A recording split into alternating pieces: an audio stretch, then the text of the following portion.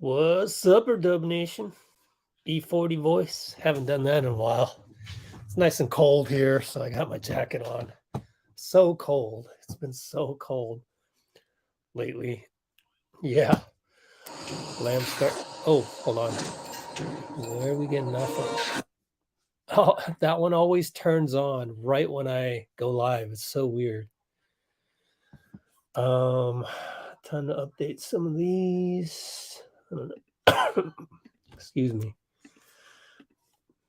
Still haven't kicked COVID completely. Sorry to say. Referees for tonight. Courtney Kirkland, he's all right. Carl Lane, Nate Green, uh-oh. I'm always worried about the names that I don't know, but during the regular season, you're always going to get the third one that you've kind of never heard of. Anyways, must win tonight, obviously, no doubt about it. A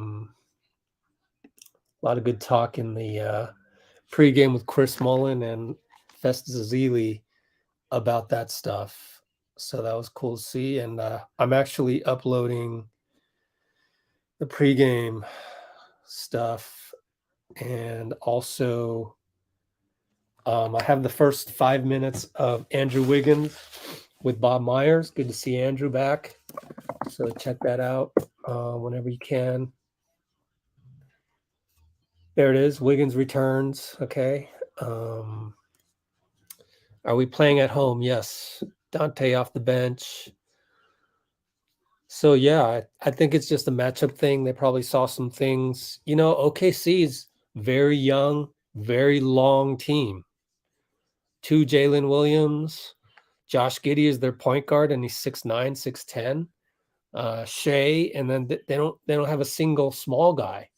So can we be the ones on the internet that aren't all that surprised by this whole thing about starting Lamb, that aren't outraged? Why aren't we outraged? Because we know the profile of the OKC Thunder.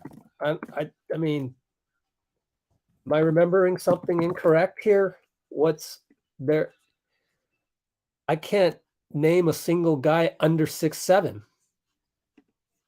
So when you're stuck with that situation, why is it outrage that wow, did they change this? I think they changed BK Ref. Oh my gosh, Dean Chambers. I think they changed the home screen of that. But anyway, let's take a look at their last game box score. We always do this. We didn't do this last time. They lost to Phoenix by 10 at home. Dort is their smallest guy. So Dort's going to hound Steph. Steph has Dort, and then everybody's tall as heck. So I don't know what the outrage is for.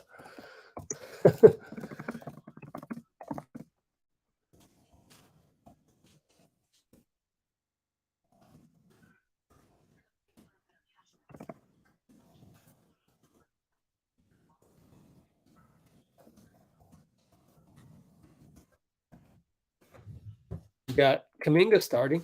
Apparently, that fact didn't balance out the outrage over Lamb, but there's generally speaking outrage over Lamb. All right, so that'll take 11 minutes to. Okay, cool. See how my upload's doing. I got to kind of work through this because there were basically 2 interviews pregame. And so you're just going to have to bear with me as I go through this. I should do it on this one.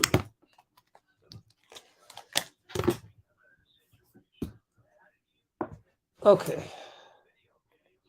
Let's keep that on the whole time.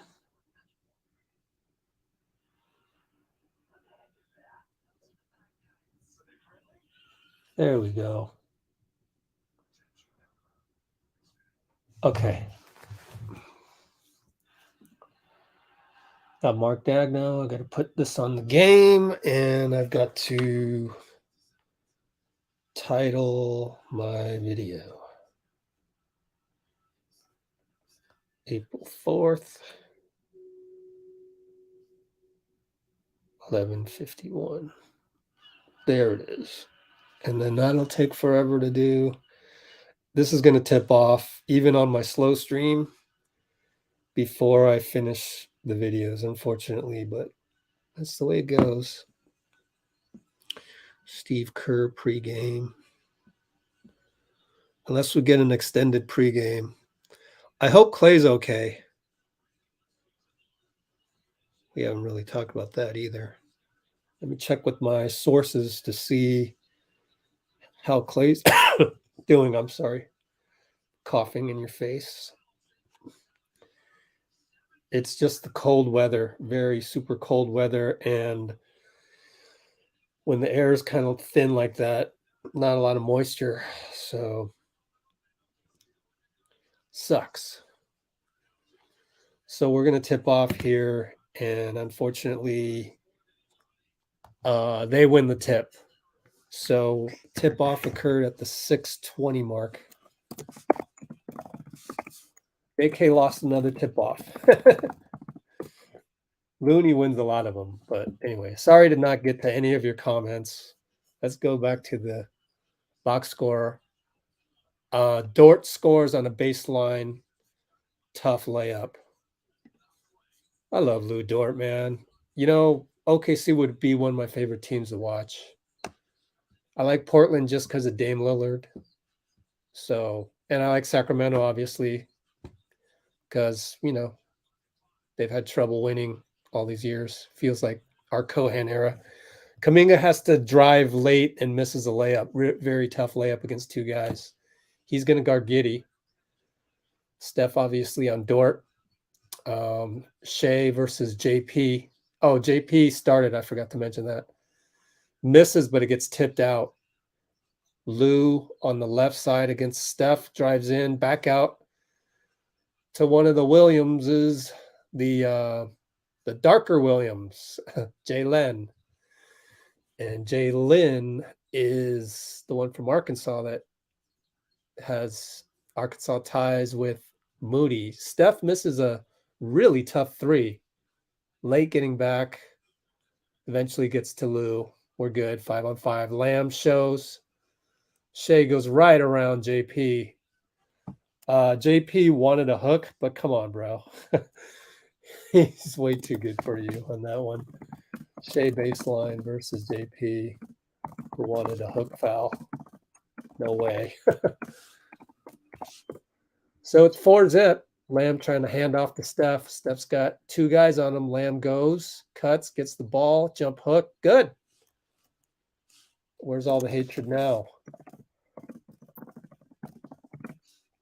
I basically have to mention every single time he scores because of all the slander out there. But anyway, Shai downhill. Good job by Draymond to help. Almost knocks it loose, but no, that leaves Lou Dort wide open. Back rim, no good.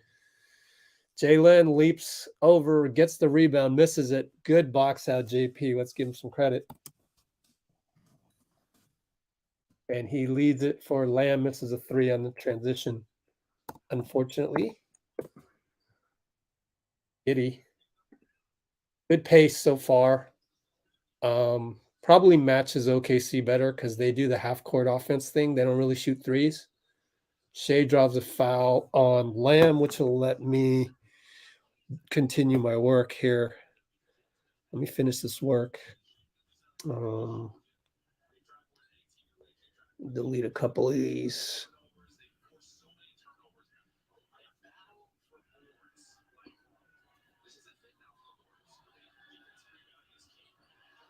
Okay. Must have missed the free throw because I hear the Chase crowd cheering.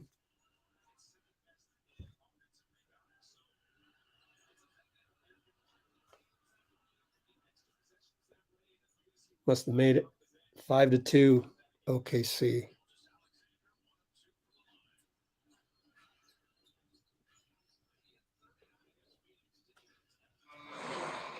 Big name in EV. 3-ball. Jonathan Kuminga 3-ball. I looked up and he shot the ball and he made it. So meanwhile, I've got to find my bearings here.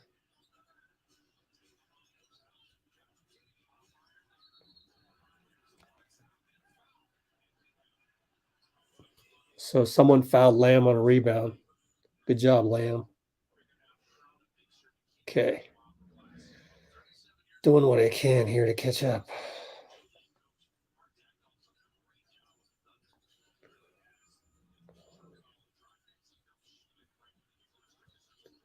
Long 3 rims out. I think Steph shot that. Maybe JP. Sorry, I haven't been paying attention to that. Giddey goes all the way and 1 against JK. Sheesh. He's so good. What are you going to do about that? What can you do?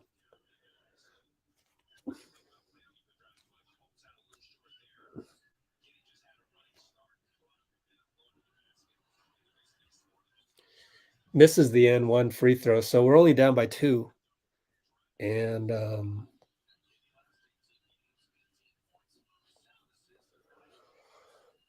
Steph right side gets by Dort and Williams, scores runner 1 foot. Good pick and roll by Draymond. Oh, nice. Shai lead pass over to Jaylin, who misses, and then Dort gets the rebound. I'd love to see a replay on how Dort got that one because Steph's supposed to be all over him. Little between the legs behind, reverse between the legs, we'll call it. Reverse between the legs dribbled by Steph, but he missed the runner out of bounds on OKC. Our ball baseline.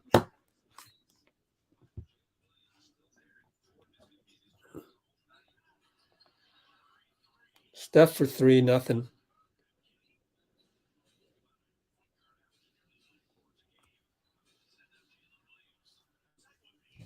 Jaylin Williams hits down 12-7. This is getting concerning. But JP draws a foul, getting into the paint. Can we get some stops? We got to get some stops. So that's the main thing that's worrying me right now.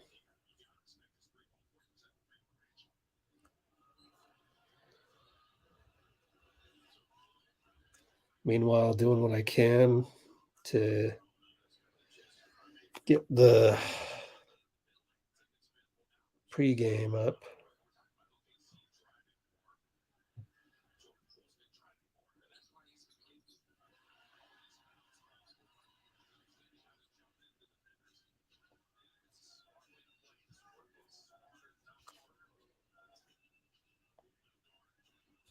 All right, Lou Dort attacks Jalen over to Jalen over to Josh Giddey, fadeaway good, man. That's unfair. Jeez, he's going to be so good. JP calls Lamb away, and there's a little mistake. JK airball. Wow, on the runner. So about 6:45 mark, JP and Lamb get crossed up. Then they hit a 3. Jaylin Williams for 3, 17-9 OKC. Timeout, Steve. Well, that's what happens when you don't have Klay. 17-9, Q1, 6-18. Oh, tough one. Got to play some semblance of defense, in my opinion. That's the problem so far. And they're scoring every time down. So you let them score every time down, you're not winning a whole lot of games. They got to stop that. How do they stop that? I don't know because Giddey and Williams have been playing well. I think you got to bring in your defensive unit maybe. Let's give it a try for a little bit. And if they suck, then we're gonna be down 20. So I think now try your defensive unit. Well, we'll see. I'm not the coach, so.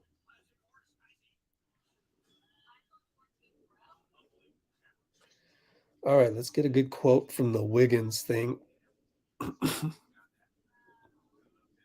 I don't think it will be too long before I'm back.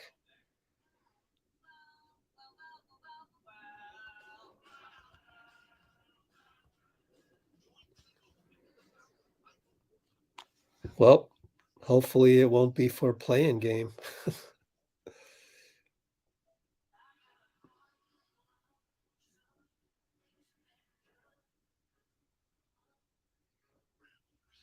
Said his family needs you. Family needs you and your love. So that's why he had to take care of it.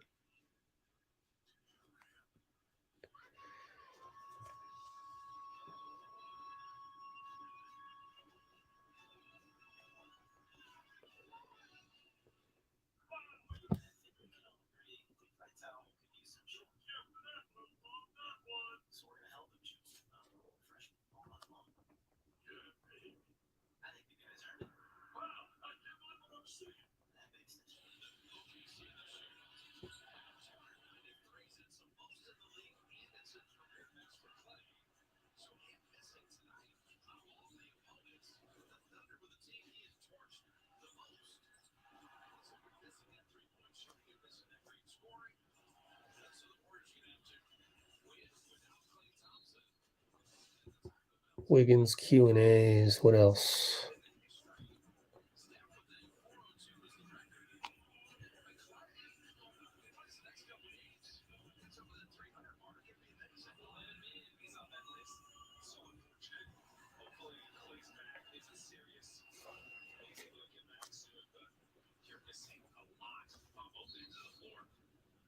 Sorry to not get to your comments, but I got to do these videos. Pay the bills. Steph gets open. We're going to do roll by Looney, gets the pass, misses the layup. We'll get to the line. So, as I mentioned, Looney and Donte are in. So much for the young guys. And that's the problem. Every time this year when we've thrust the young guys into the spotlight, they have not performed. I hate to say it. Nobody's saying that, but that is the truth.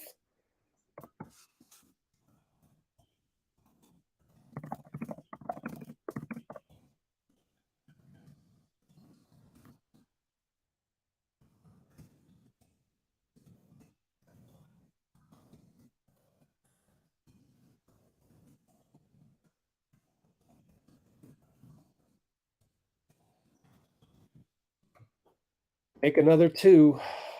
So that's been the problem this whole year. Man, development's tough. Steph cuts and gets the ball, layup good. Getting some good tiki-taka there.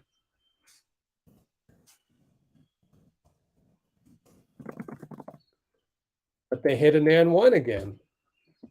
Lou Dort against Steph. Good Lord. It sucks that I haven't been able to totally pay attention to the defense because I got to figure out what's going on with this. They're scoring every single time down. Every. I don't even need to look up the play-by-play. Come on, guys. It's ridiculous. Absolutely ridiculous. I mean, I get it. You're missing some guys, et cetera, but at some point, get a stop. I don't care who it is. Just get a damn stop. So I think kind of that pride is missing. Can we get some pride right here? Get some pride, please. Shai against Donte. He's baseline, spins by him easily. Draymond gets a block. Thank you. Of course, it's DPOY getting the pride block.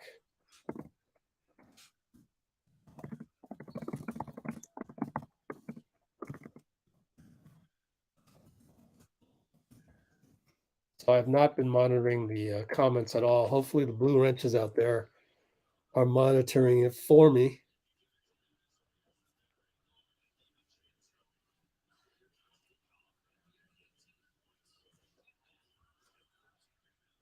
You got Chase rooting their throats out. Let's go Warriors. Good to see. 5-10 mark.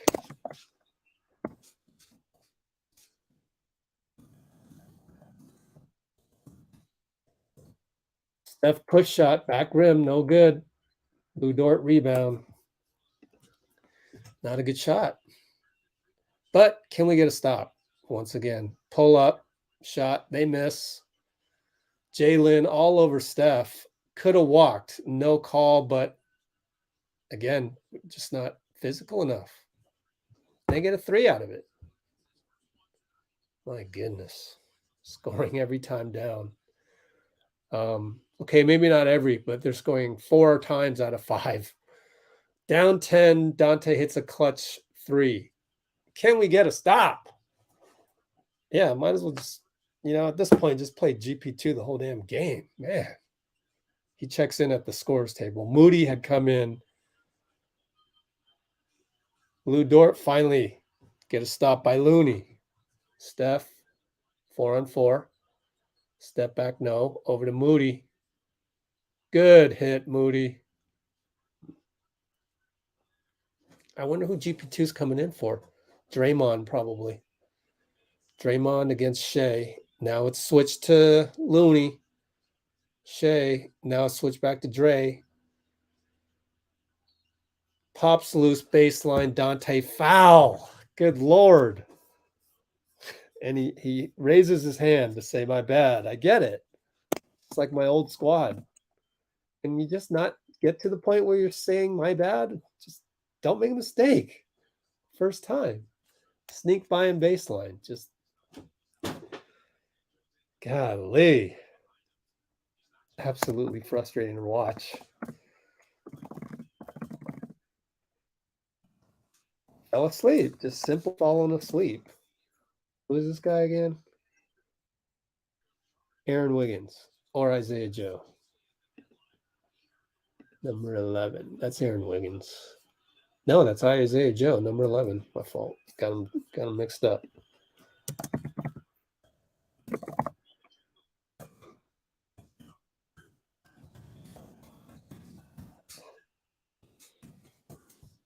Every single time getting an and one. Down by a touchdown, 28-21. Steph decides not to launch. Almost a turnover by GP. Donte says, let me launch. Hits a 3. Wow. Well, I'm glad Donte stepped up in Klay's place. Made up for the and one. Shai, fade away over Moody. Good. Nothing you can do about that. And that's what happens when in a position where the superstars can just make buckets like that. Find Moody, dunk. I guess Looney found him.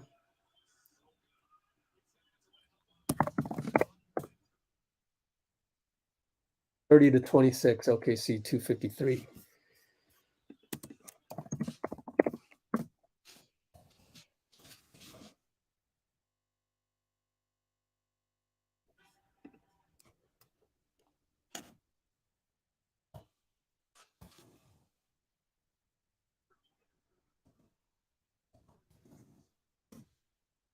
So there's 253 left.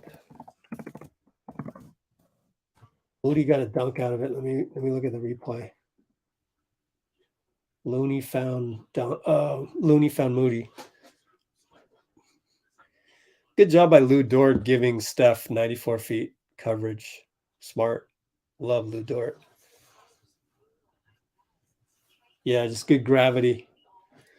Good gravity of dunk via Loon and Steph gravity.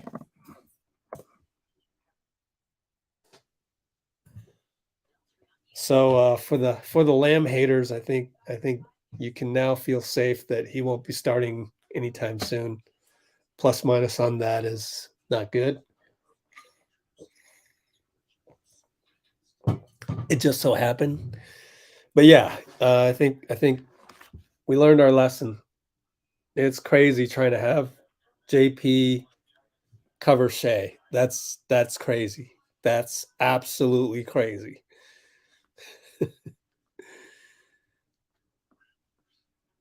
And that's the knock on JP. He's going to have to live with it. Sorry, JP, but you know, if we need defense, you're not playing.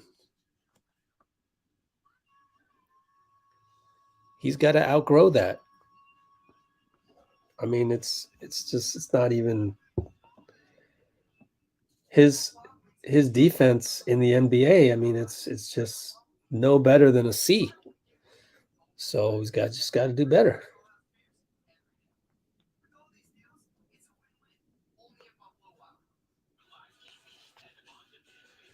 I mean, my problem wasn't that Shai scored on him baseline. My problem was that it was just done with such ease. Like, give a little bit of resistance, my friend.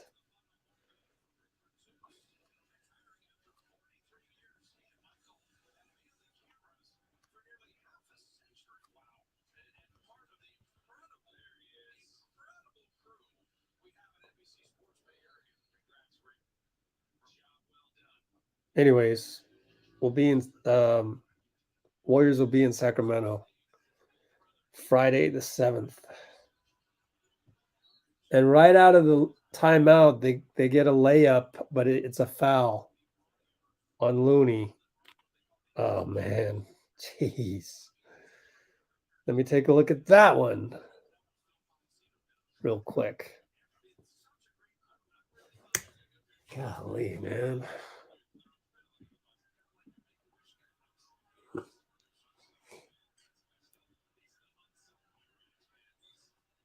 Warriors fans give Andrew Wiggins a loud welcome back. That's cool. Oh, let me replay that one more time.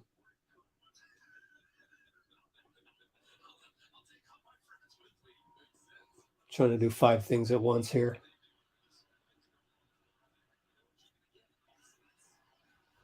Well, they didn't get the camera angle. They were saying thank you to the cameraman for 40 years of service, and then they cut right to the play.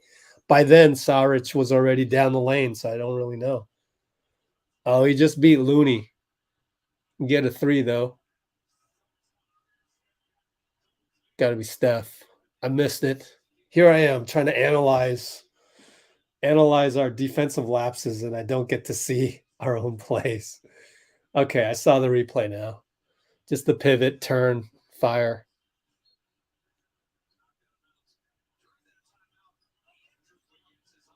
Come on, Dario. Stop arguing, man. He's back and he's smiling. Wiggs. We're only down 2. The good, I love the squinty smile, you know. Oops. Let me get rid of that old score. Very sorry about that. My negligence on that, but I am trying to get the Wiggins Myers full interview on the channel. It's kind of hard to do when you're doing play-by-play. Donte misses a 3. Looney rebound out to Steph. 3 ball. No good. Gary Payton the second. Slam putback. That didn't even look physically possible. He bent his body in such an angle. Incredible. Plastic man. Moody all over Jalen, and Jalen hits, though. Jeez, Jalen is so good. That's a rookie of the year candidate. But I think Keegan Murray will get it because he's on a winning team. Steph misses. Isaiah Joe. Donte backs up on him. Oh my goodness. That was too easy of a layup, but they missed. And that was Aaron Wiggins. Foul on Jaylin Williams on Donte, trying to cover Donte. Good job by Donte. Draw foul there.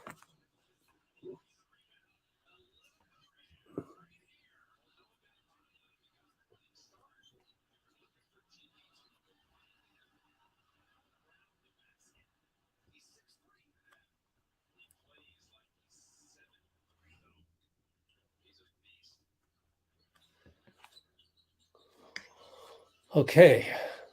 JP back in the game, trying to split Dario. Can't do it. Instead, it's a turnover. Too much. Too much.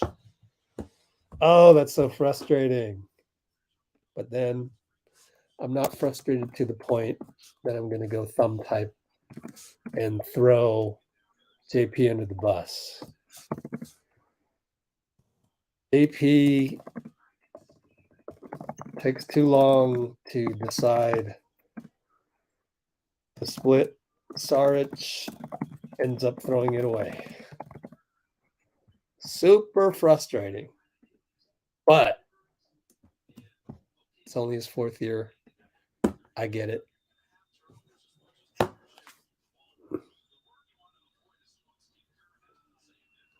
If he just improves his defense and forget about all the turnovers, I'd still be happy. Can we just get rid of those defensive lapses or just try harder? JP draws a foul. They have 4. That once again, NBC puts the bonus light up on the 5th foul. You're not supposed to do that. At any level of basketball, they teach you to put the bonus light up after the 4th foul. The referees will literally come to the table and say, hey, put the bonus light up. Nope, not an NBC, because we don't hire enough basketball people to do basketball. But that's my gripe of billion-dollar companies sometimes. Don't take it personal. Sometimes they do take it personal, which is the worst part. The saddest part.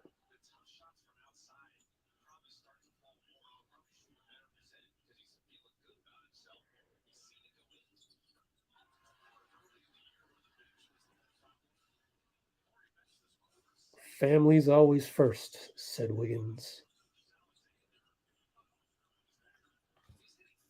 Man, Shai just hit a 3. We're down 4. Could be worse. We took a few blows. We got 22 seconds left. 6.5 second differential. 10 on the shot clock. JP pulls up, hits it on Shai. At least he was decisive. Got to hit those. Draymond's going to cover Shai. Draymond in the light blue Converse. Crossover Shai. Attack by Wiggins, and he scores. Down 3, 1.6 seconds. Draymond's going to launch. Off board, no good. And we go down, what are we? 39-36. Could be worse. Feels worse.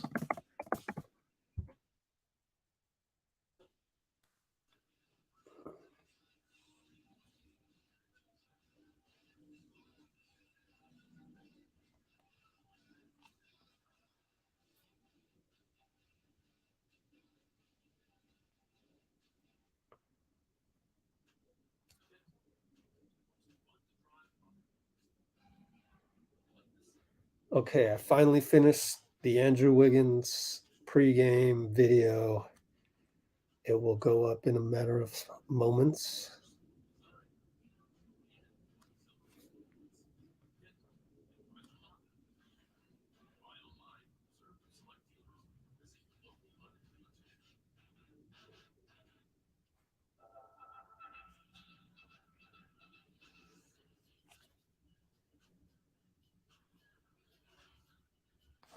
And then let me do one more thing, which is to put this link onto our game commentary site on Discord so that I can later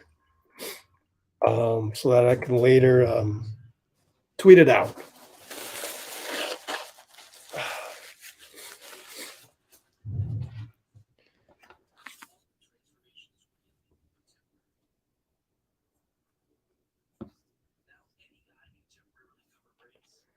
There we go. Wiggins video is now up. You can go here. The whole thing, instead of just 3.5 minutes, you will get, well, I guess it takes a while, huh? Strange. Nope, it's still not up. Isn't that weird? But anyway, takes a few minutes, I guess, to finally publish.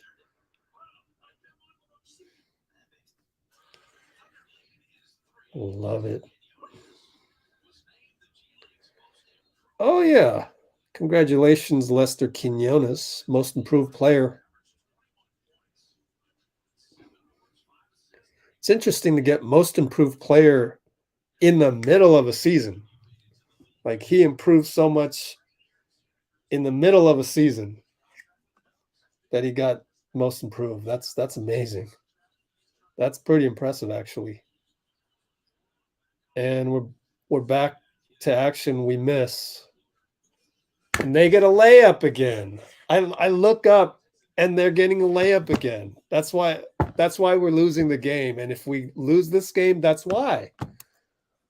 My goodness. How many times do I have to look up and then see them score a bucket the moment I look up?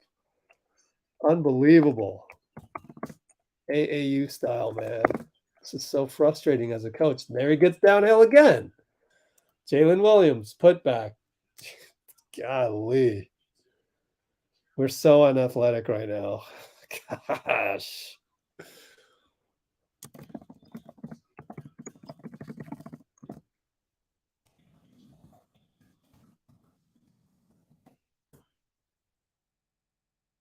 Let me see. How did Jalen get this? Let me see.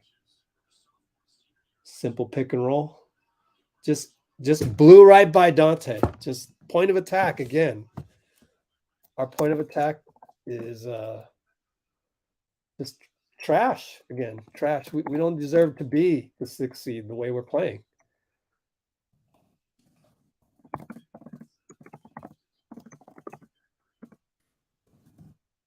Have some pride. God's sake. I mean, at this point, just guess. Just guess. Just go, oh, okay, he's going to drive now, and then just move. It's frustrating to watch as a guy that once prided myself on defense. But anyways, JK gets the putback. Good attack by Draymond. Can we get a little point of attack defense? Show me something, Donte. There's good anticipation. Anticipated there a little bit. Jalen misses. And this every time I see Jaylin Williams, he's playing like a future all-star. It's unbelievable. Pull, scoop, no good. Contact, no call. Isaiah Joe, 5-on-4. There's the 5-on-4.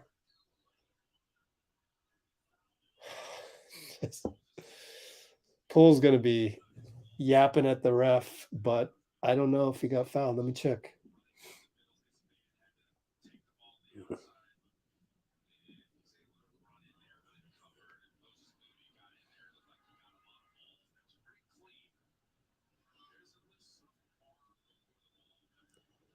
Yeah, he could have got bumped by number 13. Number 13 could have got him. So what are you going to do? He gets bumped by, is this guy number 13? Yeah, Dieng. This kid's pretty good. They got a lot of assets. Anyways, still down 6. Feels like we're down, 10. Just based on the point of attacks and all the N1s. So fortunate to be down 2 possessions. JP pops open. Now he's against Saric. Doesn't decide to go. So Donte decides. Moody with 2 seconds. Hits the 3 sidestep. Wow. Didn't know he had that. That's pretty impressive. Didn't know he had that.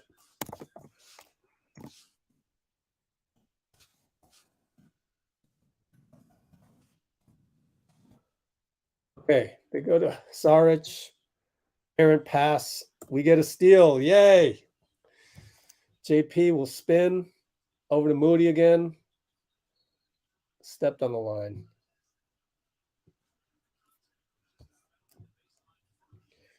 Should have gone back to JP.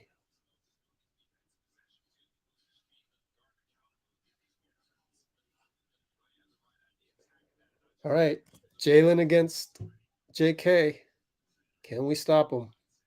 Gets switched over to JP. Good point of attack. Not bad. He shoots it. It's good. Man, I'm surprised OKC isn't, 5 games over 500. They just got good pieces. JK post up against Dieng. Good power. Misses it badly again. How is he missing so badly every single time? And then they go 94 feet again. Misses a dunk. Pretty good defense by JP. Wow. JP got in there to force a dunk miss. Tip your hat. I see the effort. The effort's there. But then he loses the ball.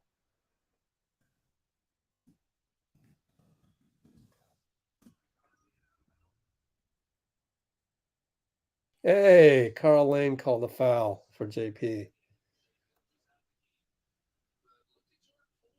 Oh, Pull fouled the hell out of him. He got all ball on the right arm, but the left arm was holding Dieng's other arm. But, referees got to be fair. It's just hard to see all this stuff.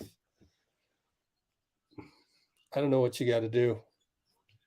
It's going to take another level of skill to figure out how to draw more whistles. I don't know. I don't have the answer. Draymond, backpack 3, clutch. We're down 2.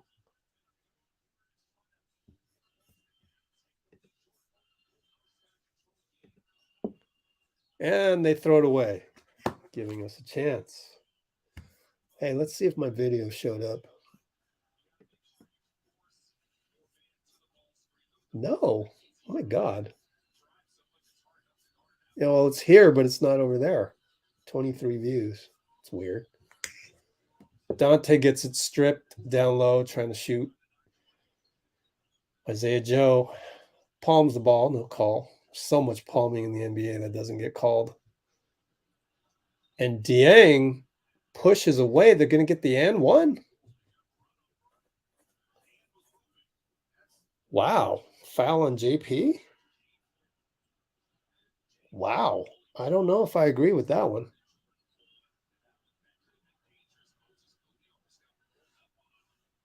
Let's see. Well, that's a foul on JP. But the problem was that Moody was already on the floor and JP tumbled over him.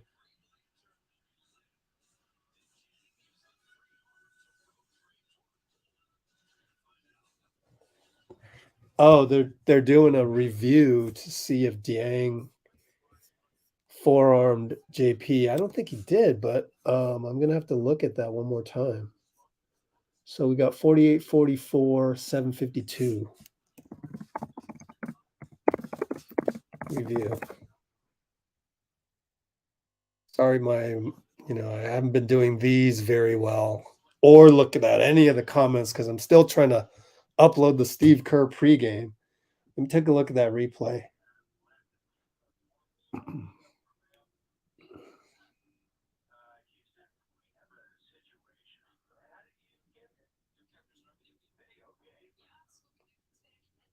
Nope, I didn't see anything.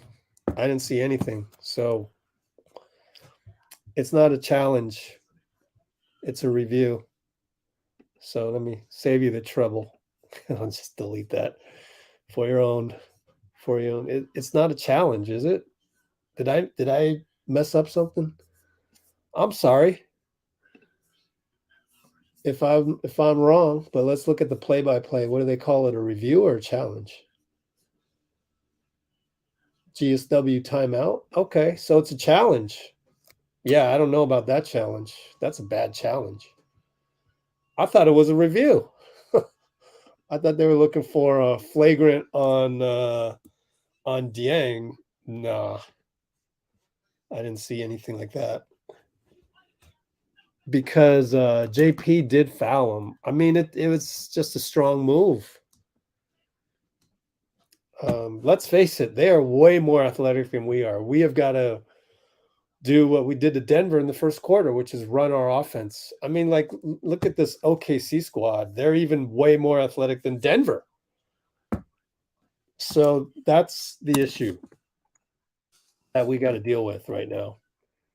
The main issue with OKC, looking at the replay at 7:52 of Dieng versus JP, is that we are way less athletic than OKC. So can we find a way to, like at Denver Q1, go surgical and get ball movement? JP got a tech. That sucks. Anyways, sorry about that, Blasian. Shouldn't have deleted your comment because I was certain that it was a review rather than a challenge. We challenged that? That makes no sense. But I guess it's an and one. And you're like, oh, we don't want them to get 3 points. We're just not athletic enough to cover those guys. We got to figure this out. Maybe our second team has to beat their second team like we're seeing right now.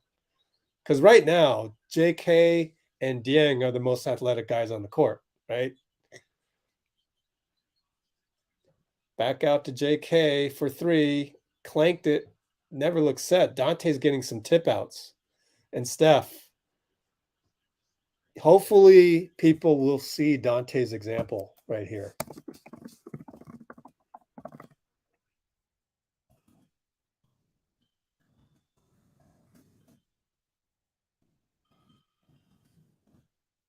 Now Isaiah Joe hits a 3. Man, I don't know what it is. These guys love to play us. He switches a 3 from way out there. We're down 6. Steph to Lamb to JK. Can't make up the decision, but goes to Lamb. Gets a foul call. Got to be decisive, JK. The moment you're indecisive, just give the ball up, because at that moment you've lost the rhythm of it.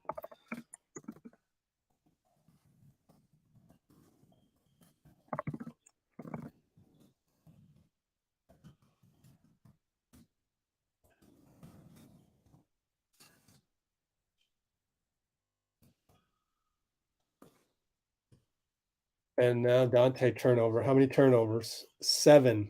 No, that's how many fouls OKC has. We have 4 turnovers. Hey, that's not bad, actually. But geez, I'm going to be nitpicky as a former coach. All right, get the ball to Joe for a step back. Hits the 3, of course. Come on. 6 for 10. Oh my God. 6 for 10. Of course. Steph shoots a 3, hits it. Come on. Isaiah Joe, 2 3 switches in a row. 6 for 10 as a team, per usual. Every damn game against a young squad, they shoot lights out against us every damn time.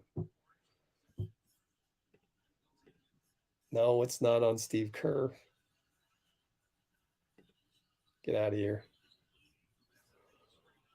Why don't you blue wrenches get rid of guys like Adrian? Why do I have to do it? Where's everybody? Now that I'm worried that he's been here the whole time. Adrian, we don't want you here. Bye-bye. You're gone. This is embarrassing. I mean, don't state the obvious. I don't think you have the potential to. The most negative guy here should be me. It should be me. Okay? So get out of here. You should try to change the tide. If what you're doing on my channel is what you would do on Twitter, you're on the wrong channel. I didn't create this channel to be exactly like Twitter. So you're gone for good. I just wish I could delete you from my StreamYard, so I don't have to look at you. Anyways, we're still down 6. Steph against Lou. Good defense by Lou. Lamb has to come around. Nobody's moving, so Donte will just launch a 3. Yeah, this is not looking good. And that's where we miss Klay. Klay's constant movement. He's just used to it. Good job by Lamb to take an elbow in the face by Shai. We'll get the ball back.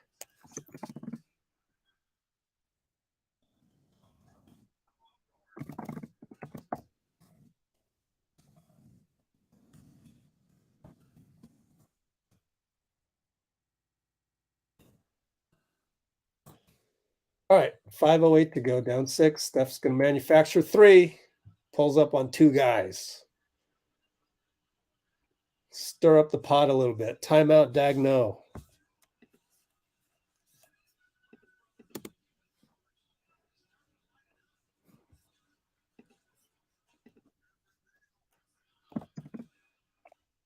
$58.55, Q2 5:05. Bro, you chill? Bye-bye, Daniel. Who do you mean, bro? Daniel, you mean me? Don't be a coward and say and go hide. If you're telling me to chill, just type it out.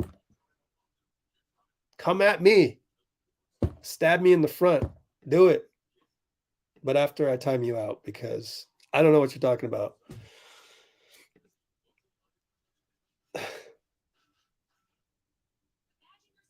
Don't know what you're talking about. You have to do your commenting better. If I can't tell if you're coming at me or on my side, then I'm going to assume you're coming at me. Why? Because this is the internet. I didn't want this to be like Twitter, so I don't know. So after I time you out, you come back, say something positive, or if you were coming at me, come at me again so I can ban you.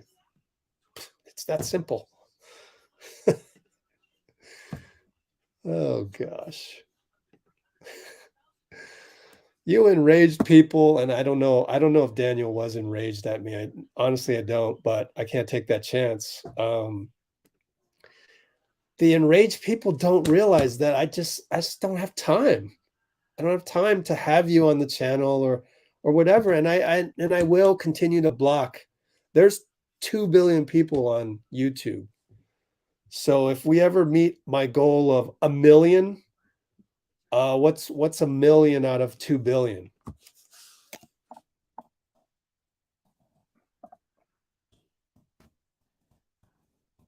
9 zeros. I just need, less than 1% of the internet to be a positive person. I don't even need 1%. So I'm not worried about you negative people. I really am not. Go somewhere else. I don't want your money. I don't. Leave. It's hilarious to me. People think they've got so much power as a negative person. I'm here to flip that script. You're going to see. If not this year, give me 7 more years, because that's how long it's been taking to build the channel to this point. And I've only been on this positive tip since January of 2022. It's only been less than 15 months. It's been 15 months, actually. April, it was around January 4th when I went all in on the positivity, decided to go completely antithesis of Twitter, created the channel to this point where we are. 76 concurrents. Vast majority of those are positive people. Right there, ATO, they get another bucket at the rim. Man, jeez, too easy. Golly, there's no resistance. Lamb gets to the rim but can't finish.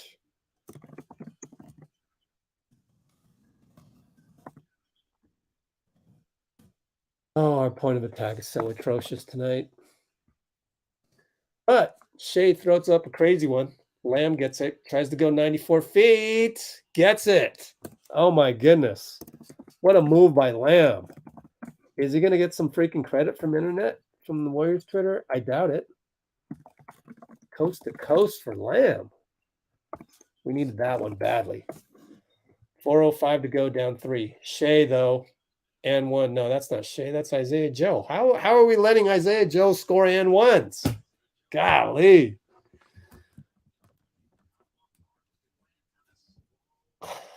Golly. Our defense is so bad, but caveat. Our defense is bad, but OKC's offense is good. So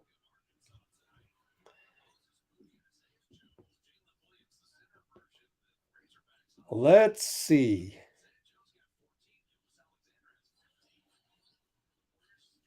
We're just not athletic enough. We're simply not athletic enough. But oh well, what are you going to do? Grow athleticism? JK sticks to it, gets a foul. Good job, JK.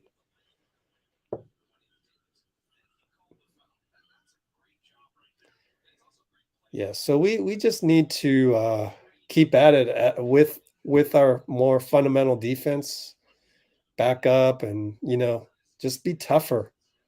When the Bulls were more athletic than the New York Knicks back in the day, 90s, the Knicks just played tougher, more physical defense. You just have to.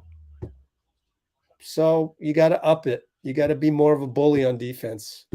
That's where Draymond comes in. That's where Looney comes in. But the guards, they got to come back and rebound. JK misses a free throw. Look at Giddey make that save. He's so tall. It's unfair.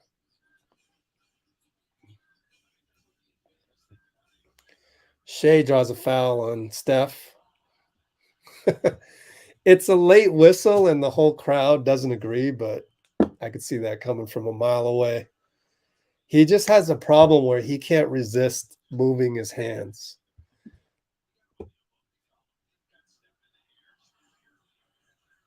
Oh, he's saying he missed them. I don't know, but you used your challenge already. Let's see if you missed them. Oh, you know what? That's not a foul. I take that back. I mean, up close, it's kind of harder to see, or easier to see. It's harder to see when we're not up close. So he completely missed them. But once you develop a reputation in the NBA of like last second hacking, that's going to be a problem. He's got to undo that reputation over the next couple years, hopefully. Draymond in the post, out to JP. From the hash mark attacks, short on the runner. Looney taps. 3 taps, and the third one goes in. Good job, Loon. Looney, my guy. Man, where would we be without Looney? Here comes Lou Dort down the lane again, and 1. And that was against Draymond and Looney. So what are you going to do?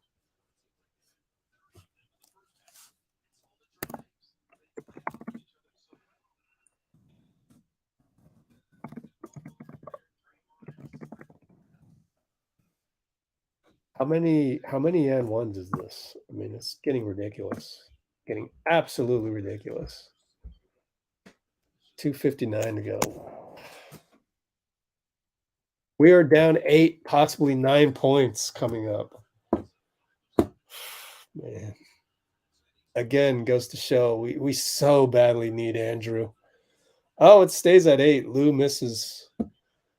2:55 to go. Gonna take some grit. Steph with the game 4 layup. Pick and roll Draymond, although it was pick, no roll needed because he was started so quickly through the hole. Now, can we get a stop? Draymond double Shai, swings to Giddey, and that's a 3. Wow. So Draymond's trying everything he can. Different looks, but that one backfired. Dray down the lane, gets it.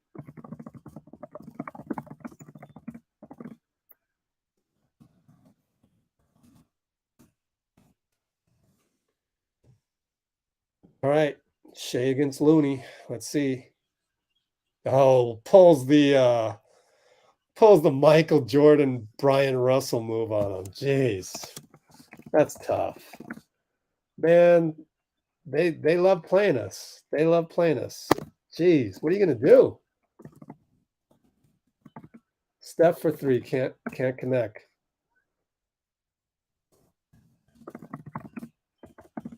And Giddey shoots for three, no good. Got to get those rebounds, and we did. Looney came over.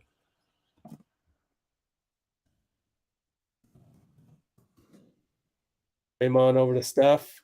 Oh, come on. How's that not a foul? But he does not complaining. I would just pretend you got fouled and complain every single time. Oh, well. It's not in his personality to do that, is it?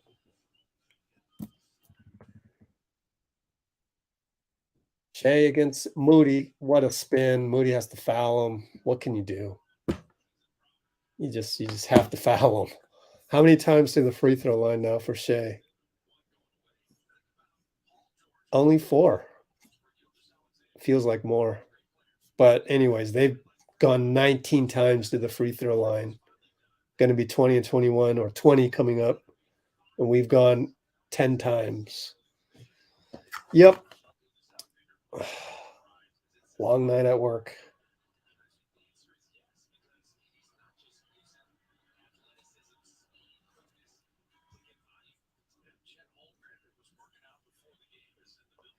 Oh, yeah, they still have Chet Holmgren, as Fitz says. Sheesh.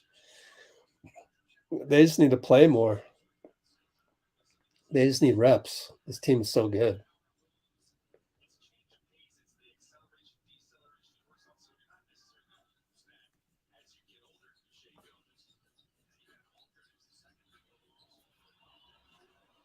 JP gets a bucket.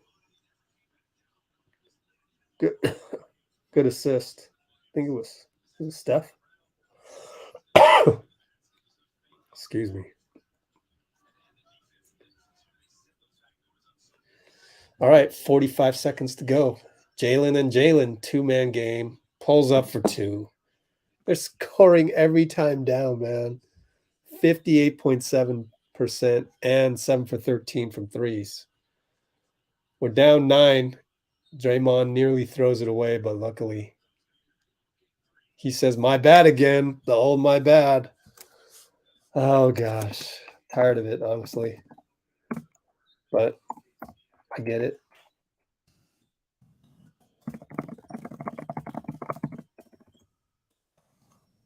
Steph, game 4 layup. Good. He wanted a foul. Huh. Let's watch that one again. That happened at about 25 seconds. JP, what defense are you in? Okay, Draymond goes out to cover Jalen.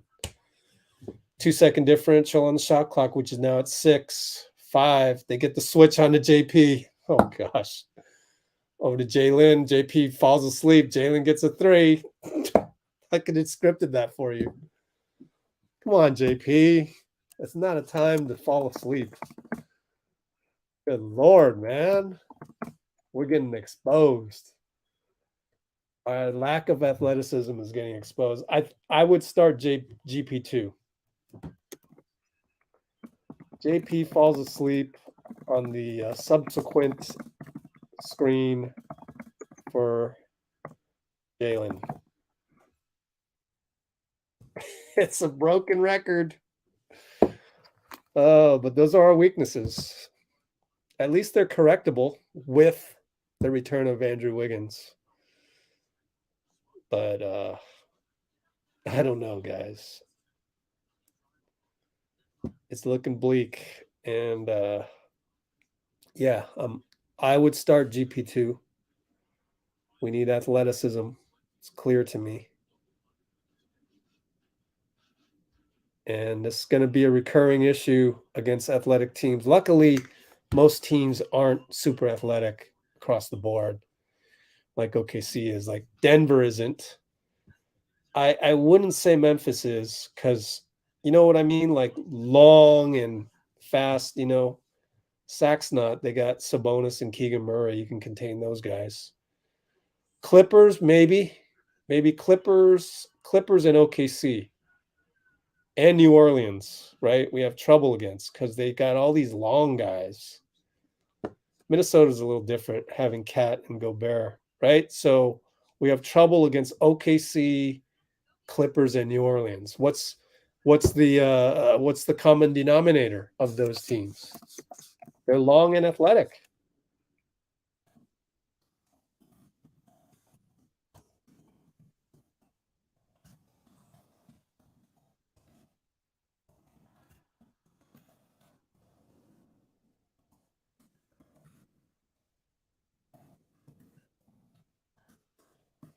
So when we're without Wiggs, I think you got to start DP2 against those three teams. Oh, well, time to finish this last video. So I will come back to it. So family matters.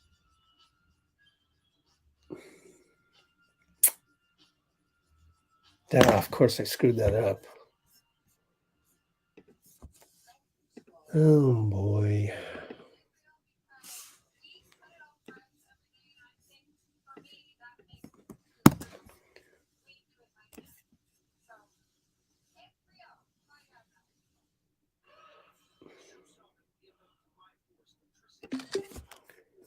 Now I have to make my own thumbnail because I screwed that up.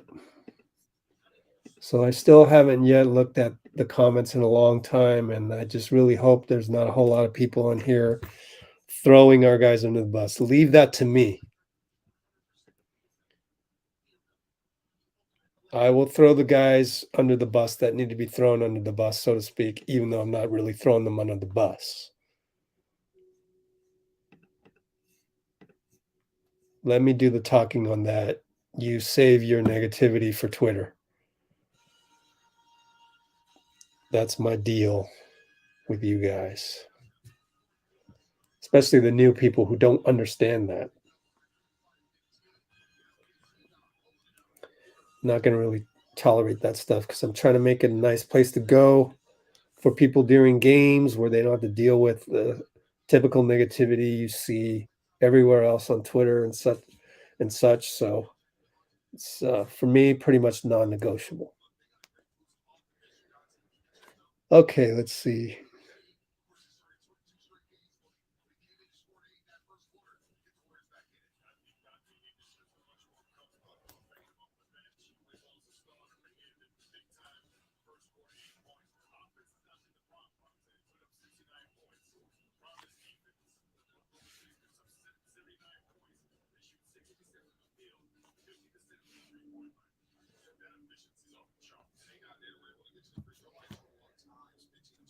All right, almost done with the pregame here.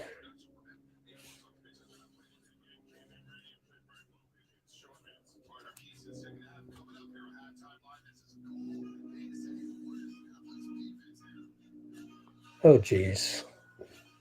Just figured out that I've got to completely alter that portion of the description. So it'll be another 2 minutes before I'm able to look at any comments. So hopefully keep it civil. I'll be ready to block people.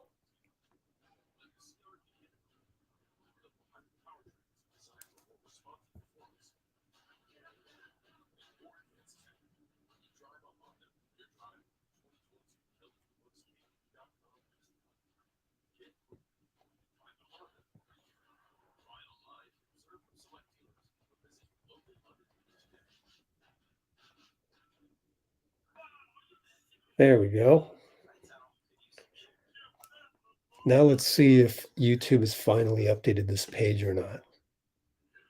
Latest. Yeah, they finally do. Takes a while to get there.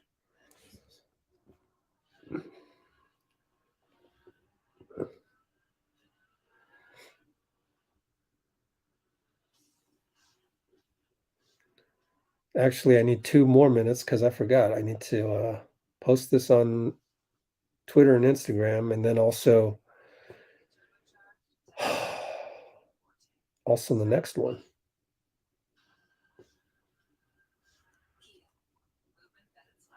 And also this live stream. Dum, dum, dum, dum.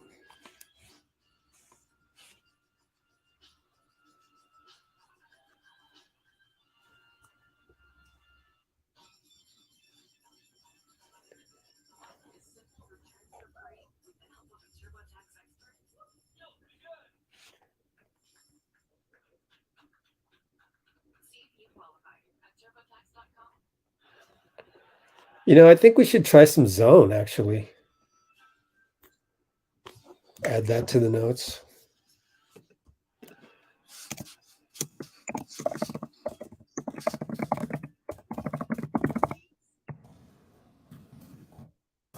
Unless I missed it, as I've said before, I've been kind of keeping one eye on the game and one eye on my channel.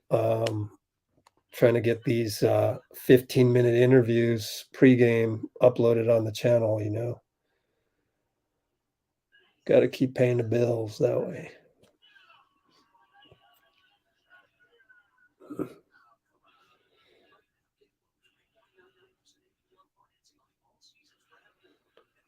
Bob Myers, there it is.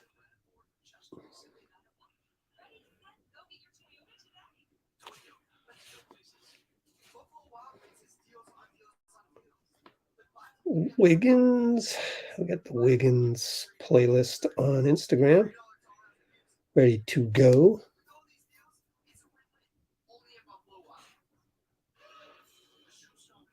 And then we've got Steve Kerr pregame.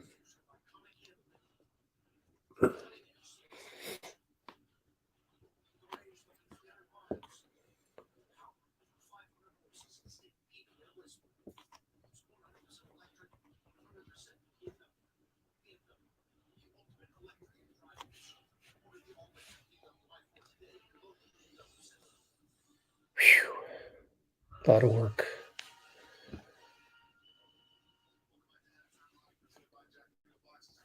At least the second half,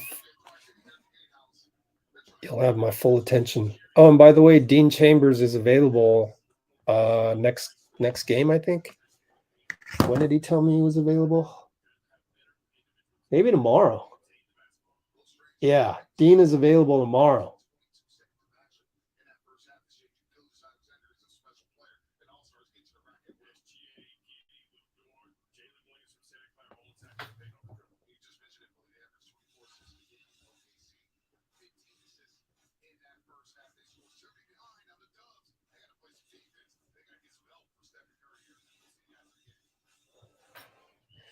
The let's get some help for Steph and Curry thing. You know, I mean, if that means stopping the point of attack means giving Steph Curry some help, okay, but I'm tired of that trope, honestly. So let's make a list of things that I can't stand. Things I can't stand. One, flip a switch, because that's bullshit. There's no such thing as flipping a switch in basketball. It's called pounding the rock. And I'm not going to go explain that. Just Google it.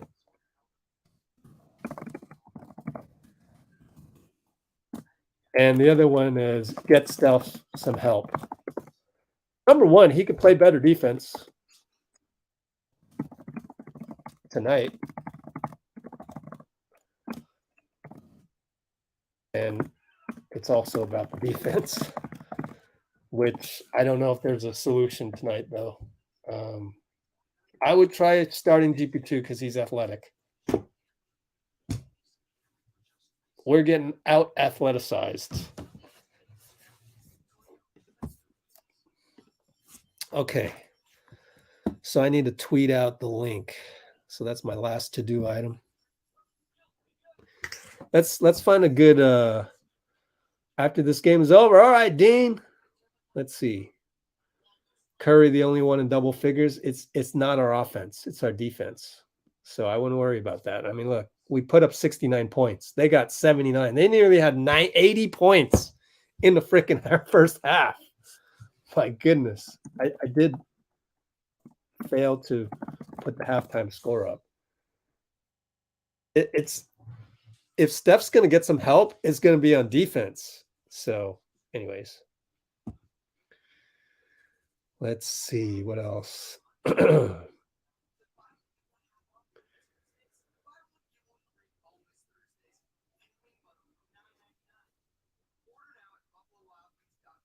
Yeah, Percy also said maybe we should play zone. Bada bing.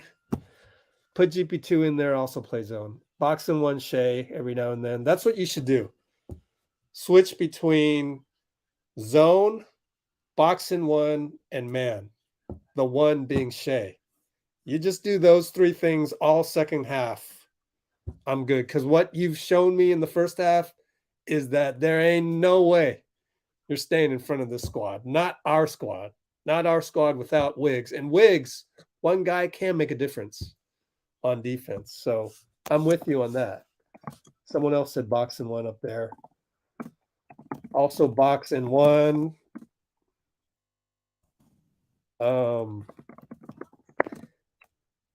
Just rotate between those three defenses. Zone, box and one, which is zone. I mean, it's kind of the same, but then not. And man, you can't do one the whole game. Anyway. Yeah, box and one. People are saying box and one. But anyways, I've got to screenshot one of these. So I'm going to screenshot Percy because that's a nice profile pic as well. Look at that handsome guy.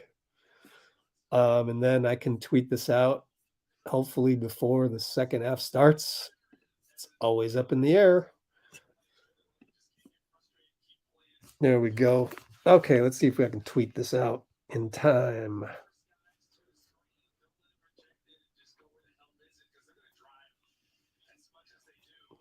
Okay.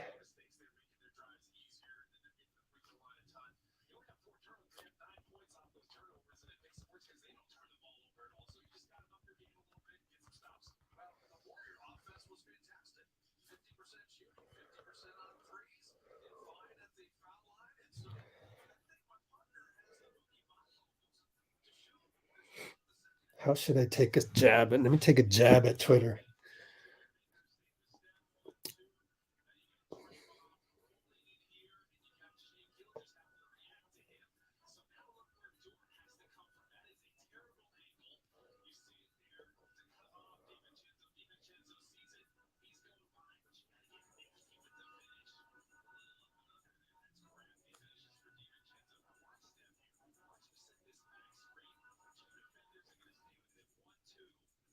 Oh, man. Of course, I forgot to copy the screenshot. Darn it. I'm not going to make the deadline, am I?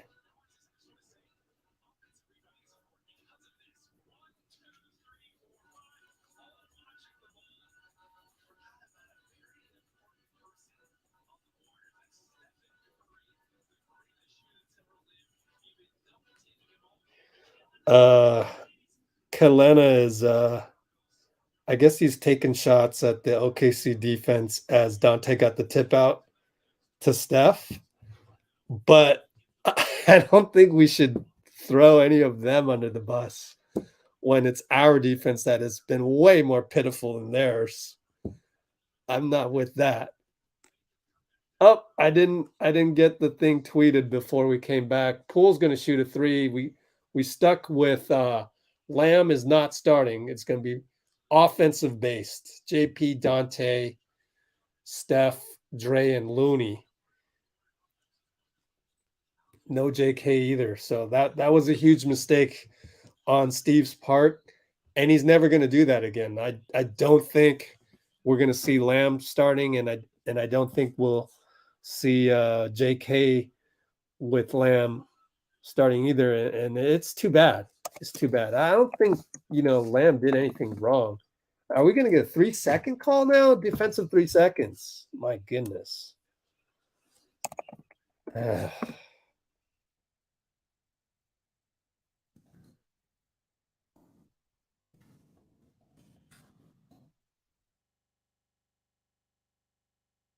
It's on Looney as well. Good Lord. There's Draymond trying to get the rebound. Cannot. Lou for three. Dray got a piece of it. Go save the ball. Only guy hustling is Jaylin Williams. Oh my gosh. Unbelievable. My gosh. And he didn't even have to save that one. Oh my gosh. Donte shoots a three. That's not how you do tiki-taka.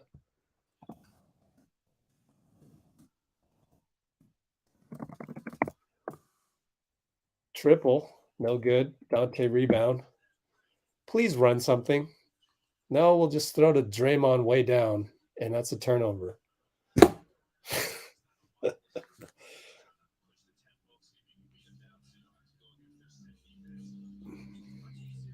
It's the execution.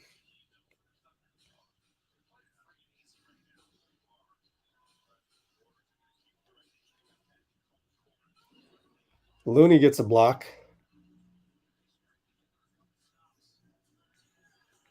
Three ball for Donte. He always makes it up. So let's put that in the notes. I guess it might be a good thing. Is it a good thing when he makes a mistake?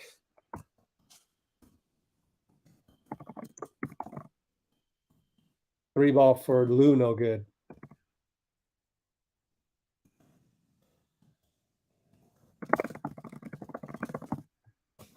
Pull from three. Got to make those. Does not. Draymond tip. Donte hustle for three. Hits it confidently. That's the thing with Donte, isn't it? Dante's like this. He's like the stock market. Donte is NASDAQ. 9:48 to go. We're down 4 with that three ball.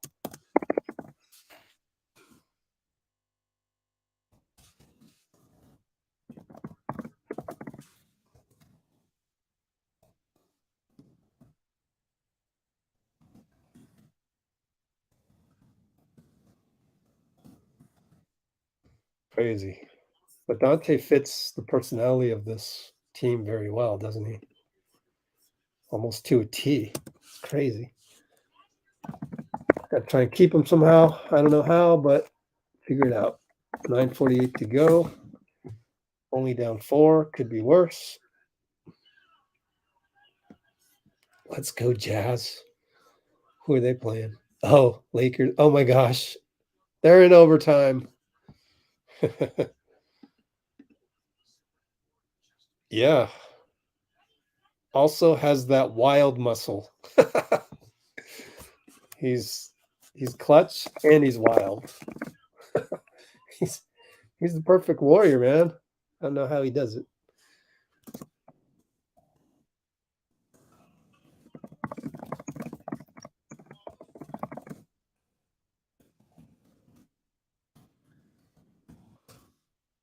Oh, I forgot. I've got to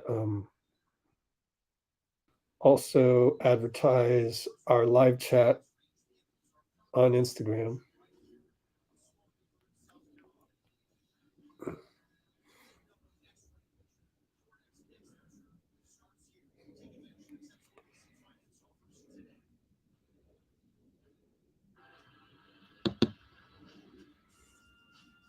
not like the color schemes on Instagram.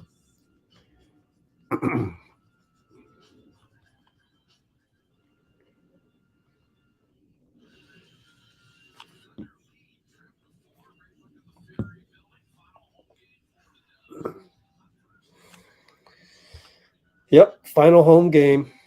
And not only that, only 2 more games regular season after this. So coming down to the wire.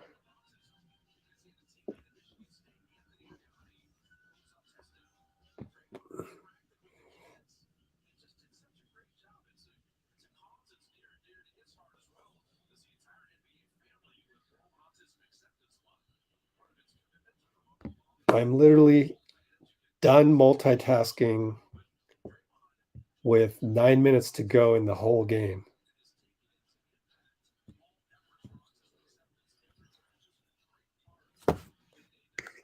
They get another bucket. Downhill again? How do they do that? Every single time.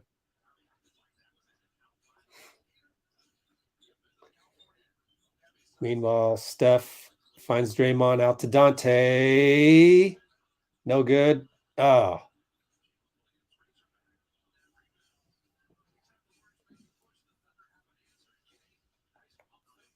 Giddey finishes at the rim. Oh my gosh.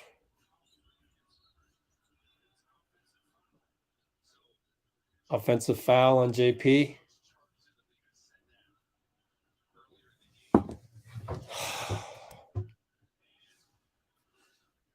Not looking good.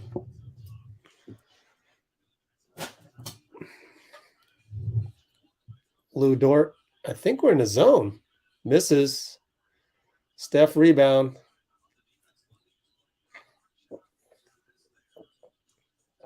Crosses Jalen. No foul, but Draymond gets a foul. Good on Draymond. Just yell at an official. Somebody yell at a damn official one of these days. But the right way, you know. Not crazy like JP because he's got like 10, 11 technicals. He doesn't know how to yell at refs.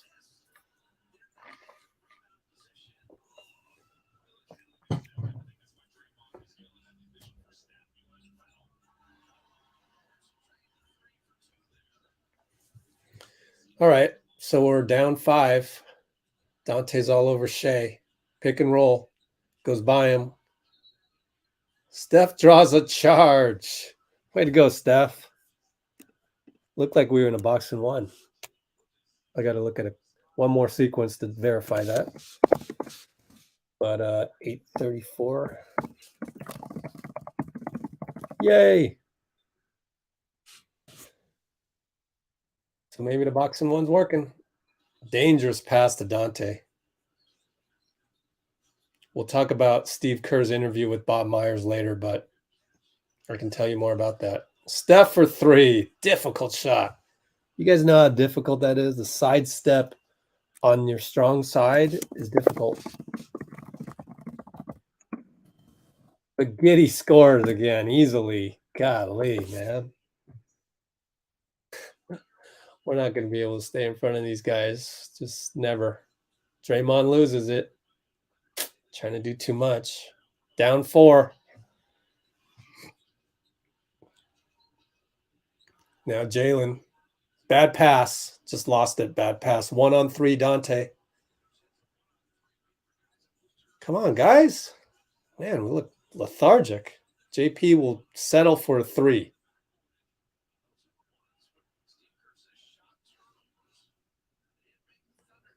So Giddey went right by Looney. I mean, is Giddey a good 3-point shooter? Why are you closing out that hard? I don't get it. Josh Giddey. Maybe he's 40%. I don't know. 32%. I don't understand that closeout, but okay. Supposed to close out stutter stepping. Win a box and one. It's official. They miss.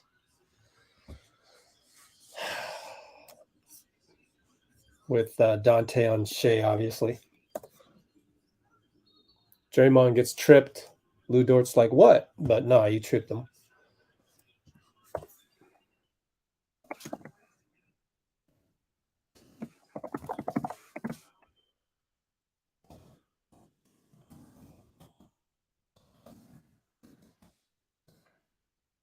All right, 2 team fouls on them. Draymond has a chance. Gotta hit these free throws. I mean, when you're getting out athleticized, you gotta make it up in other ways. He hits the free throw.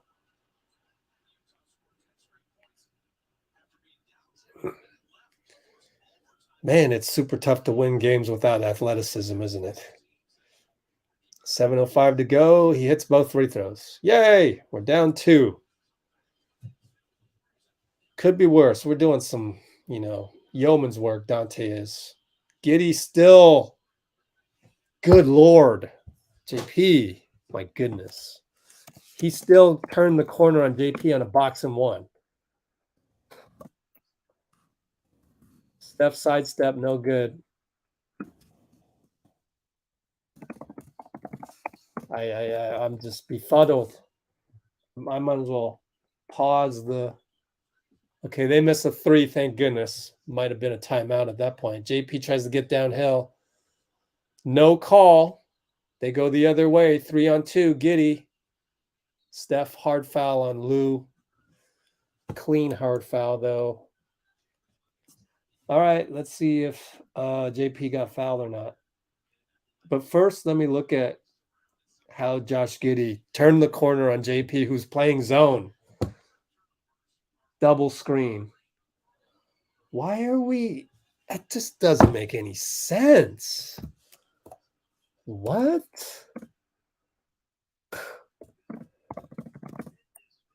Why not go under the screen? That doesn't make any sense. Let him shoot 3. I mean, he's a 33% shooter. I'll take my chances. What is he over here tonight? 0 for 1? He's a 33% shooter. I don't get that one. Let's replay the non-call on JP if I can.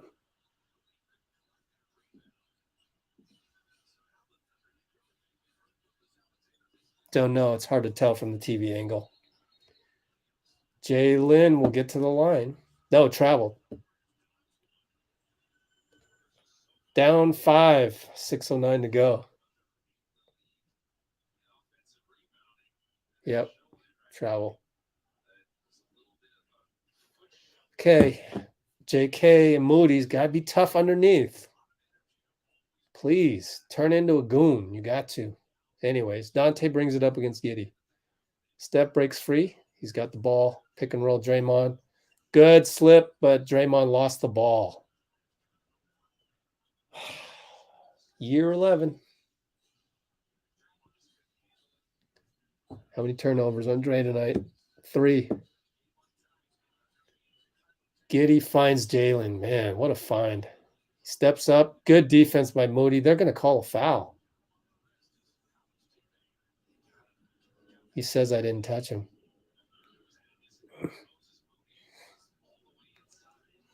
Somehow I don't think that's right. Let's see.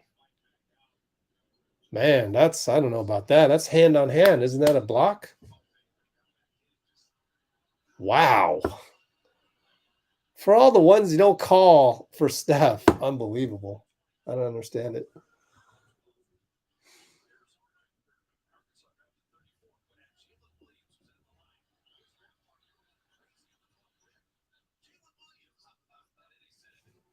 We're down 6.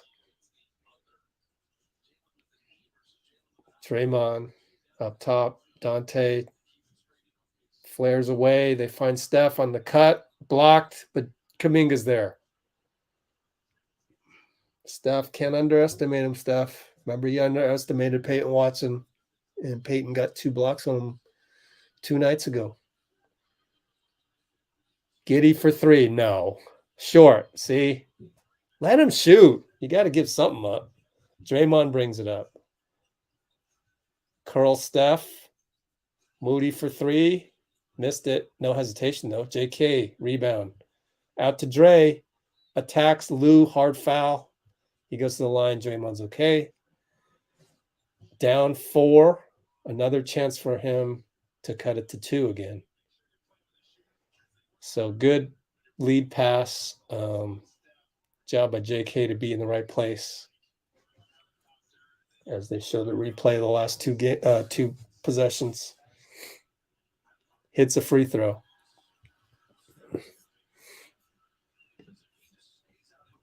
All right, 82 concurrents. How many likes? 45 likes, guys. Come on now. We splash the like button. Come on, guys. Don't you want more people like you on here? You got to hit the like to get more people like you on here. And he misses a free throw, but Moody hustles and dunks it. How did he do that? Wow. We needed that one. That's a spark. Please. Please use that as momentum. Now they're going to call a foul on Moody. Ah, that's too bad.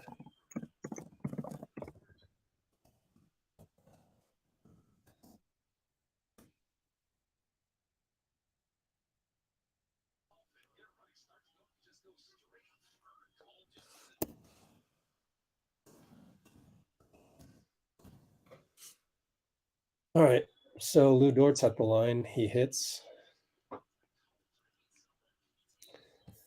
We're going to do a timeout right here.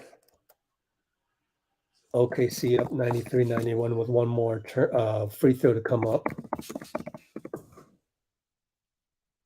And so I want to check Lou Dort. Let's check his contract status. 15 million. That's how much it costs for one of those utility types. How much is Bruce Brown making? Because they are very similar players, in my opinion. Oh, 7 million. Wow. That's a bargain then. Because Bruce Brown does a lot for them. How much is Terrence Mann making? Because he's similar as well. 10 million next year. So you're going to pay 8, 10, 15 million for a guy like Lou Dort type. I think Lou got a good deal. I wonder who his agent is. Look it up. Lou Dort agent. Thaddeus Future and Joe Smith? The Joe Smith? I wonder. Doubt it. It's a common name. Oh, Thad Foucher of Wasserman. 5-year, 87.5 million. Wow. His agent, Thad Foucher. Wasserman. I could have had Jeremy Lin with Wasserman, but Jeremy Lin didn't want it. Oh my gosh, I got stories. Take me out for lunch. You ever in San Francisco, you can hear all the stories, all of them. I will expose many a people. Anyways.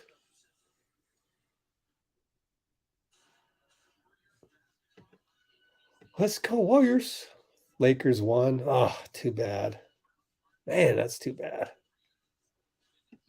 Where did they put it on this side of the scoreboard now?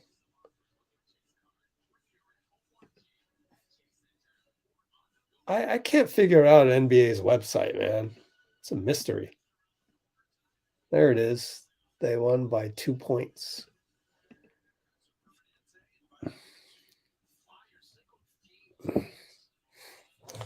We're in big trouble if we lose this one.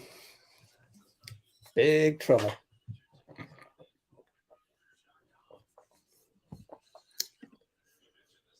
Do we have appropriate fear tonight?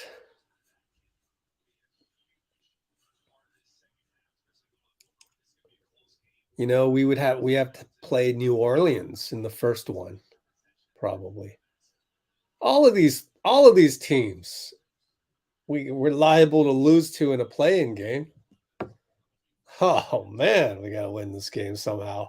I don't know how, because they are way more athletic than us. So got to make some shots, and we don't have Klay.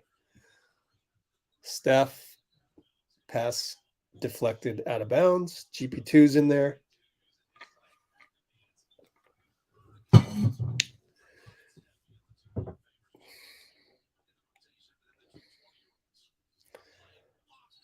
Steph for 3, they're going to call bad screen. On Steph?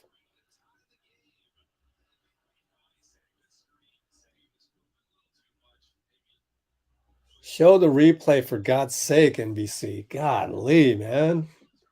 Can we get more basketball people in basketball? So now I have to do it as they score. They hit a 3. Golly. You know,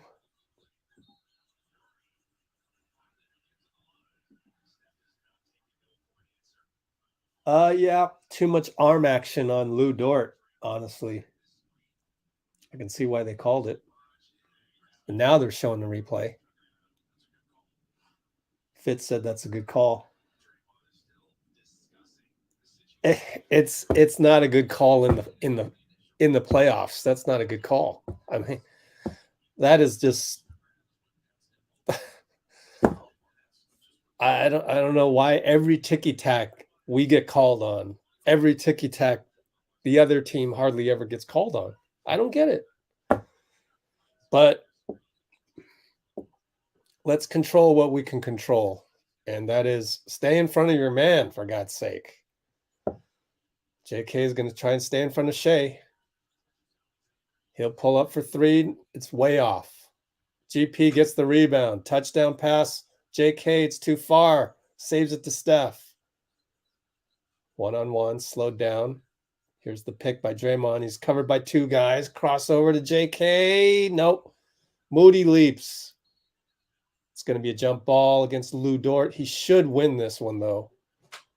Good to see Moody get some good minutes here. Very good to see Moody get some good minutes because we're going to need his athleticism.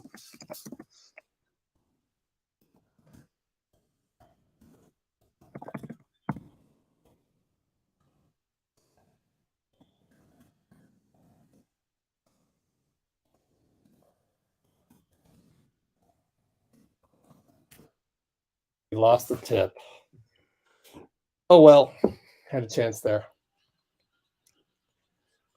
Shai, see, that's where, well, JK stripped the ball, luckily. And that's where Moody got beat. He did get beat, though, so it's concerning. But I'm thinking just play these kids, even if they do make the mistakes. Steph, no call, but JK gets a rebound. Over to Moody, wide open. Can't be more open than that. Makes it, and we're down one. So we're getting rebounds, finally.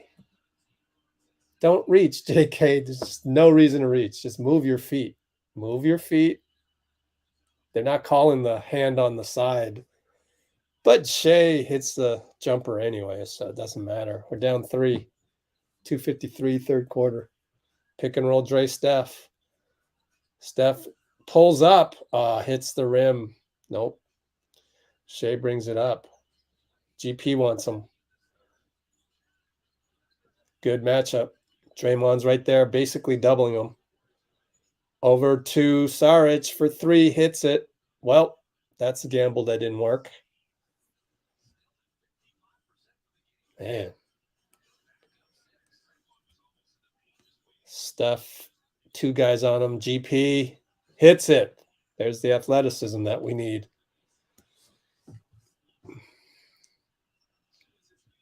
Saric brings it up against Draymond. It's back up. I mean, you're going to have to close out on him, but he's not going to initiate a 3 on you like this. Now, Draymond leaves Saric again. Fakes Kuminga. Dray says, stay down, and he's absolutely right. When you've got Draymond behind you, JK stuck, throws it up, makes it.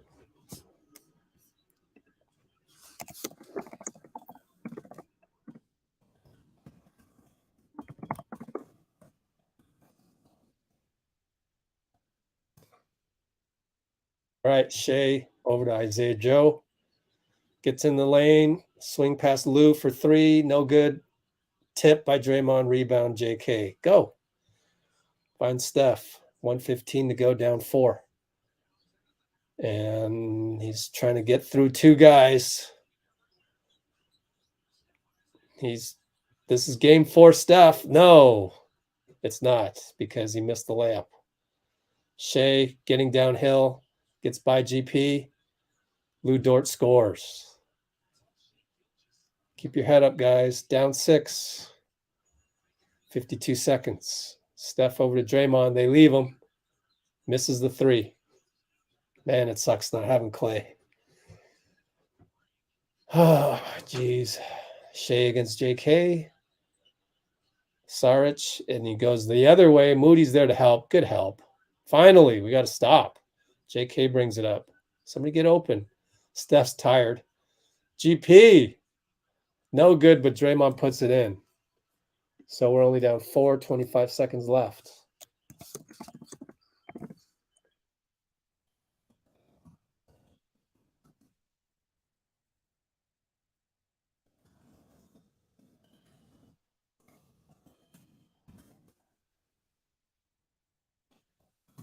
Hey, Joe, doubled. JK tried to get there. He did. Draymond over to Steph. 3, 2. Somehow gets a shot off. No good at the buzzer. Too bad. That was exciting.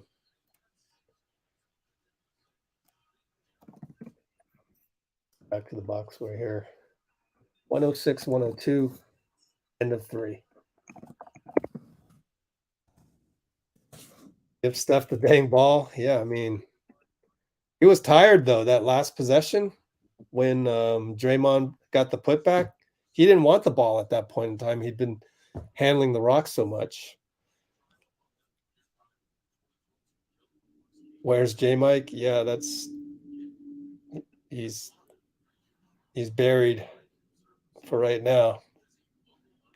But we'll see. I mean, who's he going to cover tonight? One of the Jaylens? Yeah, possibly.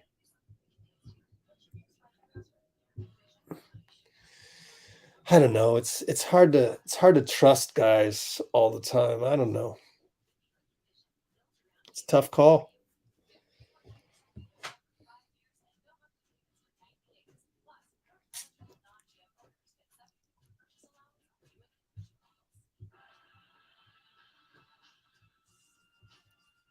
Yeah, I don't know how you put I can see how J Mike could have played in Denver, and I would have if I was coach, because that's your former team. You usually get a little bump when you play your old team, but for whatever reason, he didn't. This game, I can see more why J Mike wouldn't play, because just their guys are, of course he could guard Saric right now, but I don't know. Saric isn't a big piece of their offense, and you can see how Draymond is being the free safety against Saric. I don't think you can get away with that against anybody else here. So that's just trying to explain why J Mike isn't playing.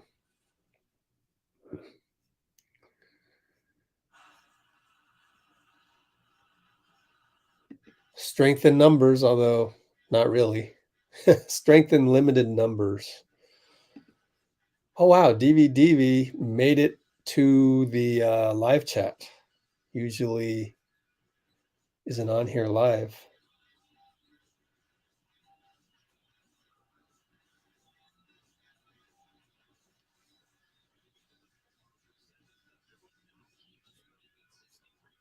Oh, you said Steph give up the dang ball.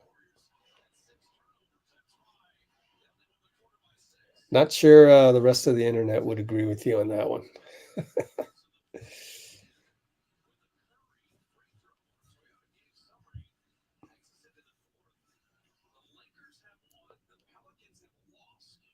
Oh, they got a technical? Fitz, what happened? Steph is shooting a technical. Oh, Saric. Oh, did the old wave thing. That's tech. Thanks, Saric. All right, man. Appreciate it, bro.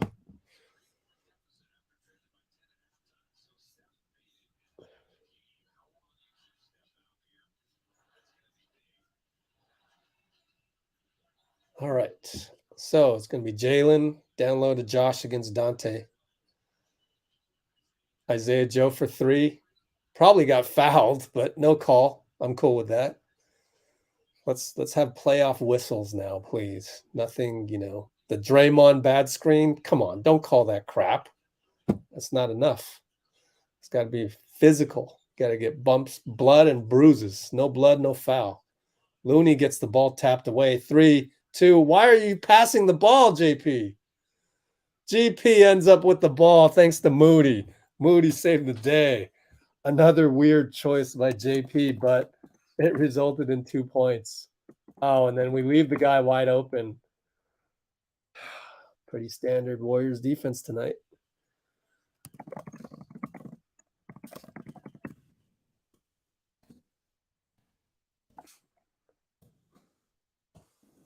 Okay, let's see. So now Poole will shoot late in the shot clock.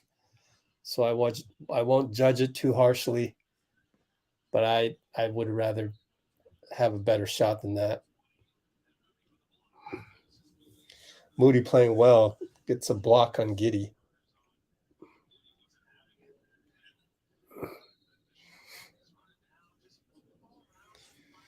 Huh. The shot clock buzzer is yellow, not red. Interesting. Whatever. Jalen, nothing against Looney, but gets the ball back. Nothing against Looney. Way to go, Looney. Let's get that championship DNA out to show everybody. Down by 3. Looney handoff JP. Up top, shoots it. Hits it. Whew. It's in rhythm. Still would like to see more to the hoop. Would like to see more to the hoop. Tied up 108. GP being cheered on by Steve. Donte aggressive defense. They're not calling anything. That's good. Giddey 7-6. Giddey pick and roll Saric.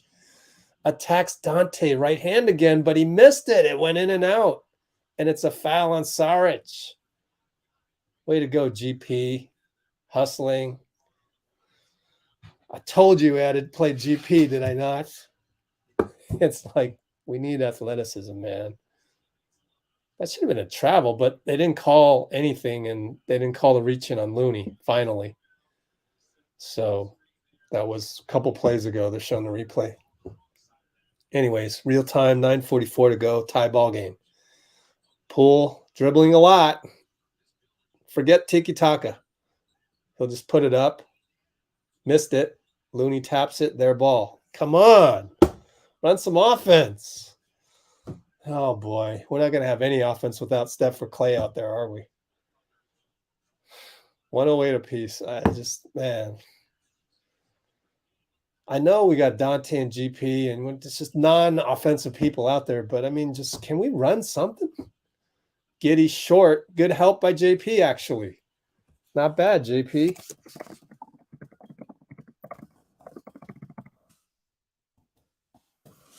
So Looney's going to post up GP. Foul? No, out of bounds. Sorry. I looked up and there was a whistle. It's simple out of bounds, deflection out of bounds. Steph, they're showing Steph on the screen, 31 minutes. So he'll come in with probably 6 minutes, 7. We got 9:02 left. Moody, 3 on the clock, has to shoot. No good, back rim. Tie ball game still. We still haven't led at any point in the game. Giddey getting downhill. Tries to sneak it in there, but good job by Donte to kick the ball. So tie ball game, side out, 8:50 to go. Oh, I got to get Dean the StreamYard link. Isaiah Joe, good closeout by Looney. He'll get a free shot inside the paint. No good. Looney fends off Saric. Good playoff defense. That's a block. It's a block on Isaiah Joe. Thank goodness they got the call right. You never know these days. But it looks like they're swallowing their whistles for this fourth quarter. What was I going to do? Oh, StreamYard.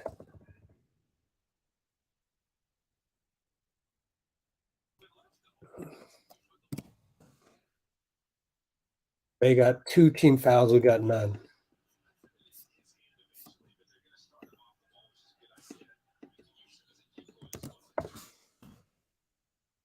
Sent Dean the link. JP for 3 gets fouled on the handoff by Looney.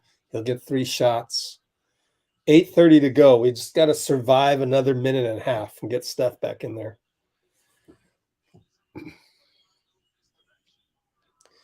GP's ankle? What happened? I missed it. I didn't see nothing. What about GP's ankle?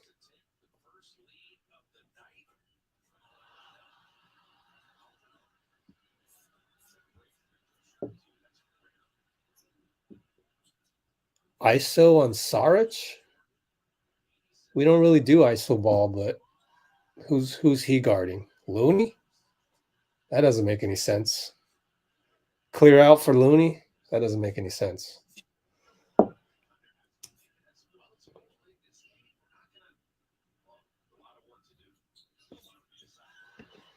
Keep fighting.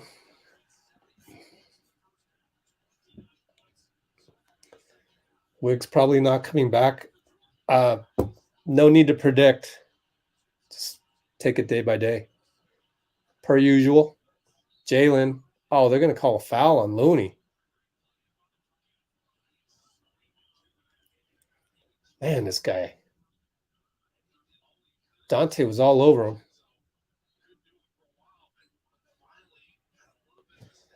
Donte doesn't get right to left very well. That's one thing I've noticed on the replay. But he's only 6'4", and that's Jalen 6'7". So maybe I'm nitpicking too much. But that's something that I've noticed. So he makes a free throw.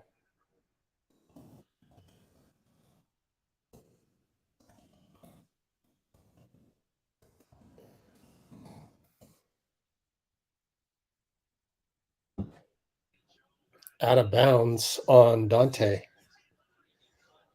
Oh, well. Their ball.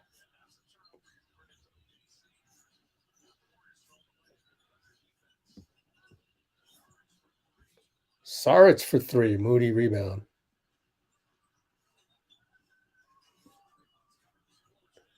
JP for 3 pull-up. Good. I guess it's better if I don't watch.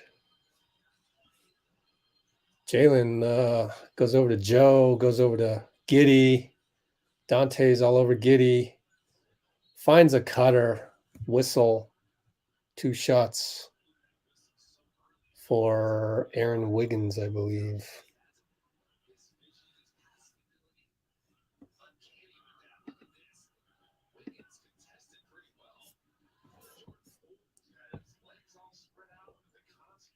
Someone commented, finally a lead, but that didn't last very long. True to basketball gods. Actually, no, we are up 113 because of the 3 by JP. So never mind. One more free throw could tie it up. Draymond comes in for probably Moody. Steph is back in probably for Poole. I hope it's for Poole. Needs some defense. So Moody came out. Who's out there? Show me, NBC, or are we going to stare at Moody the whole time? GP, JP, and Donte were super small. Okay, so he had come in for JK. Or, man, I can't remember who was out there. Anyways, we got a super small lineup. And JP score is getting downhill. There you go, JP. Well, today he used the 3 ball to get him downhill. So a little bit opposite rather than getting downhill to open up the 3. And he gets a steal as good defense by Steph. 2-on-2, though. JP screen by Steph. Not the cleanest screen, but we got the switch we wanted, I guess. GP2 misses the 3. Donte leaps, nothing. Here they come, Shai, but GP's all over him. Stop him, glove. Fade away, tough shot, in and out. Oh, they're going to call a foul. Can we challenge? I don't think we can challenge, can we? My goodness, you're going to call that? Good Lord. It's not consistent at all.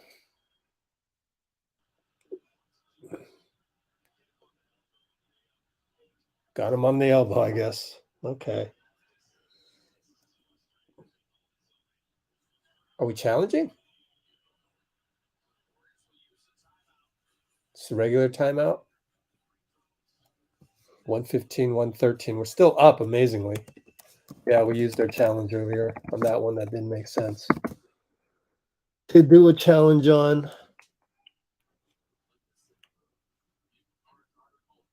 Man, my eyesight's getting worse and worse. You know what I got to do is I got to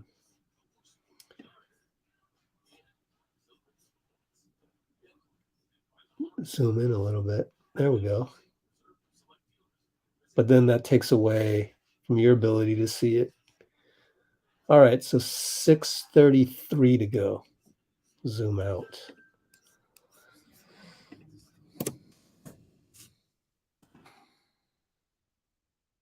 Yeah, one challenge per half. That would be good. So 6 minutes 40.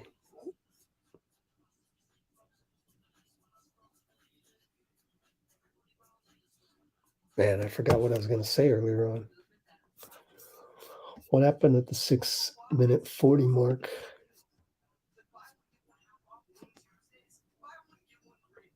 Free throw. Mooney, Jalen got 1 and 1. Moody rebound. JP pull. Oh, JP used today. Today JP used the 3 to enable himself to get downhill.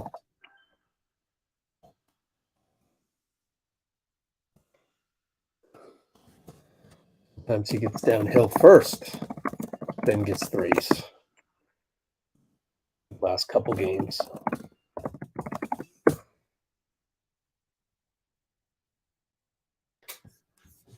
And of course, we got to note that good idea.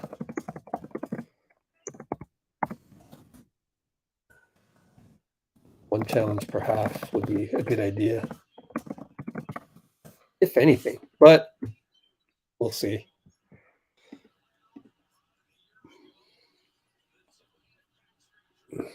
Yeah, hit his arm, unfortunately. But then I saw the replay, actually. I don't know. It's a moot point. Can't challenge it anyway.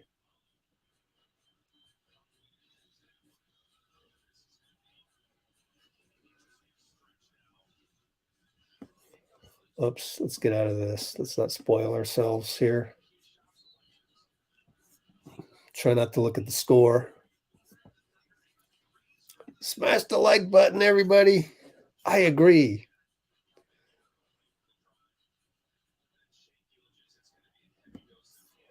Yeah, let's check the foul situation. 21 fouls on us. Shai hits the first one. 18 fouls on them. Wow. Doesn't feel like it. Feels like we have way more on us.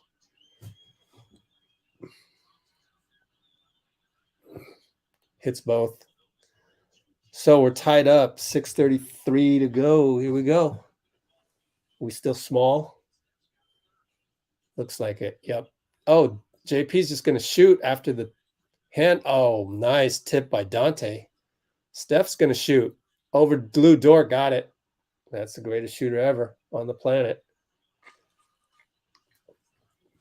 Do you guys know how hard it is to do the sidestep right side 3? It's unbelievable. And then they throw it away. All right. We needed a youngster mistake.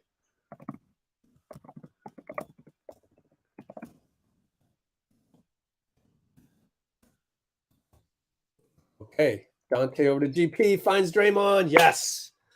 Finally, a tiki-taka. Oh, now Mark Dagnall's going to yell at the ref. Huh. What's going on with that?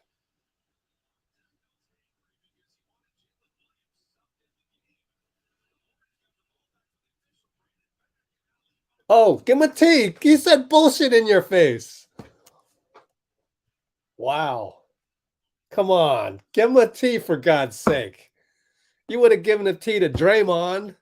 Come on, man. That's awful. Wow. You can absorb all that? Oh my gosh. Come on, man. You don't get to lose your head like that and not get a T. Otherwise, we should do that all game because you ain't calling shit for Steph. That's got to be a technical. Oh my goodness. Awful. Just whatever, man. I don't know. I have no comment. I don't know what to say. I don't know that the NBA has a defense over this.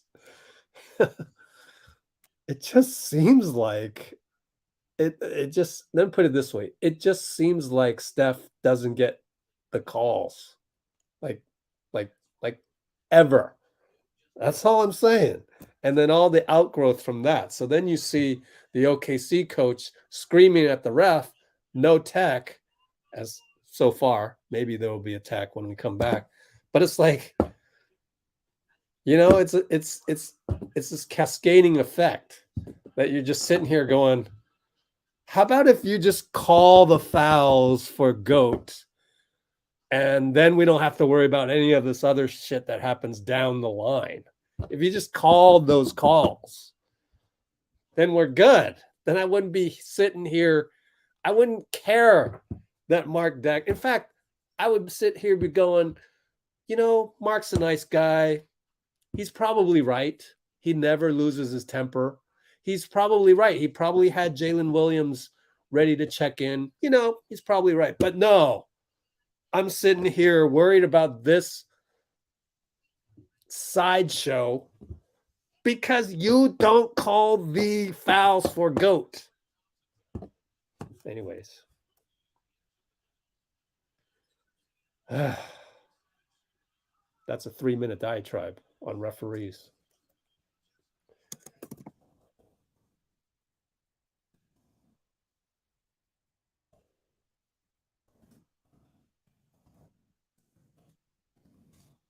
Finally got a technical.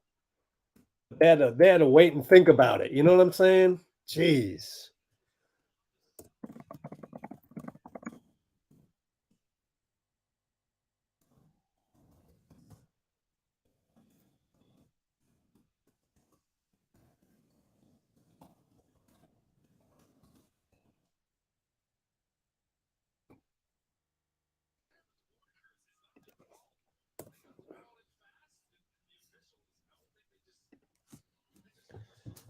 Well, I mean, if the refs screwed up, good, because they're screwing up on our stuff.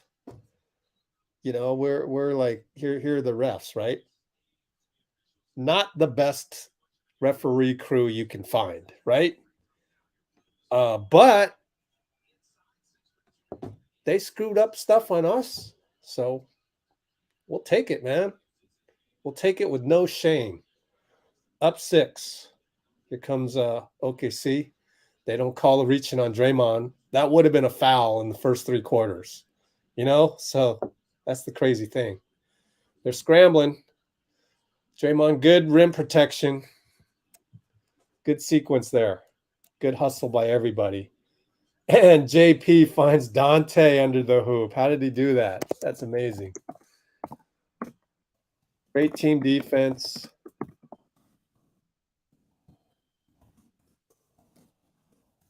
And Shai's going to do some heroics, and he hits a fadeaway 2-pointer.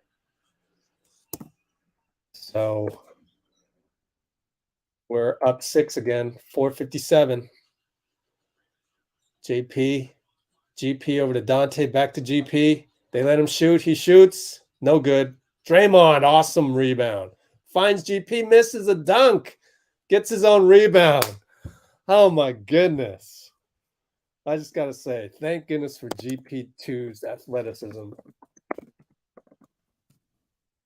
Saving the day, man. Wow. Shai attacks Steph as he should. He does. At least there's no call.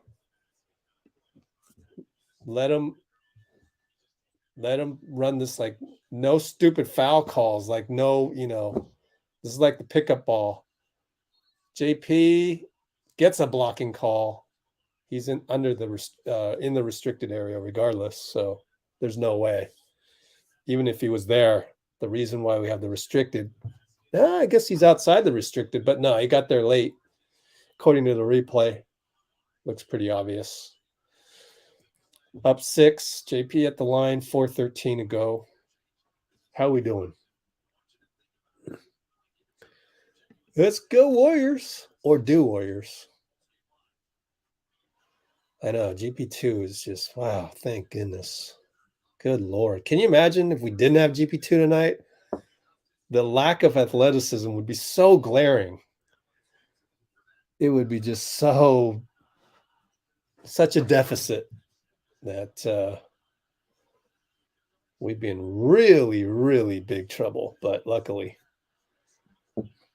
oh, Jordan Poole is short on the free throw. Man, my goodness.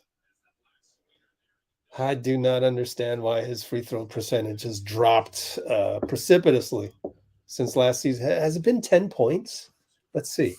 BKRef.com, Jordan Poole. Let's look. 87%, 5 points. Draymond hits Lou hard and then hugs him so that we don't have to review it.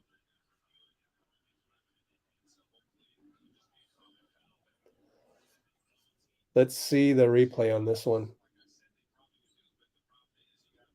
Well, luckily, his arm ended up underneath the arm rather than over the arm of Lou, and there's no review. So he shot 92%. He's 5 percentage points below. Looney comes in for what? JP? GP. Oh, boy. Yeah, that's the problem with GP is he doesn't really have offense, even though he rebounds like a fiend. But oh, short, and Donte gets the rebound. Thanks, Lou. Wow, got lucky. JP tries to get downhill, gets a foul. Got away from Shai. Amazing. He went downhill on Shai. Not bad. 5 fouls on Shai. I had a feeling it was a lot. So we're up 6. JP to the line. I want to look at past free throw champions other than Steph, right? NBA free throw champions. Who has dropped the way he's dropped?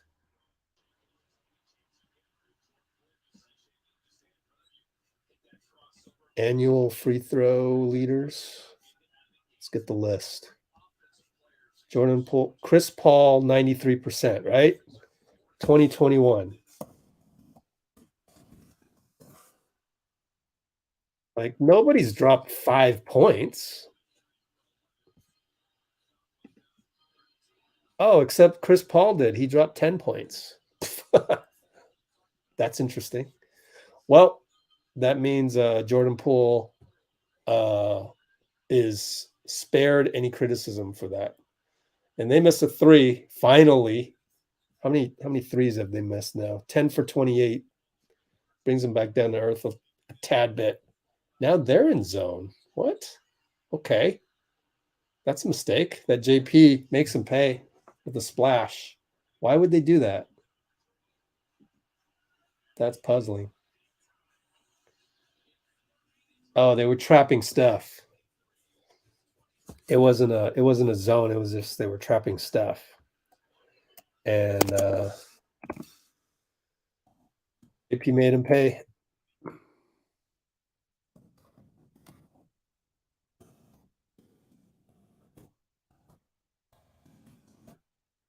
So that's what we got here.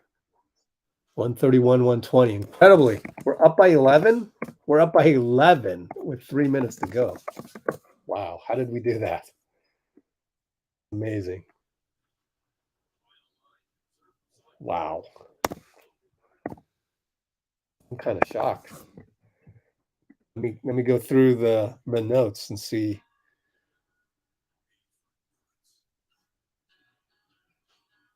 I mean, we went into Q4. I should put in the scores.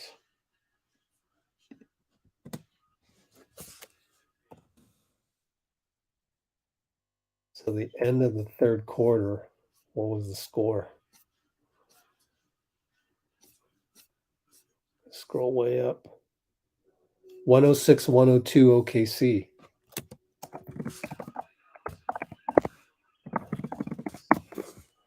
So ever since then, our defense has been a lot more, of a focused effort because I've got defensive play after defensive play.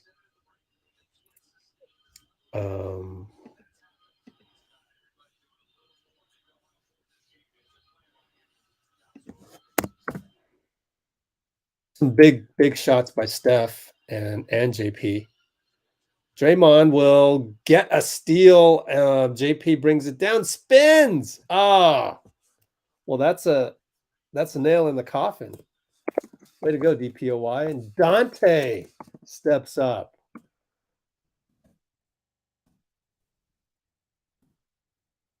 Wow. JP spin, Donte block. All good stuff. We're in the bonus. Donte will go to the line. Wow, what a sequence. A lefty spin on the right pivot. That's not bad at all, man. Don't say it. Nobody make references to baddies.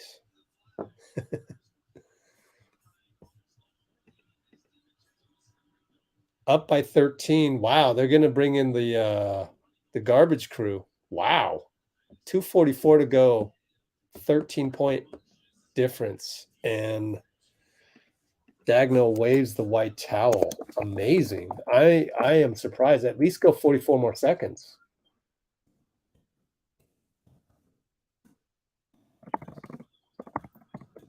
This is both. Looney rebound, though.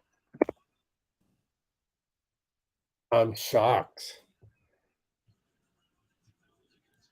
I would at least go one more possession, but JP's going to step back three. It's an air ball.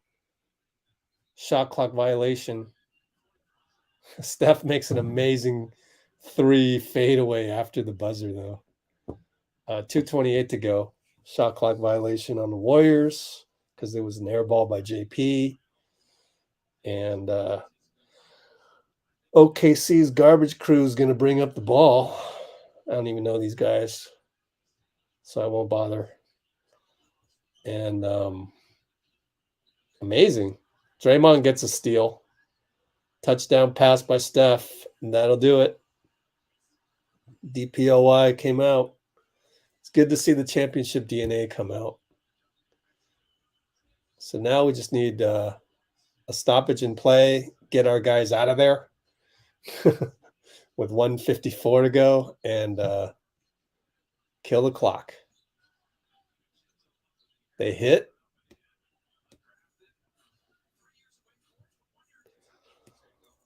So we're going to win this one because it's pretty much mathematically impossible. JP left wide open. They call timeout to do the subs. 135, 122. Wow, what a win. What an incredible win. Subs.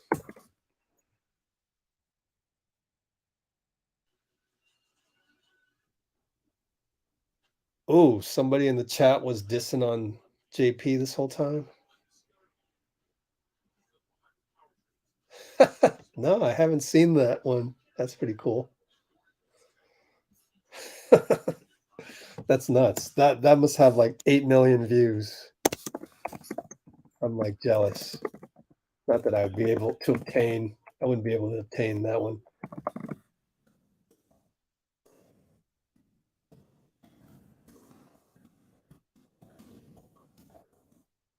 I'm actually going to finish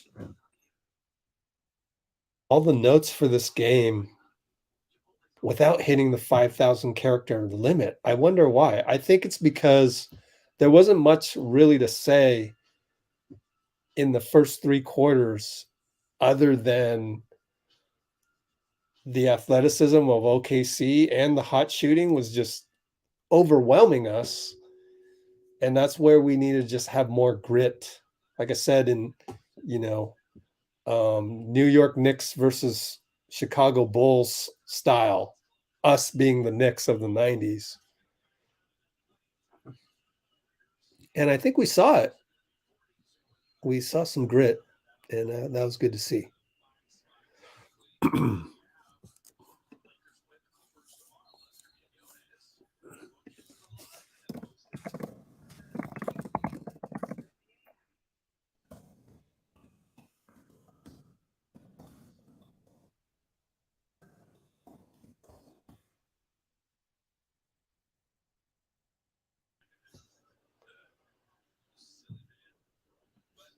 Whole second half, only 40 points. Yeah.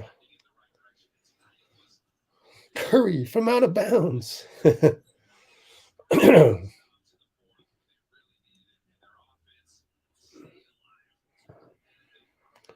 Yeah, this looks like a good combo to have. Hey, Lester Quinones got in there, got fouled, and hit a free throw. 1 for 2. 3 ball by them.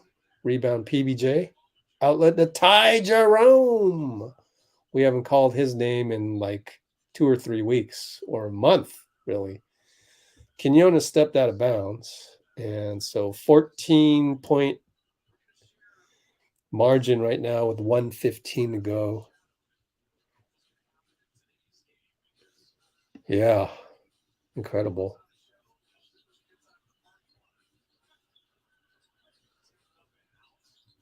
Let's go Warriors. Yeah, good to see Moody playing that. I think we're going to need Moody to kind of do all the things Lamb has been doing. He's just more athletic than Lamb. So if you could transplant some of the skills and instincts of Lamb over to Moody, that's what Moody needs. And then we can more rely on that stuff. But if he doesn't, then we're stuck with, athletically limited guy like Lamb.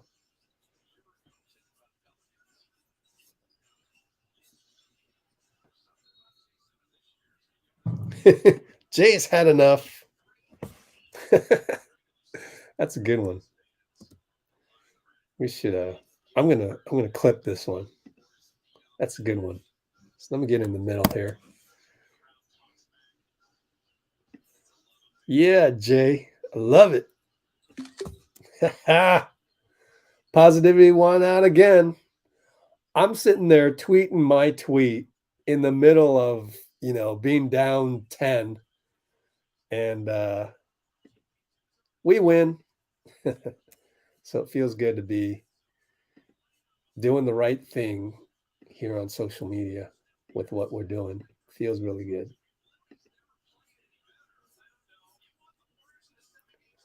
What do we got here? Okay. Oh man. We got another psycho in the comments who's going to go and make 11 consecutive YouTube channels, isn't he? Oh gosh. Thanks for catching him though. Let's see. So what's the final? Oh, 136, 125. I know. Wow, we won. Incredible.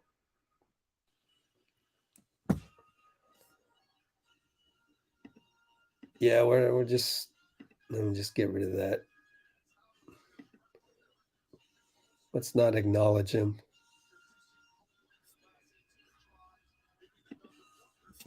God, I cannot get this live chat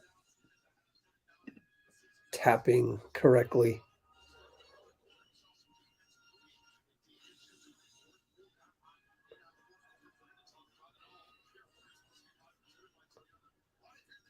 Okay, who are we going to get on the microphone from the court? Probably JP, huh? Who are you guessing? JP.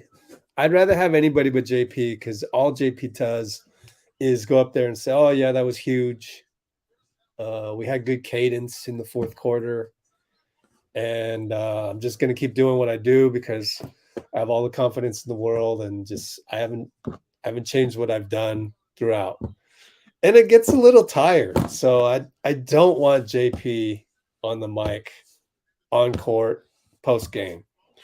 I hope to someday have a talk with JP to tell him how important it is to come up with more stuff than huge cadence. I've been doing what I keep doing all the time. Oh my gosh, it's so boring. So I hope let's get GP2.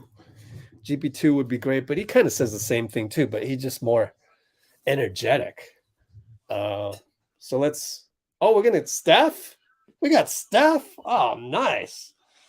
Okay. I'm going to give you Steph right here, all right? So get ready.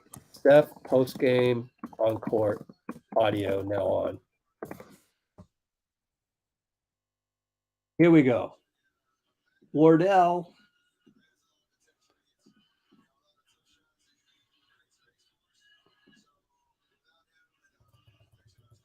At least 23s in all four games against Oklahoma City. Let's go back inside the 10 center. The Fitch and Buki standing by with Steph and Curry. Steph Curry, we don't know much, but we knew after the Denver game you would have something ready for tonight. When you knew Klay wasn't going to play, how does that change your mindset for a game like this?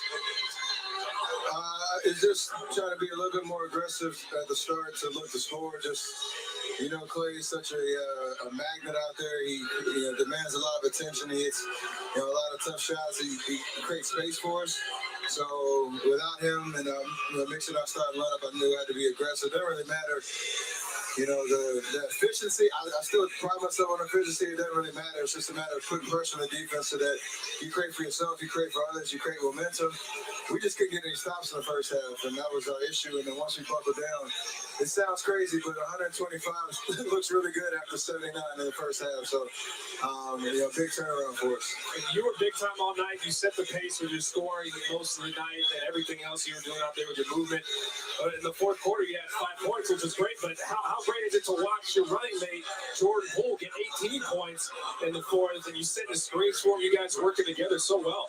Yeah, he's obviously extremely talented, and he can create off the dribble. He's super fast in transition, and we kind of read the game plan for them. Dort was just going to stay on me the whole time and not help. So just give JP space, let him go to work. He had some big threes. He got to the bucket, got to the free throw line, and our biggest thing is just being decisive on offense. Anytime that we faltered late in a fourth quarter or a close game, is just because we haven't been intentional or decisive with our play calls and what we're trying to get out of each possession.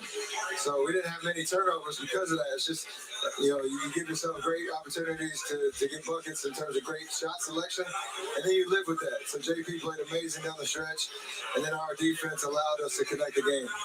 Hey, how about raising those youngsters when it mattered? Moody and Kuminga both answered the bell. We had one stretch where it was, okay, the Hall of Famers, there's Steph, there's Draymond. You're playing with two 20-year-olds. The season's kind of hanging there, and they were terrific. Yeah, it's just a matter of, obviously, like you said, being ready, staying ready.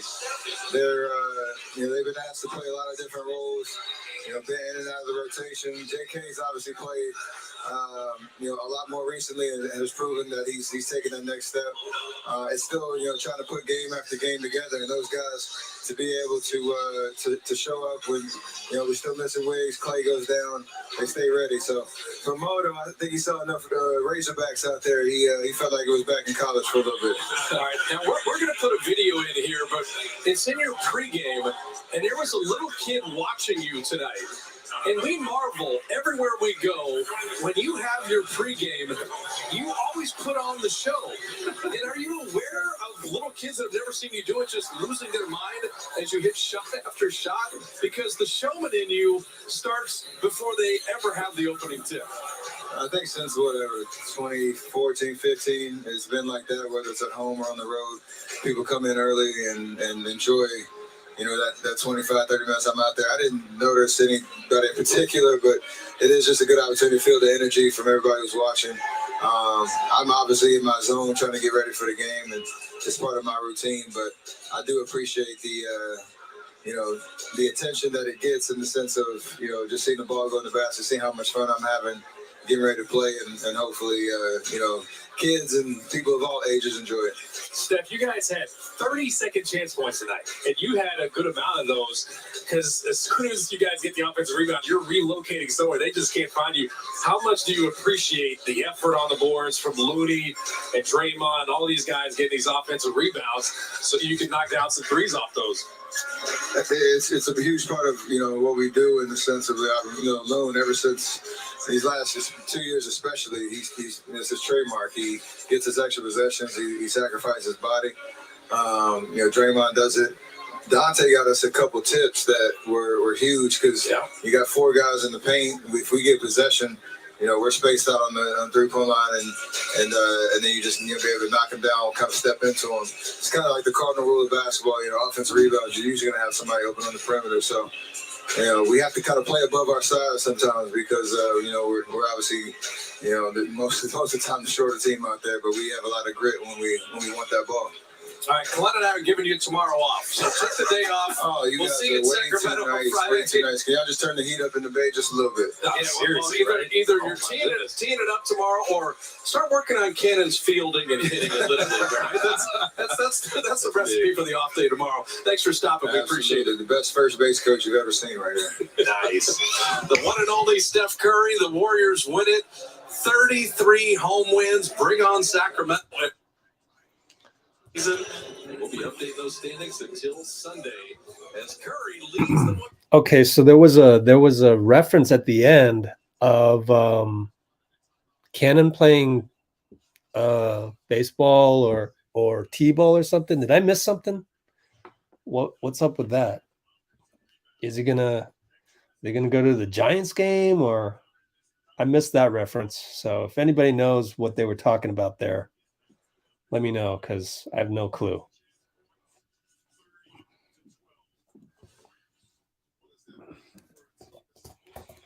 Meanwhile, I'm going to do this, and then we'll get, hopefully, get Dean in here.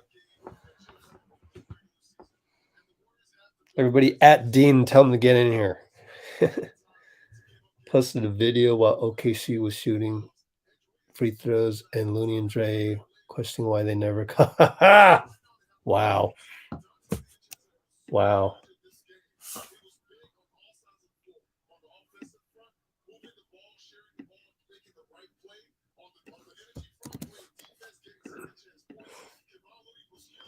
So, I guess something that I talked about turned true again.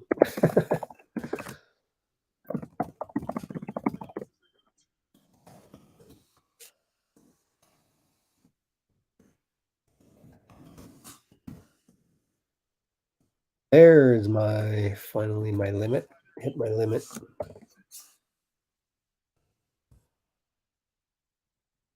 Okay.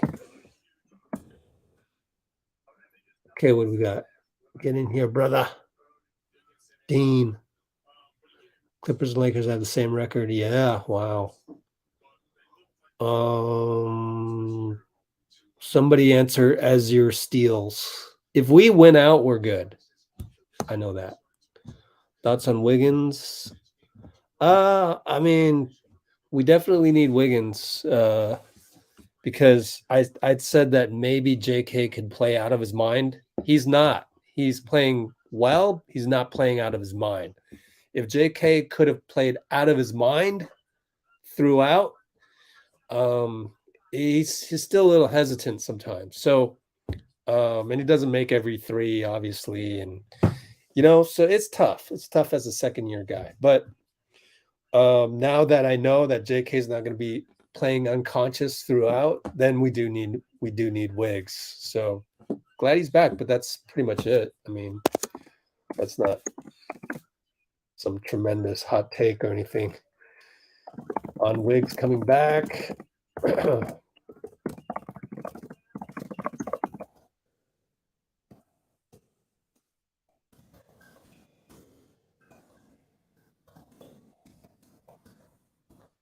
And remember when JK did play out of his mind?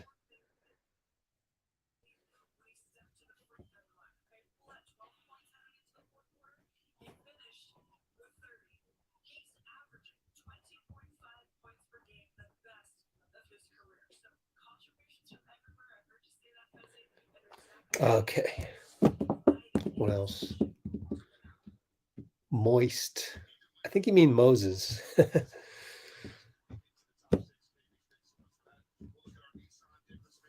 What else? They kept telling the refs it's unbelievable to still don't get calls.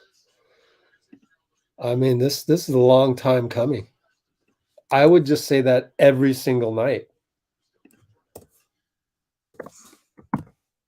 You know, referees aren't the sharpest tool in the shed. You need repetition. Every game, remind them of that.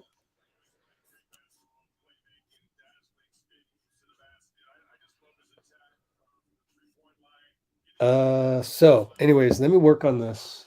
Gotta do some work. Almost forgot. Had 2 minutes of dazed right there. I was dazed for 2 minutes. That's not smart at all.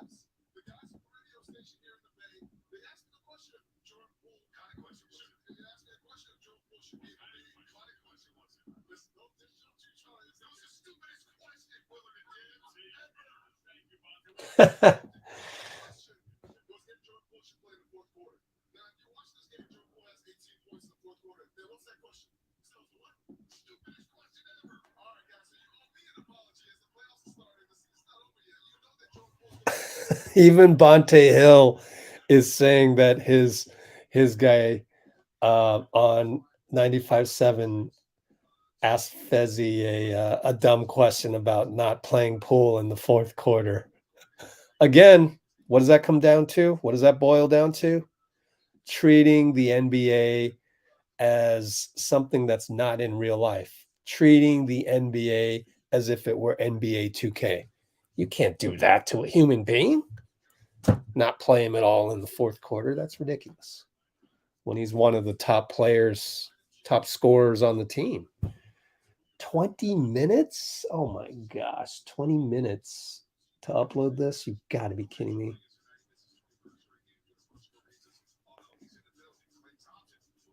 Oh, let's see.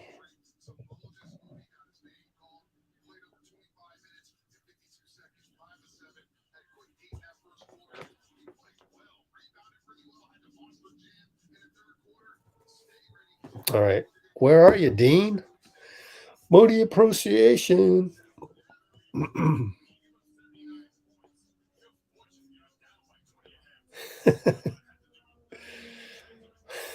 Moist Moody.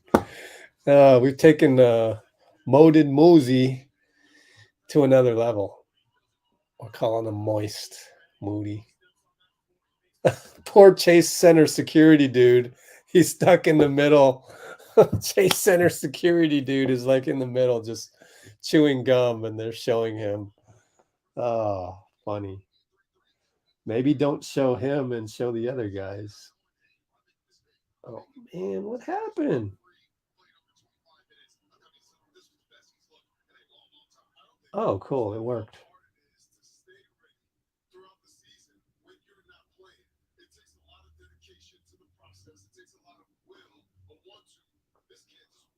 Let's see here.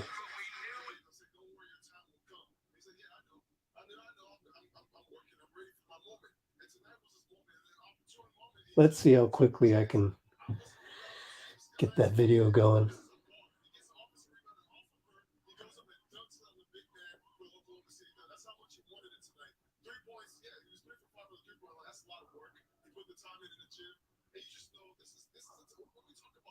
All right, so that's slowly going.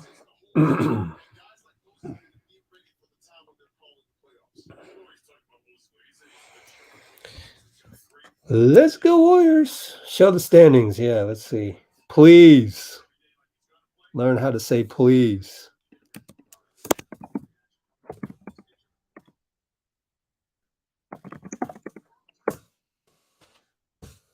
Roderick.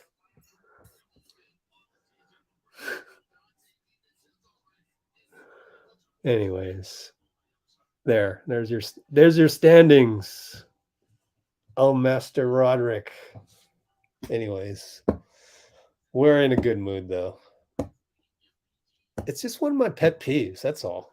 People are very demanding on social media. They really are very entitled and stuff. So anytime, just like earlier in the chat, I was like, are you coming at me or are you complimenting me? Because the default will be you're coming at me. Unfortunately. So I've developed a lot of defense habits for online. Anyway, see, we just need to win out. Like, who really cares at this point? If we win the rest of our games, we've got the 6th seed. So we got to beat Sacramento, then we got to beat at Portland, both away games, and then we're done. Yay, Dean's here. Ready, Dean? All right. Here's Dean Chamber. What's up, Rich? What's up, everybody? He's here. They put it in the notes. What a great game, man. Yeah. Dean Chambers. Yeah. How you been, man? I'm good. It's been a while. Yeah, it has been a Take it while. away. It has been a while. Go ahead, 42 man. wins, I'm gonna Bruce. do work. Okay. Yes, sir. 42 Oh, we're wins. at 42? Yeah, this Mhm. hasn't been updated. Lost one. No, that's not true. We won one. Come on, ESPN. There it is. Literally, they just changed it right now, I think, because I hit Right now? refresh. Could you put it up? Oh, changed? sorry. Yeah, I went away from it, and oops, I lost Dean there. Wait a minute. Oh, I know what I got to do. I got to do this. Sorry, Dean. That's okay. It didn't hurt. Boom. There we go. There it is. Yeah. Wow, Yeah. we're in 5th, actually. Technically in 5th. Yeah. Wow. That's amazing. Uh, OKC, look at that. They're hanging on a thread against Dow. yeah. Looks like the Jazz are probably done for the season. So interesting. Yeah. Dallas, that would be Luka missing the playoffs after her leading that team to the conference finals would be unbelievable. Just I know. not in a good way. Like, it'd be astonishing, you know. Yeah. Can't Definitely. believe that. But 42, we were projected, I think, to go 41 and 41 by a Oh, really? Hollinger projection at the beginning of the year. Yeah, You're we talked kidding. about it. No, But I was that's like, the there's- thing is, he couldn't have predicted that Wiggins would be out for like 3 months. well, we didn't. We got 42 wins, so it's all good. I don't know. Yeah. I'm anti-Hollinger. I'll admit it. Well, he does It's like have. everybody else is anti-Lamb. I'm anti-Hollinger. Well, Takes his to their own medicine, you know. predictions don't come true. Most of them don't come true. And then he comes in, swoops in with an athletic article that doesn't have any like local, like, oh, we're going to trade this guy and that guy. And that doesn't make sense. Yeah. So that's my thing. Well, it's kind of a mix of like barbershop talk and analytics, which is a little Right. strange. It's kind of cool, I guess, for a certain group, but I'd rather, listen to you break down the specifics of the game personally. Oh, thanks, man. Oh, anytime, Rich. Are you kidding? Come on, man. And be here with our. This is the last home Hey, game of the where's regular Amy? season. Where's Where's Amy? Amy? Yeah. Oh, man. Amy's Amy, gotta I be was here. kidding. I was kidding when I told you to relax. That was gross Oh, exaggeration. you told her to relax, man. Uh-oh. Uh-oh. I know. Whoops. Obviously, it was a joke. That's like telling. Well, you've lost your marbles once in a while, so that's not a good example. But that's like Me? telling the Dalai Lama, however you pronounce that, Dalai to, Lama, yeah. to calm down, to Yeah. relax. Uh, I was asking for Amy earlier. I know. What happened? Oh no. I hope she's okay. Honestly. yeah. Oh, I'm sure she's all right. For sure. Although, Amy, if you're around, love to see a comment from you tonight. Absolutely. Take it away, Dean. Yeah, I'm so work on this. won 42 games, got past that Hollinger thing, thankfully. Against OKC that was just playing great the whole night. Wait. Oh, Hollinger said we'd go 41 and 41. Wow. Yeah. Okay.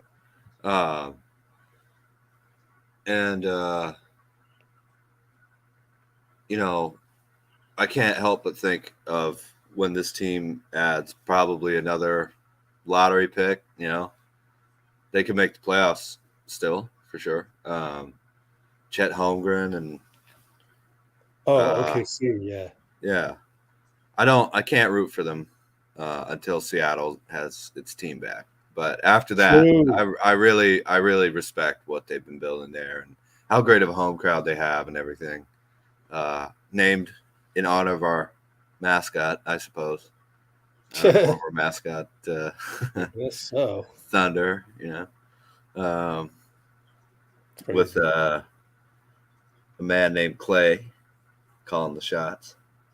So, I've never thought about that. That's interesting. Yeah.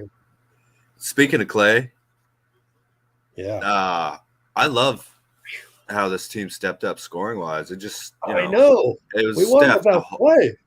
It's amazing. Steph was the only one in double digits at the end of the first half. Yeah. And then I don't have the box score up, but Jordan, Donte. Here it is. Draymond was 17. Is that 10 rebounds, 5 assists? Yeah, I think so. Yeah. Jordan with 30. Donte 16. Moses, like Moistus. I don't know about that. Yeah, we can come up with a better nickname than that, I think. But moist, moist Moody. Oh man. But he was amazing. That I'm gonna remember that. Jonathan Kuminga missed free throw. Yeah. Moses rebound. 3 guys around him, no steps, just jump up and through everybody.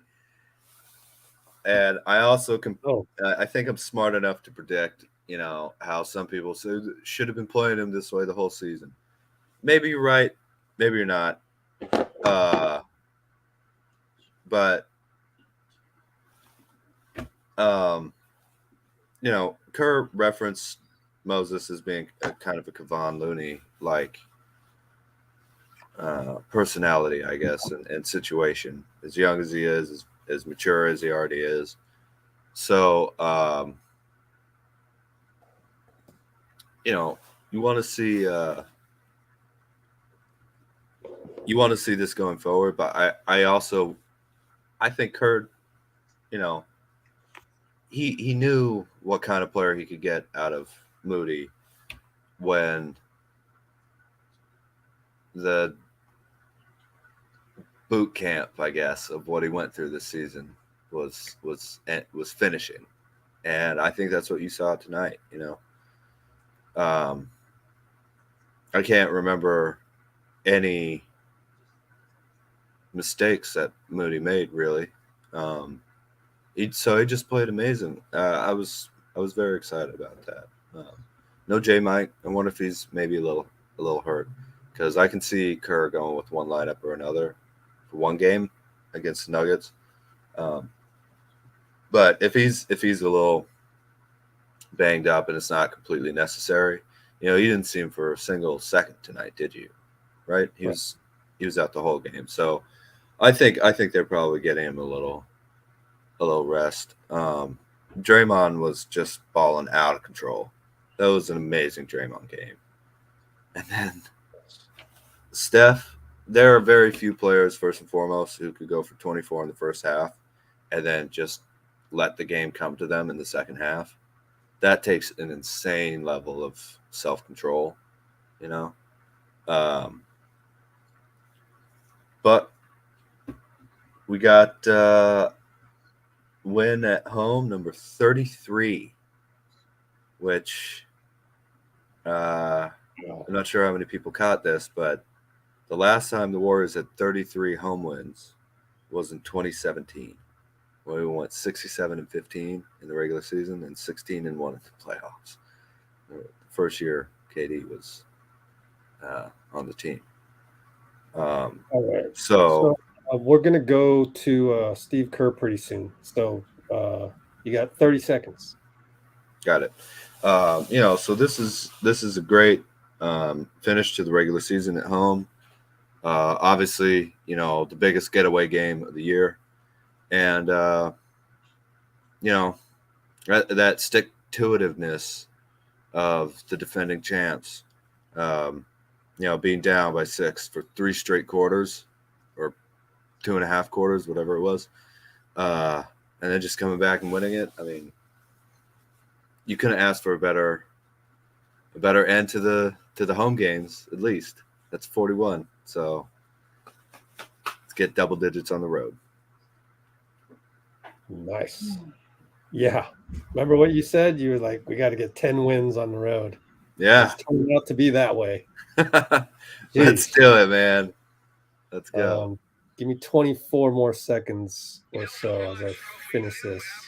But yeah, something to think about after the Kerr thing. Why is every game on Sunday the 9th, which is Easter, this last game of the season, last day of the season, why is every game that's being played in the East at 10 o'clock in the morning here in the West, and every game that's being played in the West at 12:30? They're all on at the same time.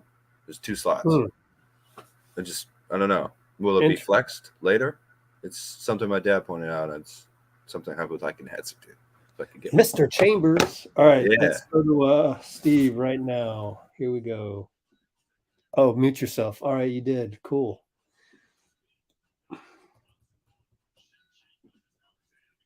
Points. They've won 16-18, 33 games overall at Chase Center. Let's hear from the head coach of the Warriors, Steve Kerr, presented by BMW. Gave up 79 points in the first half. I can't imagine you were too thrilled with that. What happened defensively in the second half? I think it limited to 49, something like that. Yeah, I mean, this team is very capable of doing what they did in the first half. I've watched them, a lot this year. They're a really good young team, and they're tough to guard because they often have they usually have 4 guys at about 6'7" who can all dribble, pass, and shoot. It's a really impressive group of young players, and Shai is almost impossible to keep out of the paint. So they were hitting everything, and I think they had 21 free throws in the first half too. And we just did a better job in the second half of getting some ball pressure and picking up our intensity. Steve, when did Klay's back kind of become an issue?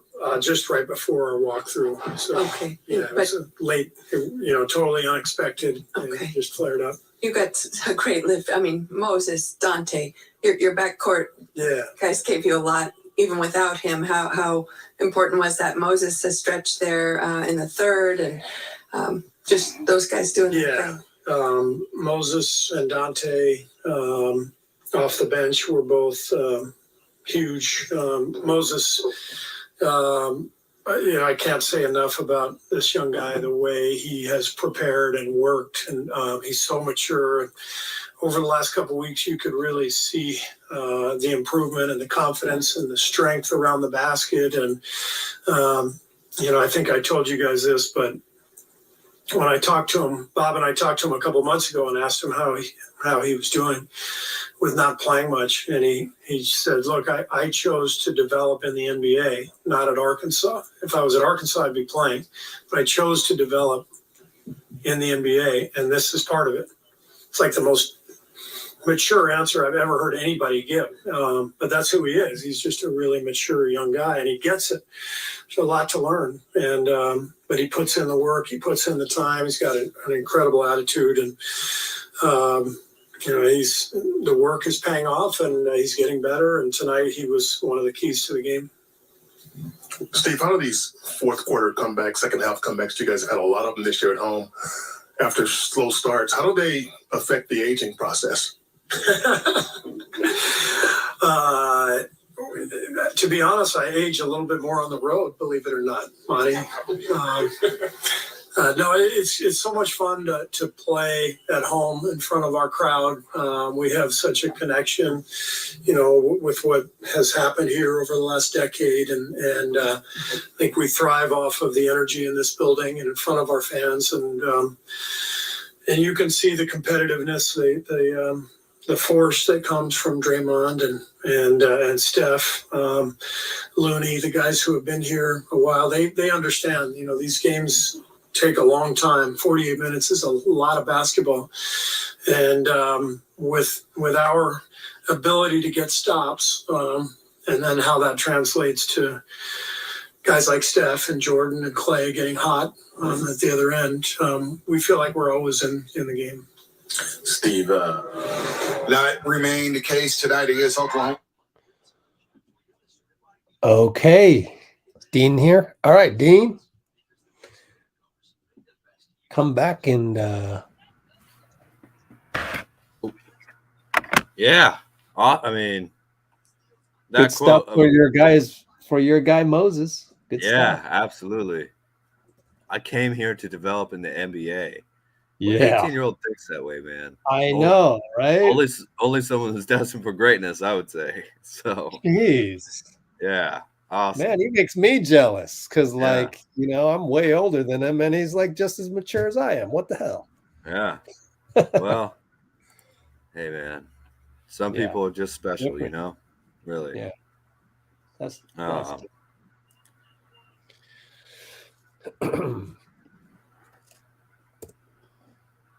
What? Cool.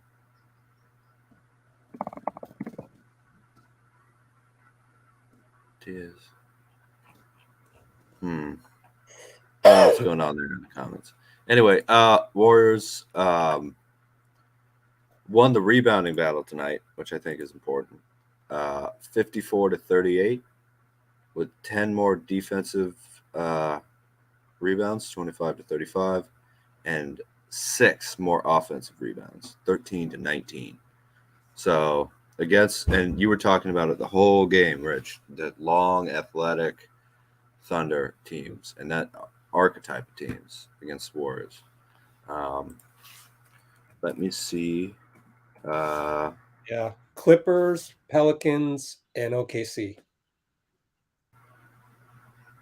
In terms of what we're rooting for?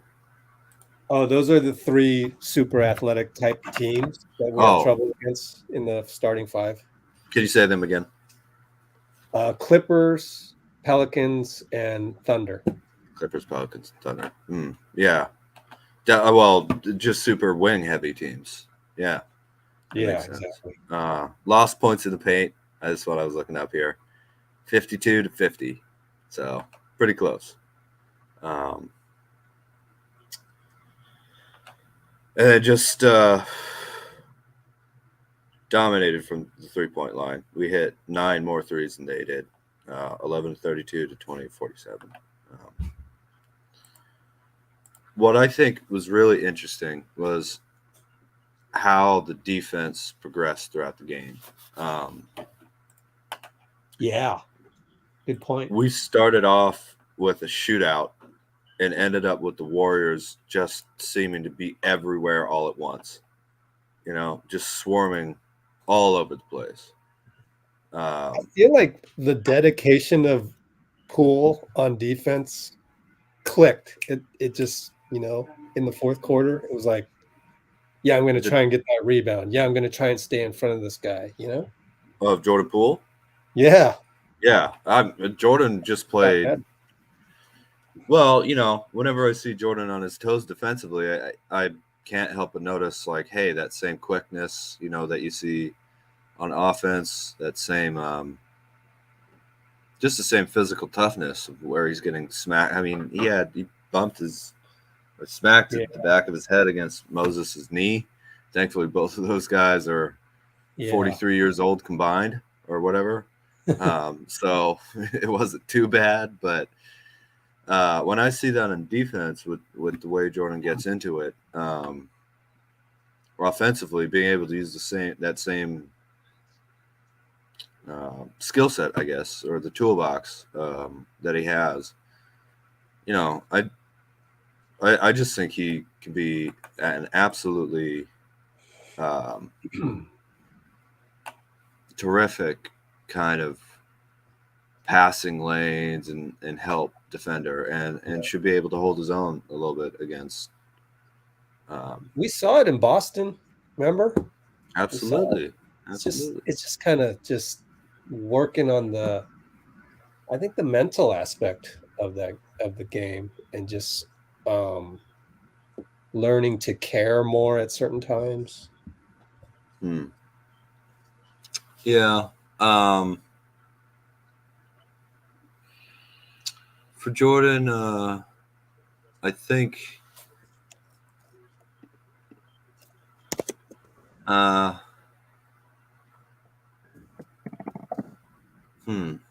think that he can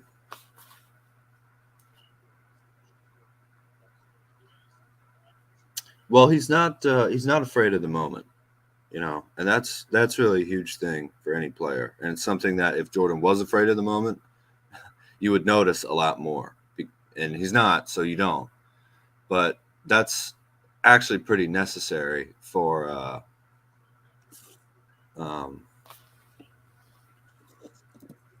yeah, thank you, TRL.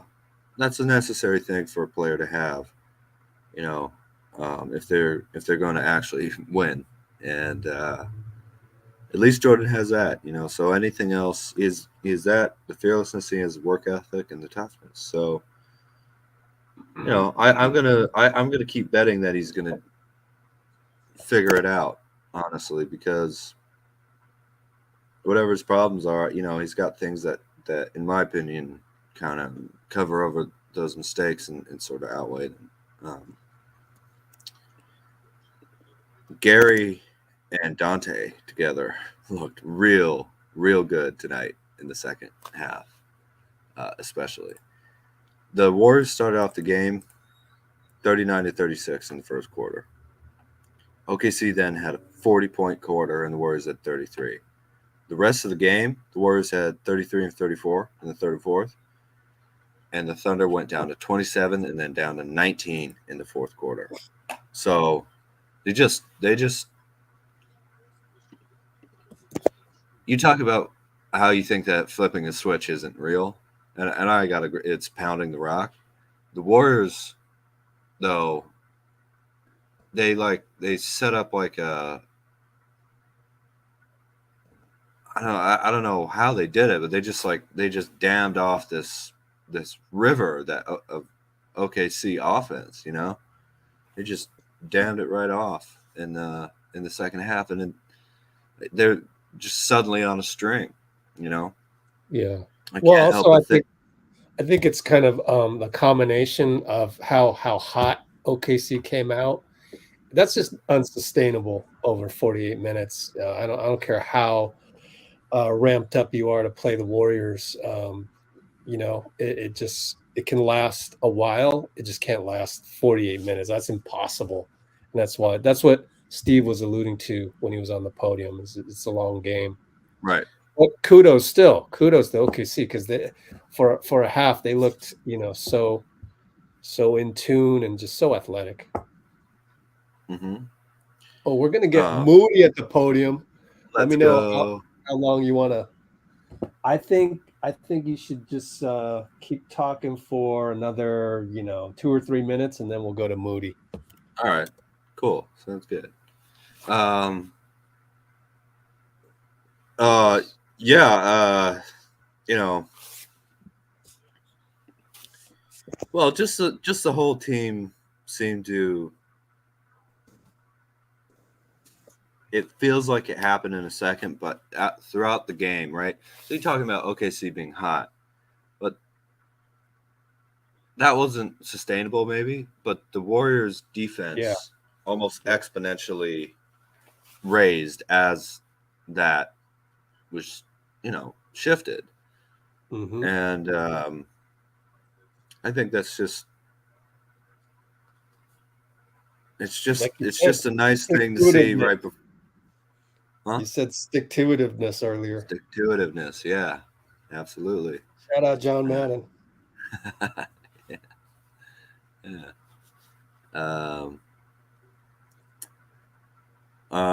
Yeah. So, you know,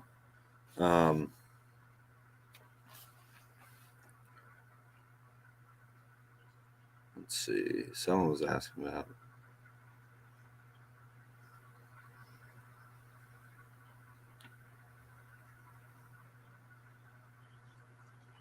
Someone's asking about the. I'm sorry, I can't seem to find who asked about the Gary Payton dunk, but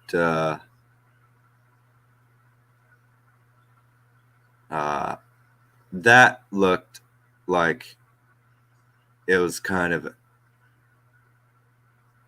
almost looks sort of like physically impossible. I don't know how you go that far back that was and unbelievable. jump forward enough to throw it down, not to lay it up, but to throw it down. Oh man. It's just he did the head scratch after that too, and it felt like the whole season's been worth it, honestly. You know, God, I can't tell you how happy I am to have Gary back on this team. Yeah. Oh yeah. Next 2 days are going to be hellish in the West. Oh yeah, it's gonna be I crazy. think it's probably the next 5 days, my man, or 4 days.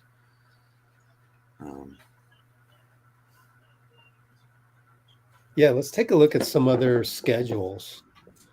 So the Clippers play the Lakers coming up, right? That's the next game for them. Yeah. Scroll over here a little bit. Yeah. Is that tomorrow? I think that's tomorrow. Wow. Even though the Lakers played tonight, they have a back-to-back. Ooh, that's so tough. I'm tempted to just maybe we should go live. Should we go live, guys? Should we watch that game? I'm pretty sure I'll be able to join you, so I can be here. Oh, well, if Dean's coming, then that's a done deal. Yeah. All right. We will go live. I'm crazy though, man. Who are we rooting for? I know, right? Who are we? I have no idea. I think I'm rooting for the Clippers, my man. Why? Yeah. Seriously, why? I don't know. Why? Well, I don't want the Lakers pushing us into the play-in. And that would put the Clippers in the 5th seed. Whose tiebreaker do we have? None? I don't think we have a probably tiebreaker none. Anybody. Yeah. Most of these teams we don't have the tiebreaker against. Although we did beat OKC. So who do we root for? I'm going to say the Clippers. That would put us maybe back in 6th. But if the Lakers win, I'm worried that since the Clippers have the tiebreaker, that would push us into 7th. But I might be wrong about that. I haven't looked into it. It's just off the top of my head. We don't have the tiebreaker against the Lakers. So let's do a poll. Let's do a poll. We never do a poll. I'll look up the tiebreakers. Start a poll. Who do we want to win tomorrow? And I'll go LAC, LAL. Ask your community. I don't know. I don't have an answer. They're going to play the Lakers have the Clippers, and then they play Phoenix and Utah. And the Clippers will play. We need them to do a double forfeit. I'm just kidding. It's not even possible. Lakers, Portland, and Phoenix. Oh my gosh. Sorry. Just we're tied 2-2 with the Clippers. They must have a tiebreaker in division. We are down 1-3 to the Lakers though. In the regular season. Yeah. 6-9. Oh. Yeah. But if they lose to the Lakers, then they'll be 7-8. But then division, if we can beat the Kings, we don't have the tiebreaker against the Lakers though, head to head. Oh geez. It's not tied. It's 1-3. Yeah. So okay, the Clippers. I can't root for the Lakers ever. So there you go. Easy. Take it easy. Take it easy. No, I'm being normal. Right. That's fine. But you, I welcome you are rooting welcome for your the Clippers. hatred. You know. Oh, I see. Yeah. Right, you don't have the same hatred I do. Just because all those teams killed us for so many decades. Anyways, Warriors are back now, though. Got in yeah. at the right time. The Clippers have beaten the Lakers 10 games in a row over the past. The Clippers have beaten the Lakers? Yep. Wow. Yeah, I heard that somewhere. I'm certain it's true. Oh, we'll try and look that up as well. Okay. Oh, we still got Moody waiting in the wings, but hold on. Let me finish this Steve Kerr post. The LA Clippers are 31-7 against the Lakers since 2013-14. Wow. Yeah. In the past 10 seasons, that is. Win. I can't picture myself rooting for LeBron and the Lakers. I just can't. Yeah. Ever. Well, there's no reason for the Warriors to root for the Lakers right now anyway. So, right? Is there? I don't think. I have no idea. Yeah, I think it's better for us if the Clippers win. Although that would knock us out of the. Yeah. That would knock us out of the 5th seed. Right? Yeah. I'm trying to think, though. Do you think the Lakers would be? They were 6. Lakers. Well, man, that would be Lakers Kings, wouldn't it? If that's where it ended up. Or Lakers Suns, I guess, is also a possibility.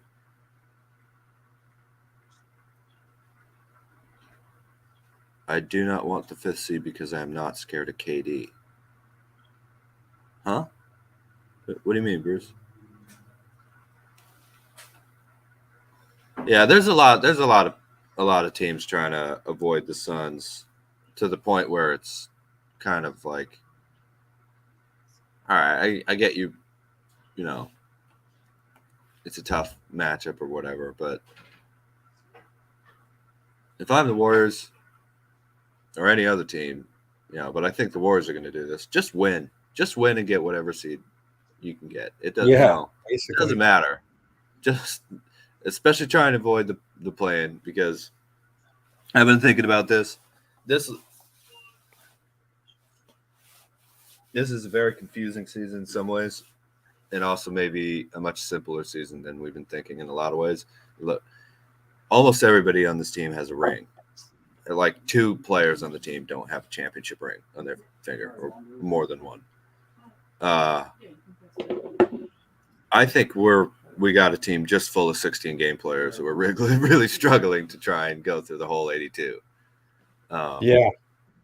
So that's one of the reasons the home court advantage isn't just important. It's dominantly, ridiculously huge compared to our road performance. Because I think this team, look, if we get Wiggins back and Gary and everybody, it looks like that might happen right at the end of the season yet again, which, I guess it'll take crazy regular seasons and healthy postseasons if I can get them rather than the other way around. But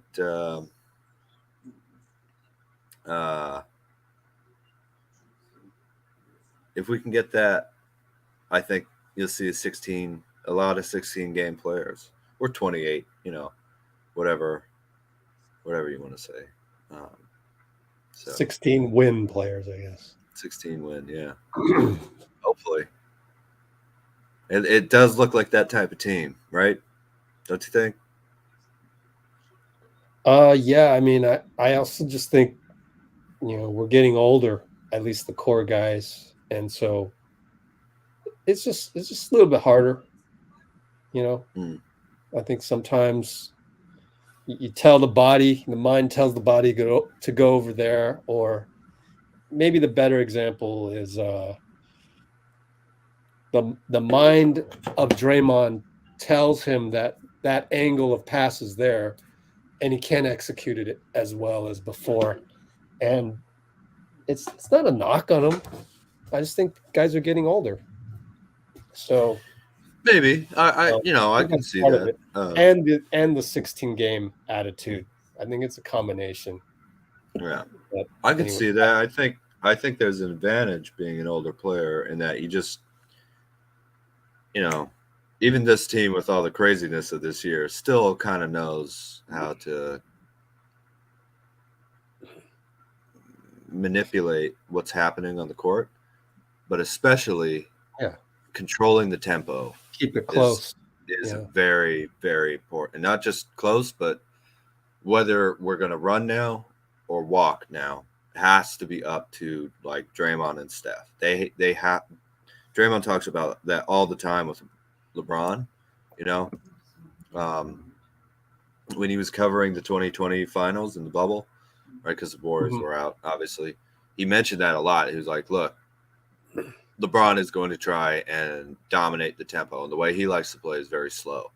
I remember him saying that. The Warriors are a little faster paced than that, but they have to, and they have been, especially at home, controlling the tempo, which means that the old guys don't have to get in a, especially in the regular season, get in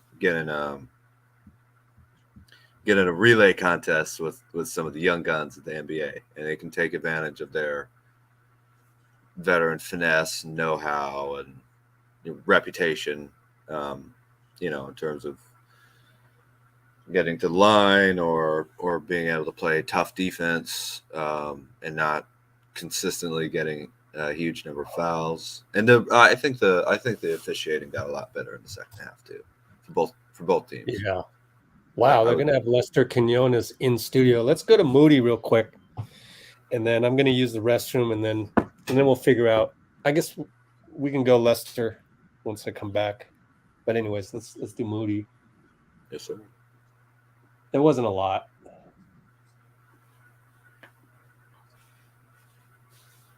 And the roasters want to be on, and I got to go to the clock, Desi. All right, for more intel on this, check out NBCSportsEdge.com. So, Moses Moody? Okay, also Moody.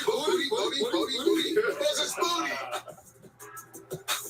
Kerr mentioned that when he and Bob talked to you a little while ago just about your situation, not playing much, that you said, I came to the NBA to develop, not if I wanted to develop in college, I would have done that. And just when did that dawn on you? Is that something you knew already? That's a pretty mature thing for somebody to say this early in their career.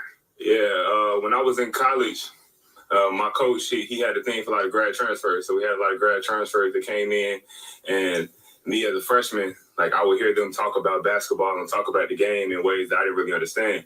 And it was cool when I thought I really wanted to. But then later, the more I thought about it, I realized like I'd rather take the time that, because it takes time to learn the game like that.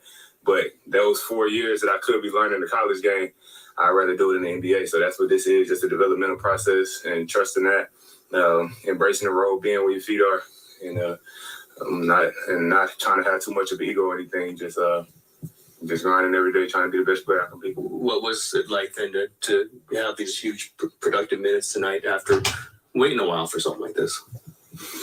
It was good just to get out there, get to play, get to run up and down the floor, knock down some shots, be in the moment. That's what I've been waiting for. That's what I've been working for. Moses, what gets you on the court? Is there something happening in practice where coach is saying, all right, you've proved what you needed to prove, or you've earned these minutes? A lot of times it feels just like situation, last minute decision. KC couldn't play tonight. So next man step up type of thing. So a lot of times it seems like that. We don't, necessarily practice a lot. So you don't have too many opportunities to really just go at it then. But, I continue to put my work in for me, not necessarily to impress anybody or to get on the floor that way. I just do it so when I'm on the floor, I'm ready. That's a mature young man right there. Discipline, daily work habits. That's a winner right there, Moses Moody. Hey, Moody, you're gonna love this. The best of the gay house coming up. Oh, get a helmet. Whoops. Sorry about that. I'm back. And that was short. So we're going to save the meat of that for later, hopefully, when we get the full video. Let's jump ahead to Lester Quinones, since he's going to have a nice long talk with all the guys in the studio right now. So we'll just go to Lester and see what he has to say. He got a most improved player for also JP went to the podium, but it was real quick. It was like a minute. That's cool. Yeah, congratulations to Quinones on that most improved. That's tough in the G League. It was done within a season. That's amazing to get most improved within a season. Like they compared them to from the beginning to the end. Mm-hmm. And I guess it's a different award in the G League because it's not like the NBA where you're looking at last year because the G League is so in flux, maybe. Right. Sure. Yeah. Pretty neat. But anyways, here's Lester. Hey, if this is a little bit longer, I'm going to take a quick break. Okay. I'll be back. It's like 4 minutes. All right. Okay. Cool. Friday night, Warriors take on the Kings for the fourth and maybe final time. We may see them in the first round of the playoffs. We have no idea, but it's going to be an up and down game. But we have Lester Quinones here, the G League most improved player out of Memphis College by way of Long Island, Moody. Right. Lester, welcome to the Gay House, man. Congratulations, first and foremost, on the most improved player of the G League. What's that mean to you? Thank you. Appreciate it. Just kind of showing that the work is just showing. I feel like it'll eventually show. Beginning of the year, kind of started off slow, but started to get my rhythm and figure it out a little bit. So, I mean, it's a great award. I'm thankful for it, but it's just all dedicated to the work. So I want to know, coming up to the Golden State Warriors, playing with Steph Curry, Klay Thompson, Draymond Green, these Hall of Famers, everybody knows about them everywhere. But what is it like for you? What's your experience been so far? Oh, it means a lot. It means the world to me. Kind of fun fact, I was kind of growing up all my life being a Warriors fan. So to kind of be here, it's a little bit surreal. But like you said, just actually being here with those guys, with Steph, Klay, and Dray, that core, it's just amazing to kind of have those guys mentor you. And they've been to the finals, I think, 6 out of the last 8 years. So just to have that veteran leadership, it just means the world. And I'm just here like a sponge to just soak it all up from them.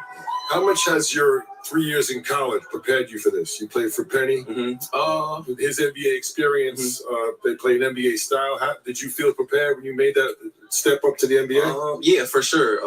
A guy like Penny, being an NBA guy, kind of all the reads were almost the same, the coverages, so like kind of just getting in ice and blitz and reds and stuff like that. I feel like it gave us that advantage over everybody else because, like I said, Penny was an NBA guy, so all the reads, hitting the first window on the pocket pass that other colleges really don't preach, he was preaching that to kind of get guys to the next level. So I feel like my 3 years there for sure helped me to kind of get here. Now, I watched you all through high school. I know you're a big-time shooter. I've seen your playmaking has improved. Tonight, you scored your first NBA point. Was your family at home in Long Island watching tonight? Oh, yeah, for sure. I know they were watching it. They were kind of putting on these last couple ones knowing I was going to get in there. Like I said earlier, still need to make it a field goal made, but I'll take the free throws. It's an amazing feeling. Steve gave me the game ball after the game in the locker room, so I'm just soaking it all up right now. It's just a blessing for it to be here. And how about growing up on the East Coast? Who were some of your NBA players that you looked up to, and did you follow the Warriors a lot, being East Coast guys? Oh, yeah, for sure. Like I said earlier, the main two guys was Melo and Steph, really. The reason I really started hooping when I was younger. But like I said, I've been a Warriors fan. My dad was a Knicks fan to start off, but I've been a Warriors fan my whole life, really. So like I said, just to kind of be here and actually grasp that and kind of be part of them now is just amazing to me. And like I said, it's surreal, really. Bonte always says y'all light-skinned brothers got to stick together. Is that why you're supporting Steph? Is that why you're watching Steph all the time? Yeah, for sure. I mean, I'm growing up. I'm 13, 12 years old. Just a guy who's light-skinned, green eyes, looks like me, just running around shooting threes. Of course, that's easy role model to look up to. Come on. Hey, listen, we still in, man. We still kicking in 2023. Yeah. Well, who's going to be the guy who talks to you and say, hey, Lester, you didn't make both free throws at this play. Who's going to be that person? For sure, I'll probably say JP. I was talking to him in the weight room already. Kind of going there, I knew at the line, it was like, a free throw attempt being your first attempt of the game is tough. But like you said, I got to make it. And it's just great to kind of be in there and have guys, like I said, like that, just really supporting me to the fullest, looking over there on the bench. 2 games left in the regular season. Andrew Wiggins is back in the building. You're starting to feel that momentum grow for the playoffs? Oh, yeah, for sure. The last couple games felt like playoff atmosphere type of games. I feel like I said, these guys, they know when it comes this time of the year, that core that's here, they know when to turn it on. So I feel like I'm excited to kind of, like I said, be a part of it now versus watching that as a fan. I'm just excited to kind of be a part of it. We're excited to have you here at Dub Nation. Lester, congratulations on a great season. Congratulations, man. The Big Boy Club up here. And congrats on your first ever NBA point. That's awesome. Thank you. That'll be it for us. We'll see you Friday night. Dubs Talk Live next. Where's the Kings Friday? You know, my friend Sunshine would have loved this trip. Well, All right. Well, he was talking right into the break, so barely got that by. But good stuff from Lester.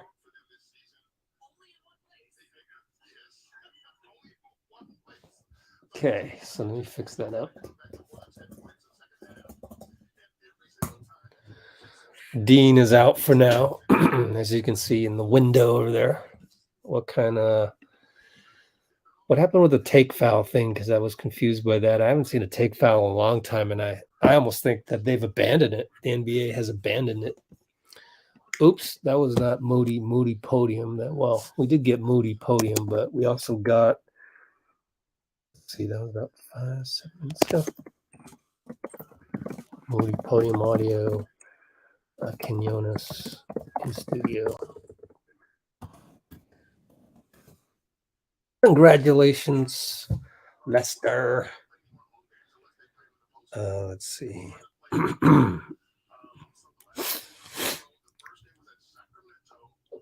Cool that he got the game ball.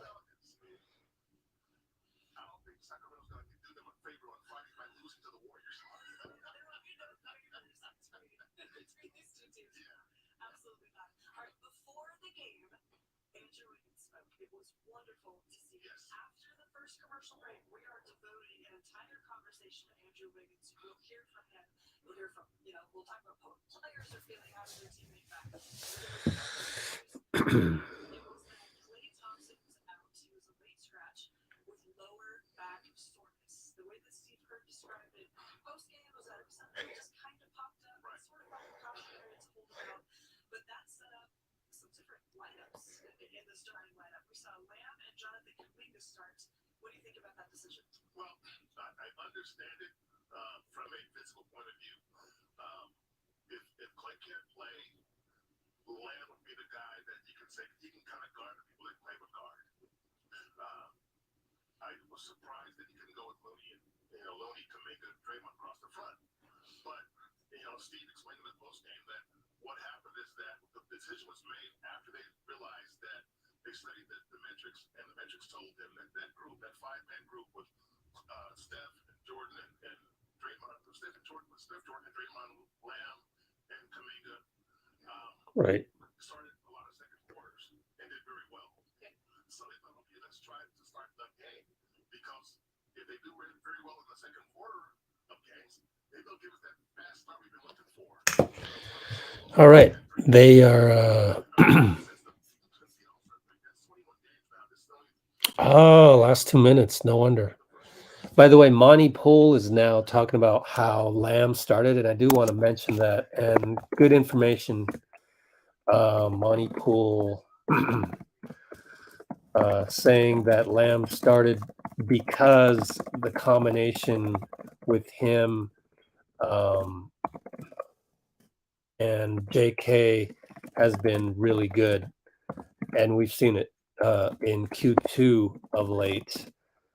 So with the last minute absence of Klay, they looked at that, although it backfired. But I understand it. I would have never done that myself, obviously. I like Lamb. I do. But I wouldn't start him pretty much under any circumstances. But I do get that the metrics were there. The analytics were there, because we've seen it. I totally agree with that. Now I'm like, oh, yeah, that's right. So I get it.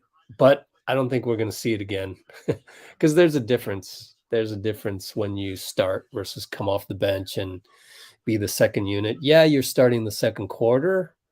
It's still not the same anticipation and prestige of starting a regular game. It's just not the same.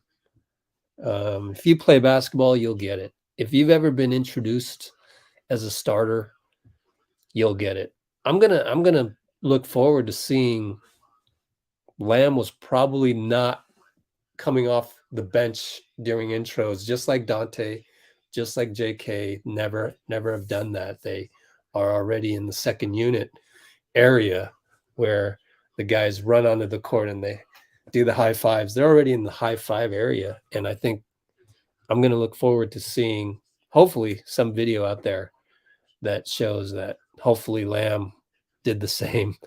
It'd be crazy not to, but it's just different starting. And so that's how I'm going to explain Lamb starting, thanks to Monty Poole telling me that just now. And secondly, why that group did not perform well. Also give credit to the OKC Thunder. They played great, obviously.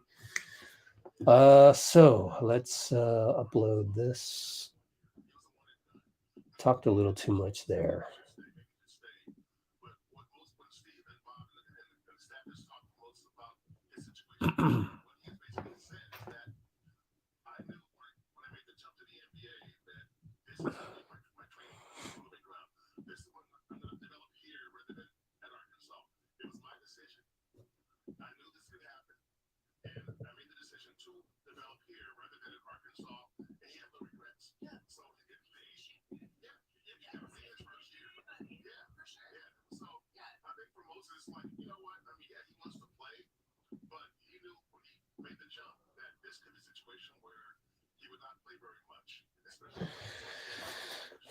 Hey, Dean's back. Perfect timing. Cool. Let's get him on. How's it going? Yeah.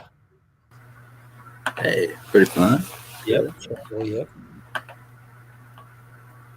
Quinones. Oh, so you speak Spanish, huh? And Bahia. What's that? In the Bay. Yeah. Don't speak much. Although I did do an immersion thing in Spain. You did a what? There's a language immersion thing where wow, that sounds cool. Yeah. So you're just around people where, unless it's like an emergency or something, they don't really speak English with you. And wow. What city were you in? I was in Salamanca, which is an old university town northwest of Madrid, by maybe 100 miles or so, near the mountains. Really nice city out there. Thank you, DVD.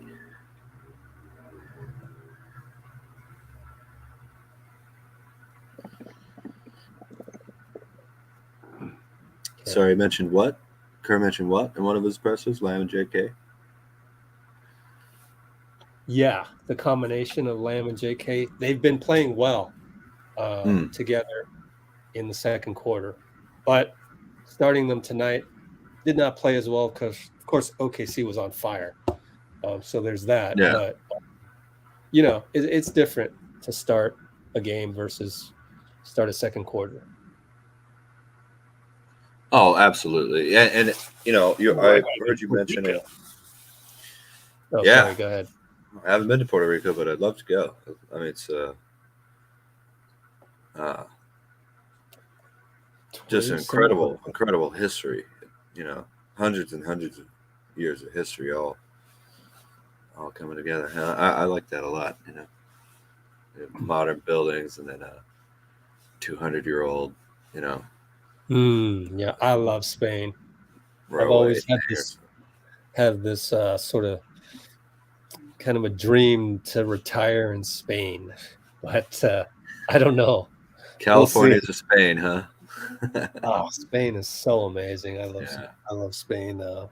Barcelona, of course, but then I went there for two basketball type assignments. So one was Team USA and the other one was World Cup. And even going to smaller towns like Bilbao, that was great. Madrid is different and great as well. And so I don't think there's a city in Spain that anyone would dislike. You know, it's one of those things.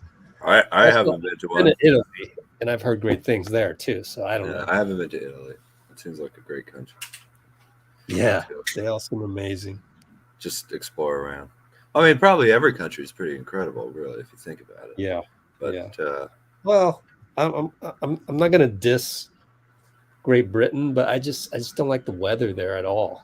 So ooh, you are not talking to the right guy about that, Rich. I live there. You live there. Uh-oh. I do like Ted Lasso. Like the backdrop of Richmond. Well, you did tell me that in English, so I guess I can't be too mad at you.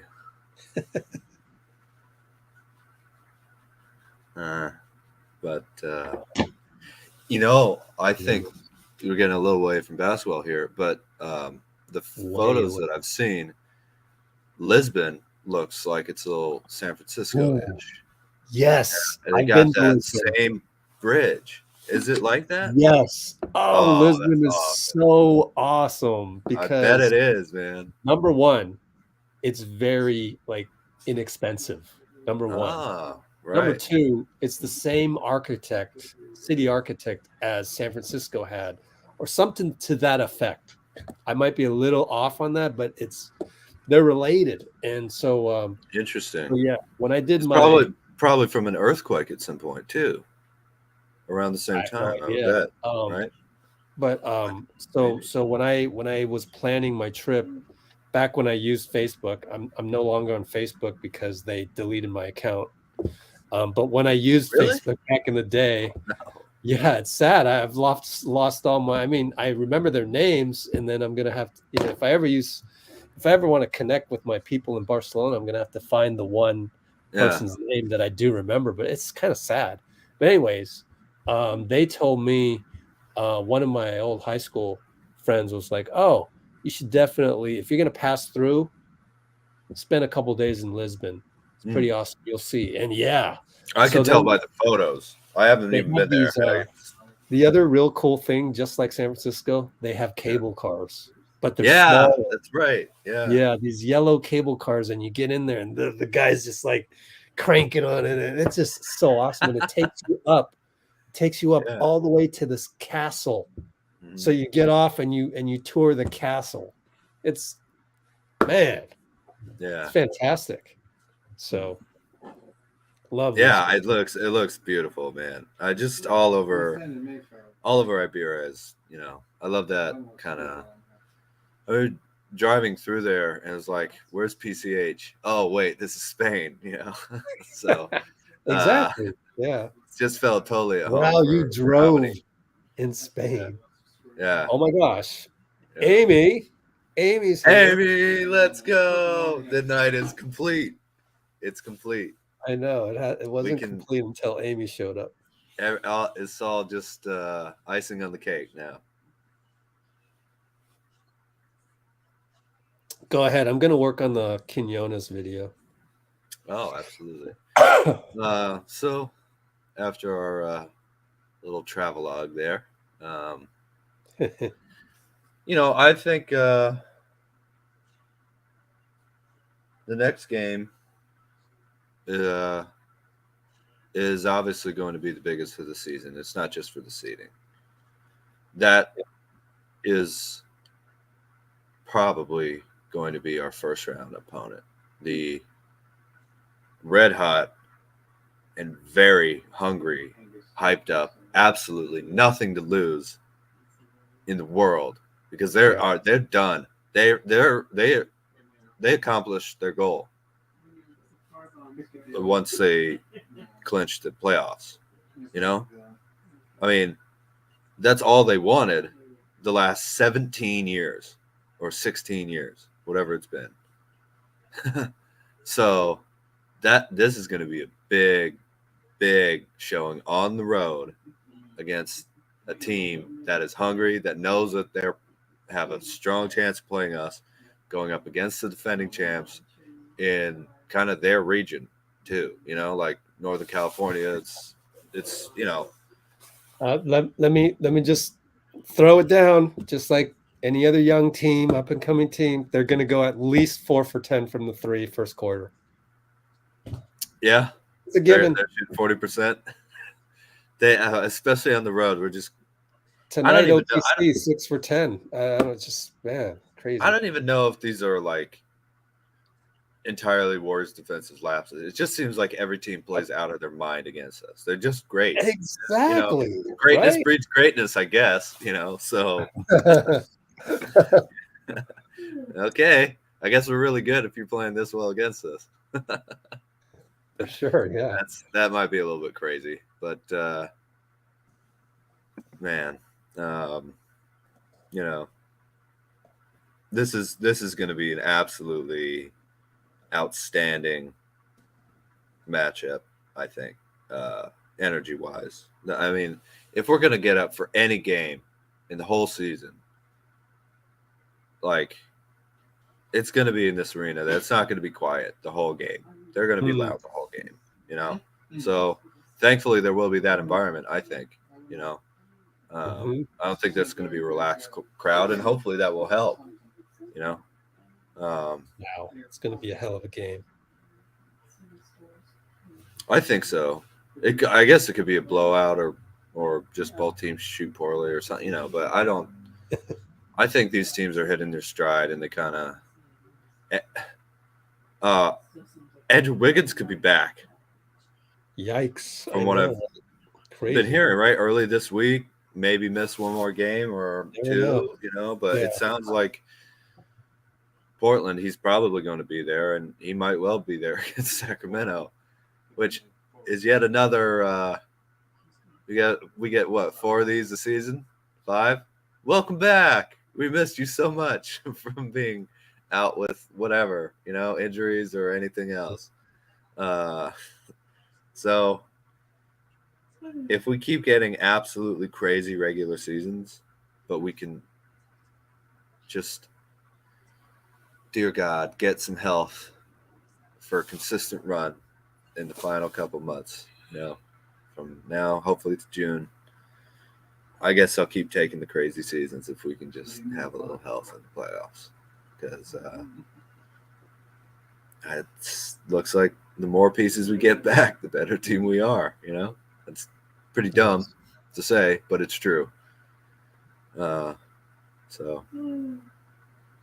see, she was all right. She was roaming with her friends around the city. Just glad to have you here, Amy. I hope you enjoyed the game. Cruising, or what's it called? I have I listen to this one classic hip hop station sometimes, and they were playing My Posse's on Broadway by Sir Mix-a-Lot. So that was you, wasn't it, Amy? Your posse was on Broadway in Hong Kong. Yeah. Larry is the white guy. People think he's funny. Real estate investor. You know that song? No, I don't. Yeah, I'll listen to it though. A lot. On Posse and Broadway. Nice. Yeah, I like the old school musical stuff.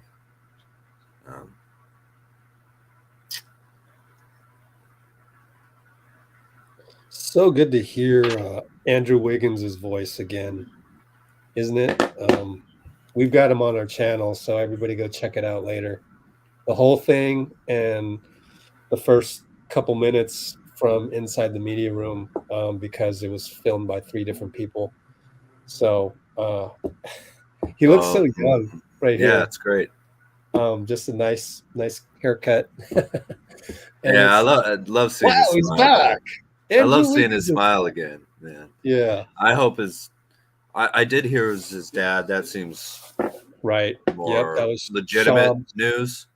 Legitimate news. Australia saying that. Yep. So I hope his dad's okay, man. Yeah. You know, obviously. You know, if he's coming back, that's a good sign, not for the Warriors, but for his father, you know. So I don't mean to do any speculation whatsoever, but he did say, you know, when your family needs you, and they need your love.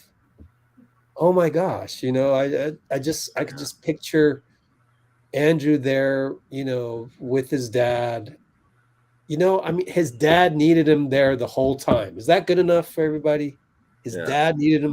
What would you do the whole time? What would you do? Please. Right, exactly. So that's really what sympathy is, or empathy, one of the two. It's just like, I can actually imagine that situation, how I'd react. So at very least, I'll give this guy some grace, a little bit of understanding, not get all cut up with what have you done for me lately.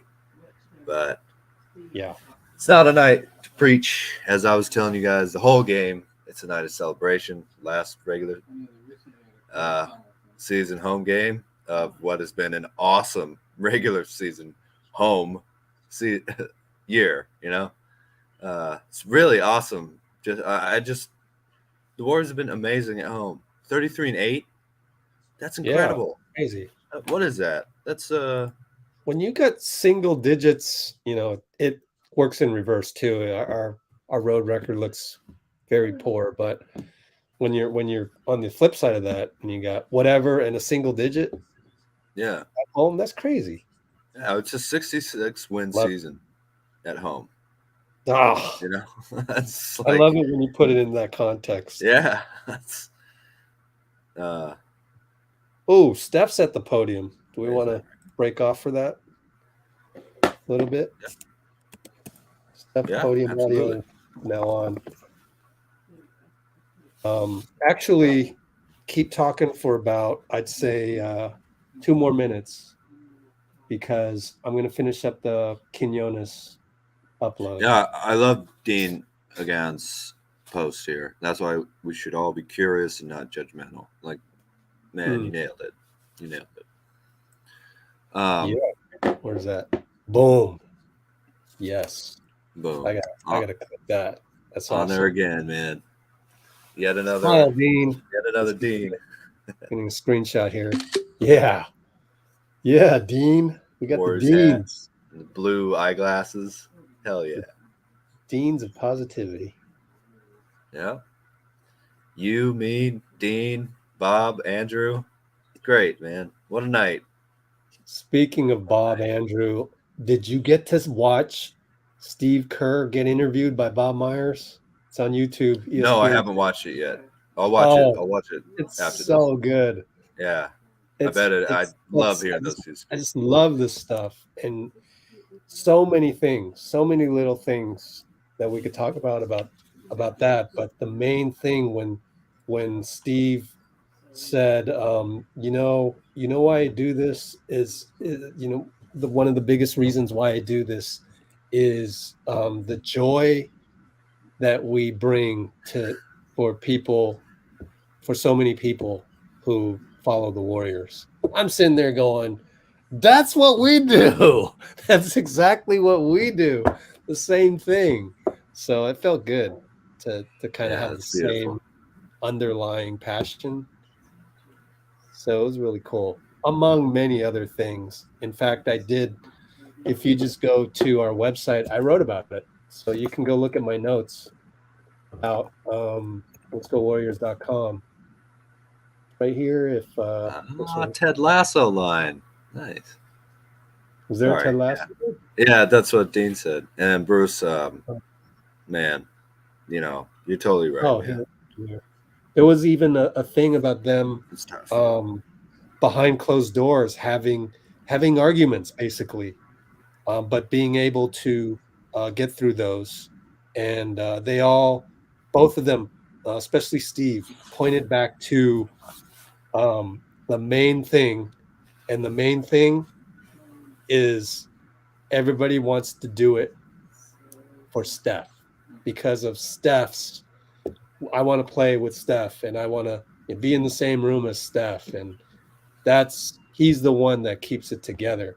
And so that's why I posted this right before the game, because that's the only time I have to do this stuff. that gave me more confidence that we can get Draymond back. He might still opt out, but then you extend him. I feel like Steph is really going to push for that, you know?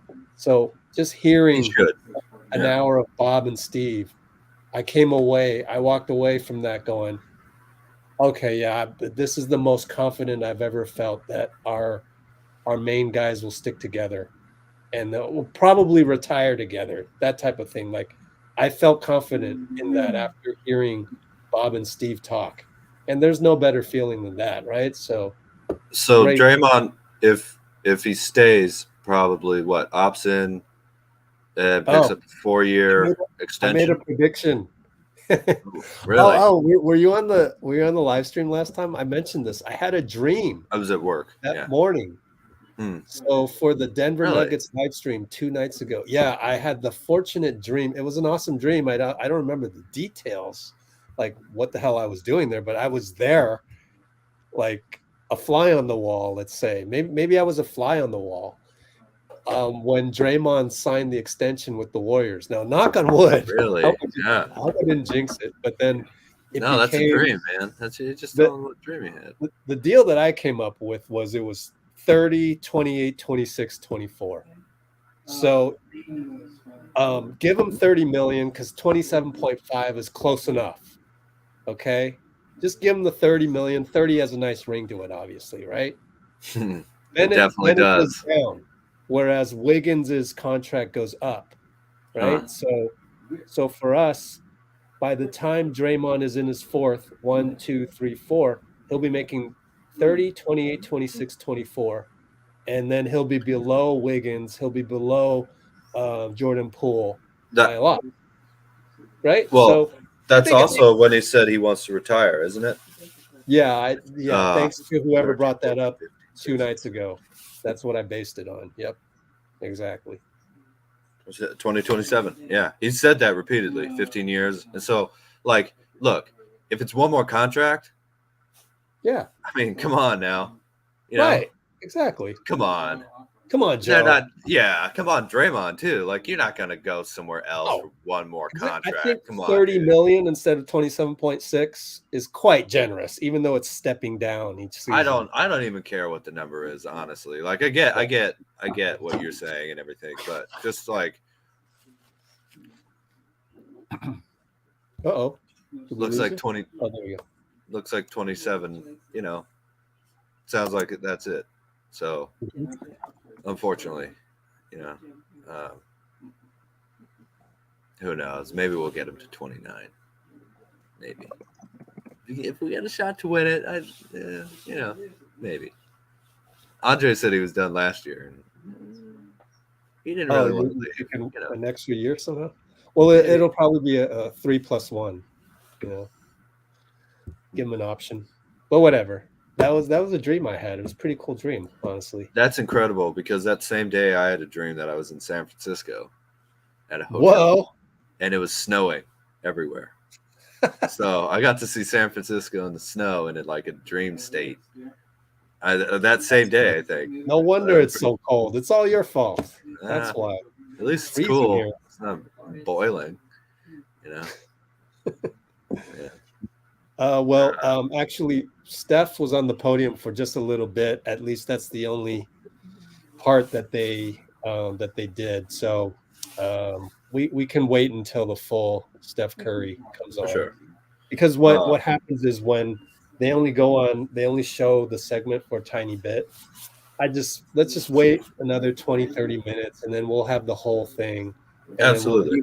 We'll do the whole thing, and by then everybody's tired anyways, so they'd rather hear somebody else like Steph talk, and then that's when you can log off and get some sleep or some rest. Oh, thanks, man. Whatever you want, you know. So we'll just wait. Oh, Moody. I might keep going. Yes, I'll keep going. Yeah. Well, speaking of Draymond, I listened to his podcast, cool. which I always miss those, but go ahead. Oh, I love listening to it. If I ever have a work night, I never listen to it before work. I always wait for when I'm walking home from work. Nice. Just listen to Draymond walking through Yeah. Quiet City. Oh man, It is good. It's really Yeah, good. it's I really, should really miss good. them. But he mentioned Oh, you mean C? the new CBA. I don't know if you talked about it. Ooh, Yeah, we have not already. really talked about that much, but yeah. Ooh, let's talk about that. Yeah. So one point was, he said that the Warriors are going to be the last dynasty under the CBA. Oh yeah, I agree. Yep. Because you can't get any mid-level talent. I also don't know how you're going to pay second-round picks. Yeah. No, there's an exception. There's a second round exception, but I don't know if it's for. Well, I thought you used your mid-level money to pay them if you don't have it anymore. Yeah, so there's a new second round pick exception, which was basically the Rob Pelinka rule is what they're joking about, because they needed what was it Austin Reeves or I forget, but somebody they couldn't either they signed Austin Reeves or somebody else left. Maybe somebody in the chat knows. The Lakers? Yeah, the Lakers lost somebody, or they had a deal with a guy they couldn't re-sign because it would have dipped into the MLE. But anyways, there's supposed to be a second round exception, but I don't know if that's for everybody or only, the non. If you don't have the ML, not allowed for Joe Lacob and Steve Ballmer, basically. Yeah. The problem is that, again, he brought up the Warriors having that problem, and it's not so much the second round picks. Obviously, it's more the not being able to get Donte. Oh, and but that got me thinking that we should there might be a more concerted effort to retain Donte, and maybe under the table say, hey, we got you if you can stick around for those bird rights. Yeah, right. Yeah, I mean, I would love that. And another 1+1. I don't know. yeah. And just say, hey, it's gonna be if you stick around for that 1+1, that you opt out of that +1, we're gonna get you. Bird right. Yeah. I don't know. He's young enough where that makes sense to do too, but with these teams, and Draymond mentioned too, that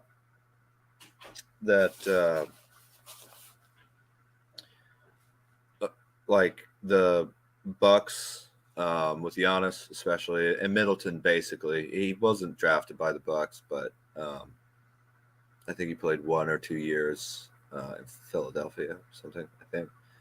And then the Celtics too, like those are teams built largely through the draft that are paying pretty high luxury tax because they have, really incredible players, that have earned big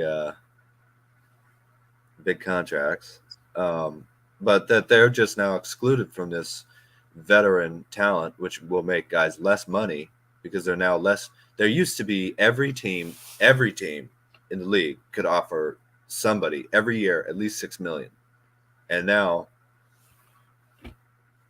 I mean, who knows how many teams are going to go over that level, but it's cutting out these veterans, and you're adding a third two-way contract. Yeah. Right. Yep. So you're bringing in even more young players without experience. So, and he was just concerned about that, concerned about the money, and kind of a lot of his points about other things were like, why was this kind of done in such haste? Like, couldn't you have done something else other than eliminating a veteran position and giving the chance to have that in between, that mid-level talent, for any team? Like, it just, he was also mentioning the games played problem for all NBA in particular, in that you could not vote for Steph Curry if he had this season next year.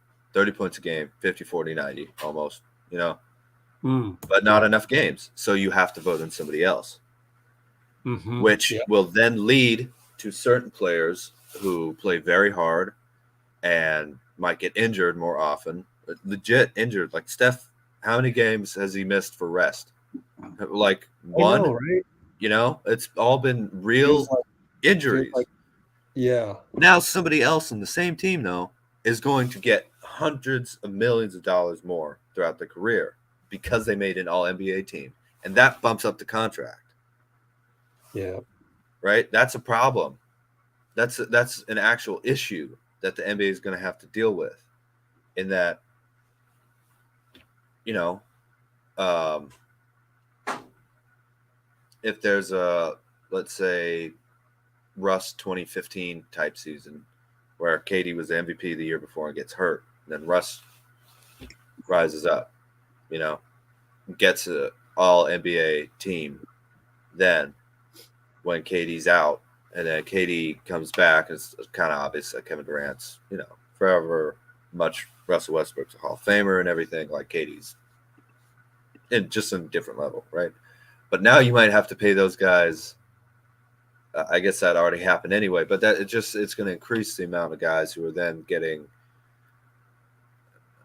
you know, kind of bigger contracts than other guys who are probably more deserving. And it felt like they could have attacked, or they could have tackled, you know, load management in a different way to me. I don't know why they went with that, because, you know, these aren't voted on by people, by the fans. They're voted on by, you know, media members, and whatever problem there is, you don't need to tell media members to have a, what do they say in the military? I forget. It's like extreme something, prejudice, I guess, which is not really what I'm trying to say. But, you know, they're going to have a natural bias against players who miss time anyway. They don't like people who sit out, you know. If they're hurt, they're hurt. And they constantly hear people saying, oh, didn't play enough games, so it's the games played issue for this player over that player. And they already took that into account. So I don't know what it would actually change, you know, other than you're now eliminating people from voting players in against that. Well, you know, they're eliminating any exceptions that would prove the rule, like Steph this year, right? Especially, like, you wouldn't be allowed to make an all NBA team. That's crazy. Yeah. That's a crazy rule. And if I was a journalist, I just wouldn't follow it. You know, I'll just publish. You know, I'm sure they have somewhere to publish. Just publish your all NBA team out to the public. Say, like, hey, do you think this team is better than with these restrictions, or what? You know, if there's a kind of rushed feeling to this. The players getting less money. Like, why did they just? I don't know. We haven't seen the whole CBA yet, but. Well, it seems like if you look at it from a weight balancing thing, that the whole marijuana thing and the what was the other thing that went along with that? The ability to have ownership in WNBA and NBA teams. It seemed like that was like a big thing that they had to make a lot of concessions for. That's what it seemed like. Absolutely, and that probably is one of also another reasons why Draymond isn't going anywhere, right? So, what do you mean isn't going anywhere? Well, you said they were allowed to. Draymond be allowed to have a stake in the Warriors, right? Oh, right. Yeah. Yeah. So why leave? Yeah. But that isn't.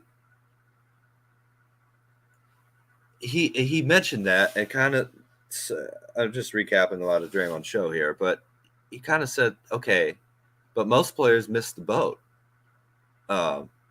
because teams went from being able to be bought in the Bay Area for $450 million to being worth, what's the going rate? About $2 billion billion. Yeah, maybe more. Thirds, kind of on the lower end.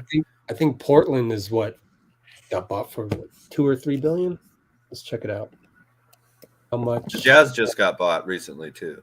So no, I mean the Phoenix Suns. My fault. My fault. Suns. Right? Yeah. How much? Well, that's a big city. It was about 4 billion, I think. 4 billion. Wow.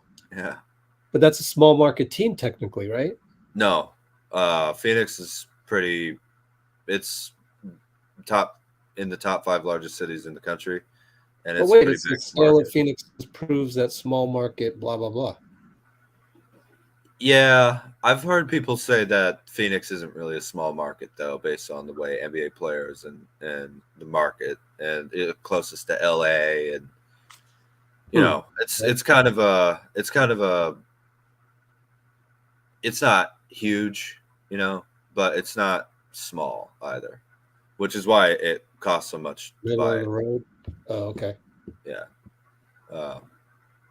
Again, the closest to LA is a huge part of that too. Like, takes what, 30 minutes to fly, probably something like that, maybe 45, maybe an hour. I don't know. But why did we get on this? Oh, right.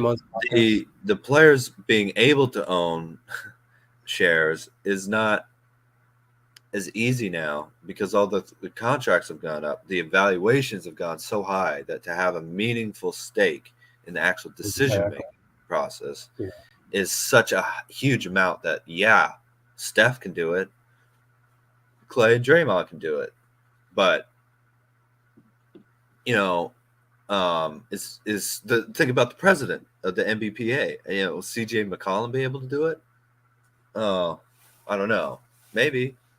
He's made a good amount of money, but, you know, Steph has the Under Armour $1 billion deal, you know, and also there's the tax thing if you want to play in the coasts, basically in the biggest markets in the NBA. They tend to tax more than other smaller markets.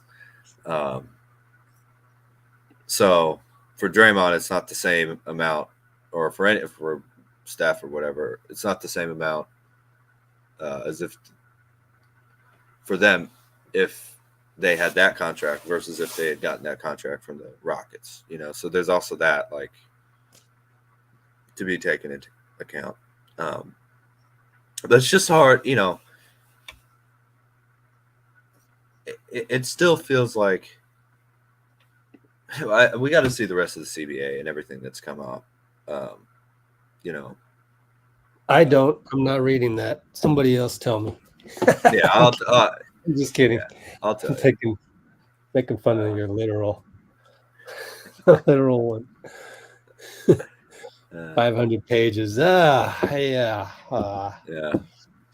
Oh no, I meant I'm gonna let someone else read it, then I'll read it. Then All right. No, but we should get a CBA expert. Let's get Keith Smith back here. Yeah.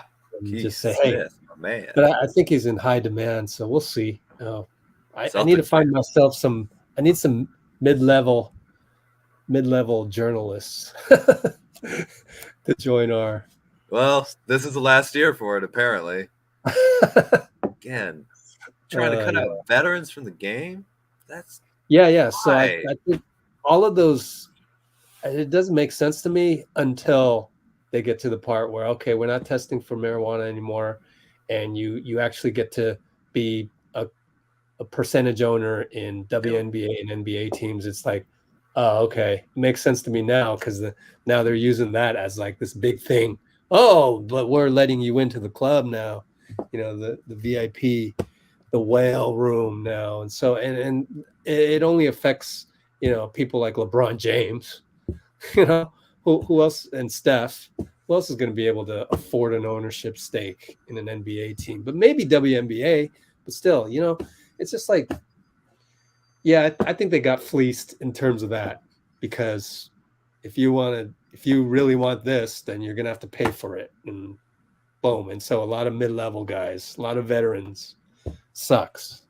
That's just like it's going to make it harder to keep a winning team around you, though. You know.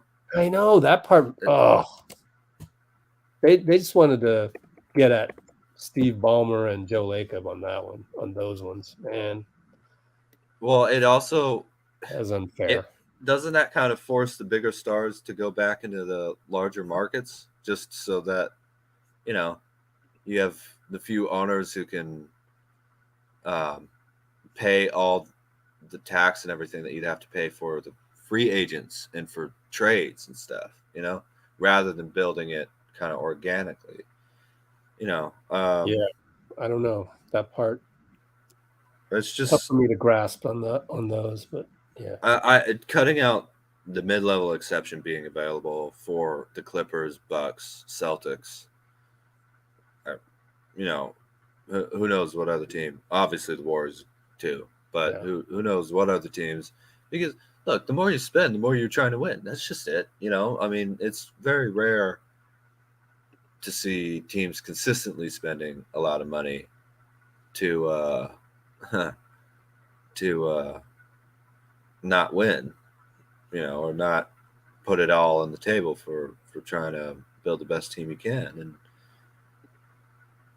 it's starting to be punished, which is just a terrible idea. Like, you need more team identity, you know? You want the best players to stay a little bit more where they're at, I think, just in terms of the product. But what we might be missing, Rich, is that from a Twitter perspective, from a player movement and also kind of roster chaos perspective, you know, that might actually be something that plays the other important game of the NBA, which is interest in the human drama, which during the regular season has kind of taken over how many people actually watch basketball, right? Or try and learn basketball. Don't you think? I don't know. I just see what happens. But I'm gonna go and work on this Steve Kerr video because he talked on the podium for 9.5 minutes, which we can cover later. So you keep going. I'll mute myself for now. Yeah, that's a good question, Dean. Is there a rep from each team? I believe so. Oh, you answered it right there. Looney represents the Warriors in the NBPA. That's interesting. I didn't know that. Pretty cool, man. Looks like a senator. Yeah. Yeah. Oh, he could be, probably. I think that dude's pretty smart. Yeah. Academic, in an academic sense. Yeah. Almost all basketball players are really intelligent, but you know what I mean.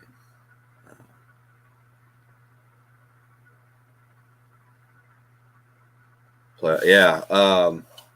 Draymond mentioned that, I think, that last year was Bay to Denver, which was 3-hour flight, I think, into the altitude. Then it was to Tennessee, which is in the Western Conference, with its borders of, you know, North Carolina, is in the Western Conference. It was 5.5-hour flight, I think is what he said. And then it was Dallas, and that was like a 4-hour flight. And then it was 6.5 hours to Boston. It was kind of pretty extreme distances, really, you know. Well, so what is the furthest the Warriors, who are the furthest west, could play? It would be, I guess, Boston's it in the finals. That's as far east as you can go in the NBA. I think it's further than Miami. And then New Orleans, Memphis, Minnesota. You know, so it would be nicer to play something a little closer, like Portland or Sacramento, LA, you know, Utah, a little closer, Phoenix. So right now, it's looking like we'll probably. Well, you're hoping to get either the 5 or 6 seed at this point. So that either way, that'll be, you know, kind of closer travel.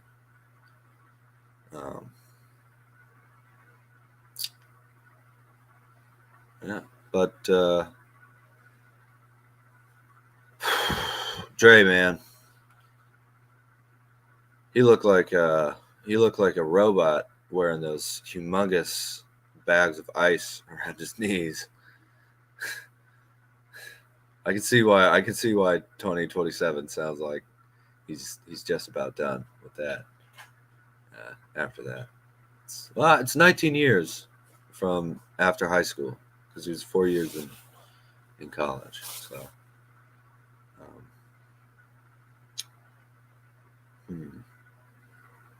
I think did we talk enough about Steph Curry today? That dude was incredible, man. Just some of the moments where you go, oh, Warriors need to get a good shot here.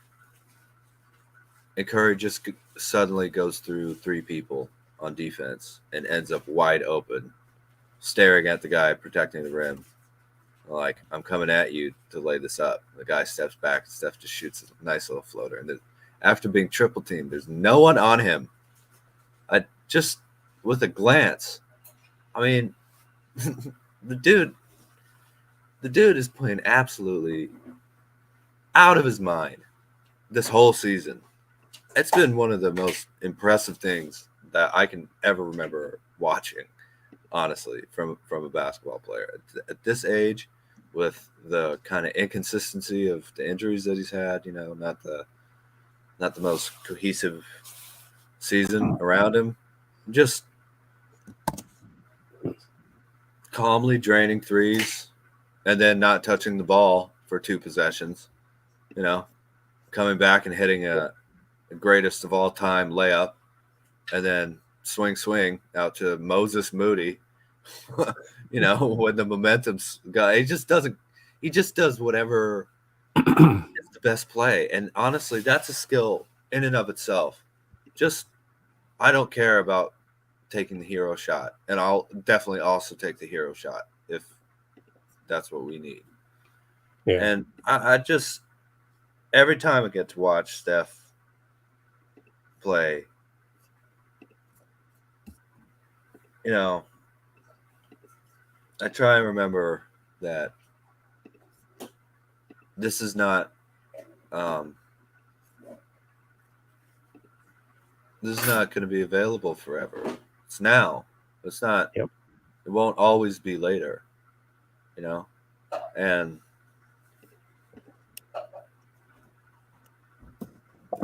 I have no idea what I'm going to do when Steph Curry is playing basketball in the NBA. I really don't. That's going to be tough, man. That's going to be there's so many great young players, you know. I love the game, obviously, but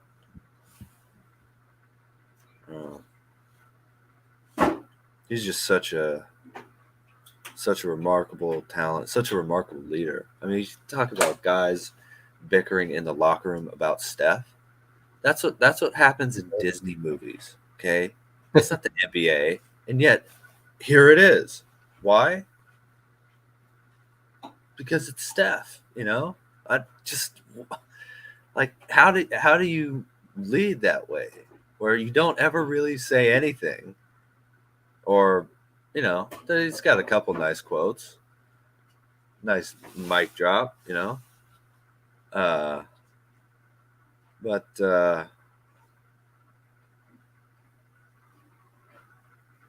just, I can't. I'm so happy that I chose not to be someone who spent watching Steph Curry's career filled with rage on the internet. I get angry if I don't think the team's competing hard enough because I know how hard they can play. You know, I know how good they are when they compete hard, but bitterness and anger that lasts, for days. It just, some people like the Denver game, like, don't tell me anything about hope for the future of Warriors this season. We lost a game by 2 points with 2 Klay Thompson shots for a game winner against the number 1 team, and Jokic was out. Oh, like, I don't know. We're starting to lose based on mistakes rather than getting our ass absolutely kicked for, 3 out of 4 quarters like was happening in the beginning of the season. So that's a good improvement. That makes me happy. I don't know, just, and that's, everyone here,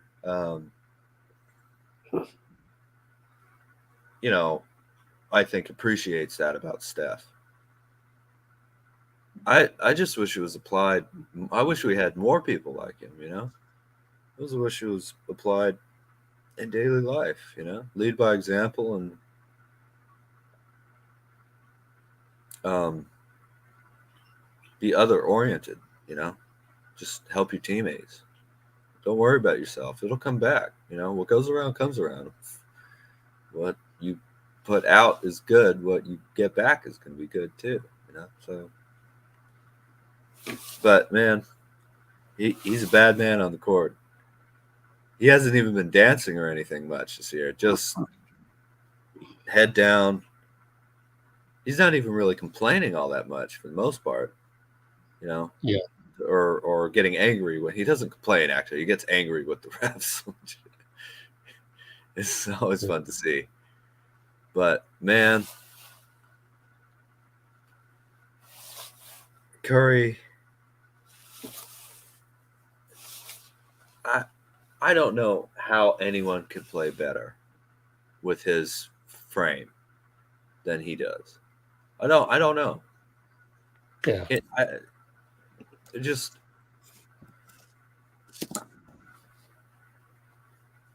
he must have maximized his abilities. I think he might have maximized his natural abilities more than anyone that I can think of. Yeah. He did everything right. It came from nowhere. Nowhere. Del Curry was a nice role player who retired, and then Steph had a fun Final Four run, right? Or a Elite 8 run. Both, maybe. Good run in Davidson, But a lot of players have nice runs in college and don't end up being superstars. Yeah. And then he was almost kind of not a joke, but like a kind of funny, like, look at this dude shooting these crazy shots. It's kind of like Steve Nash, but just putting up all these ridiculous looking shots to the average viewer. And it turned out the whole world was wrong and Steph was right. No, actually, I'm the greatest. These are the best shots. Take that. And he was right. That's unbelievable. That's unbelievable, man. You're never, ever, ever going to see someone like Steph again. Yeah. And you could say that about all the greats, obviously, but there is something special about watching Steph in the Bay on one team with all the winning, with a superstar who I can't remember one time that he complained in 2020.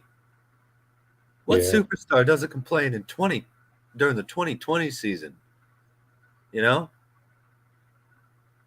Doesn't ask for a trade, doesn't ask anybody else to be traded. I mean, I'm sure there was some things that they talked to him about, and he gave an answer one way or another, obviously. But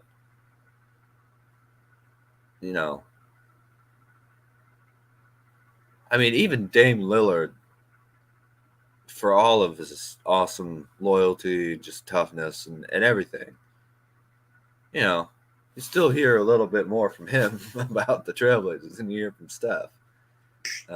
And until recently, he never really missed a playoff.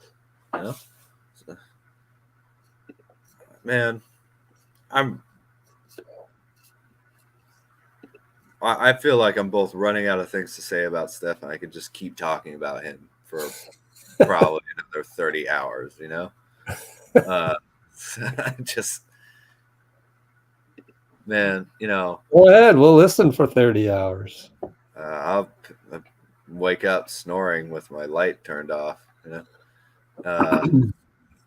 in front of the screen. But, you know, the way he's.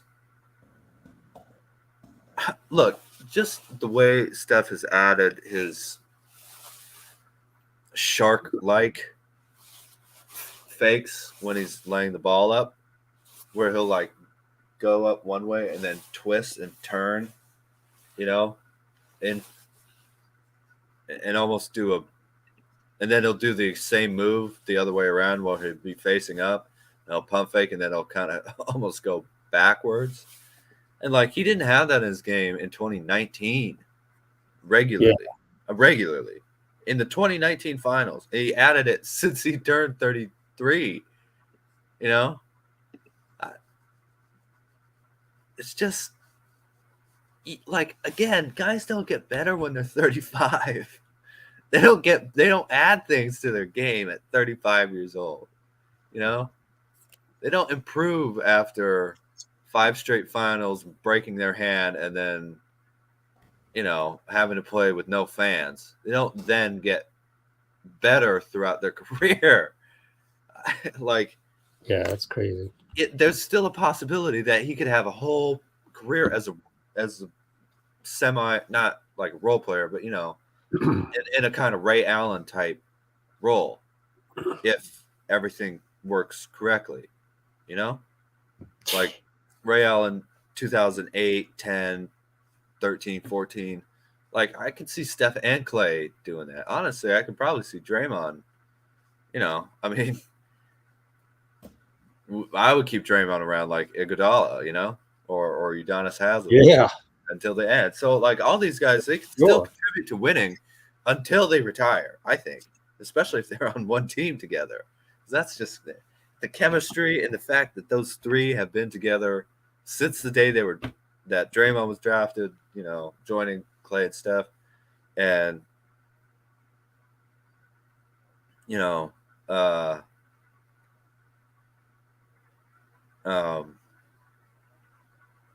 you know, just keeping that chemistry going. It's just such a special moment that I can't tell you how lucky we are to be able to watch this, you know. Mm-hmm.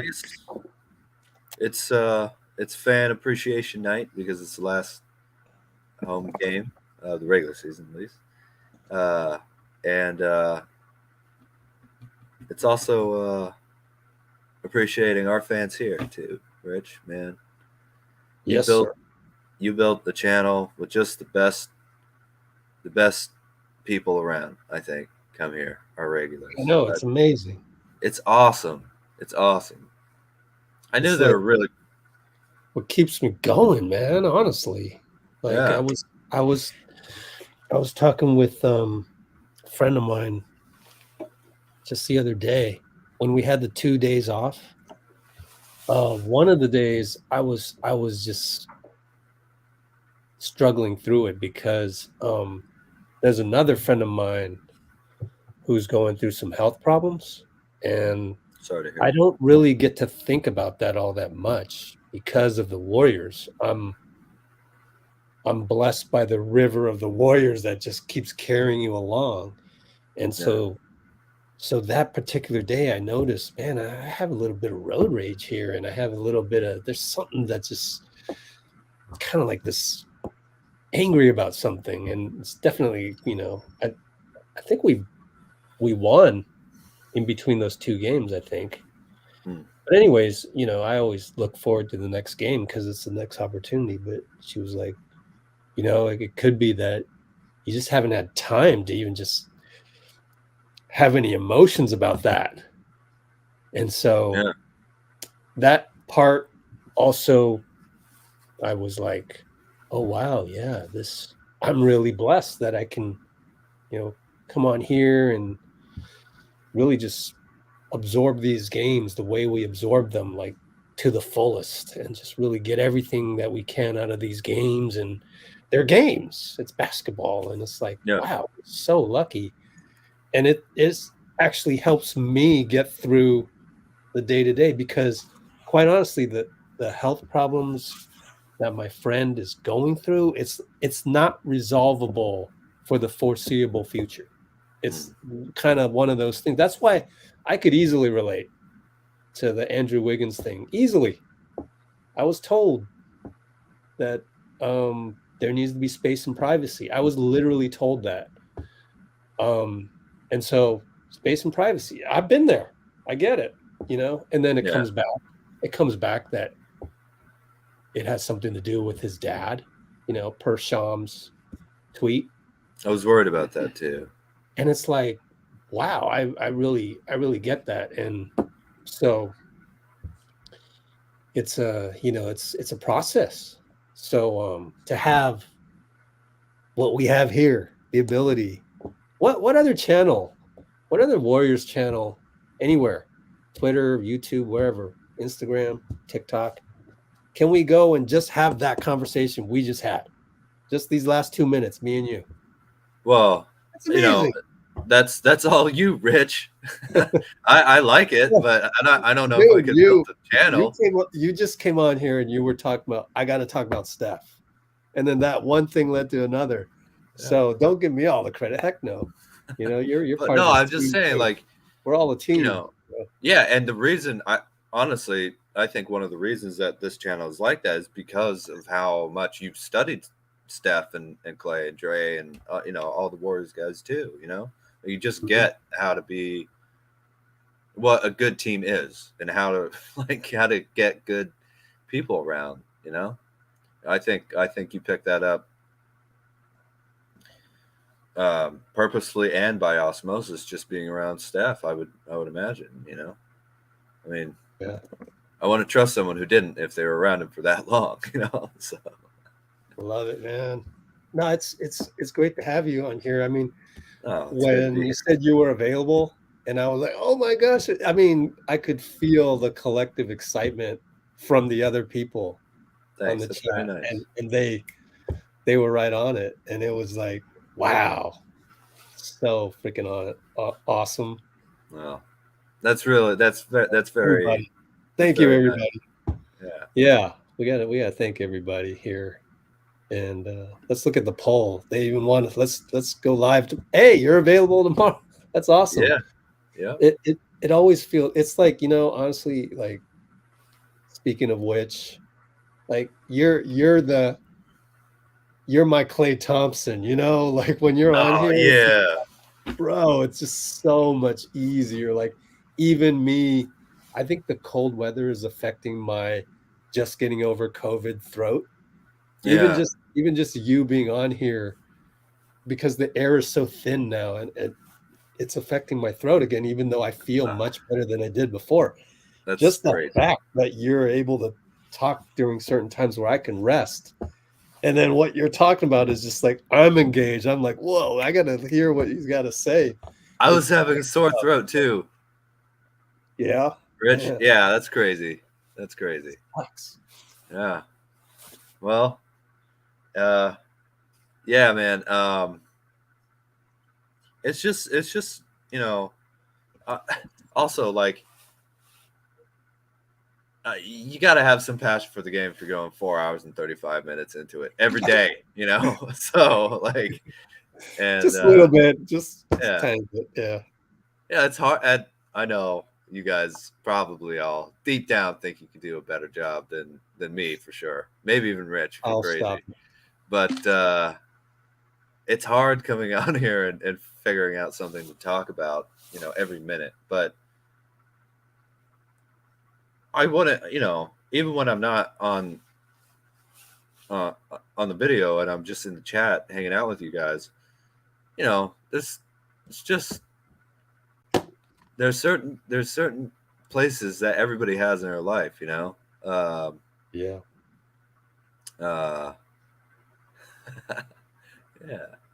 I like that, Dean.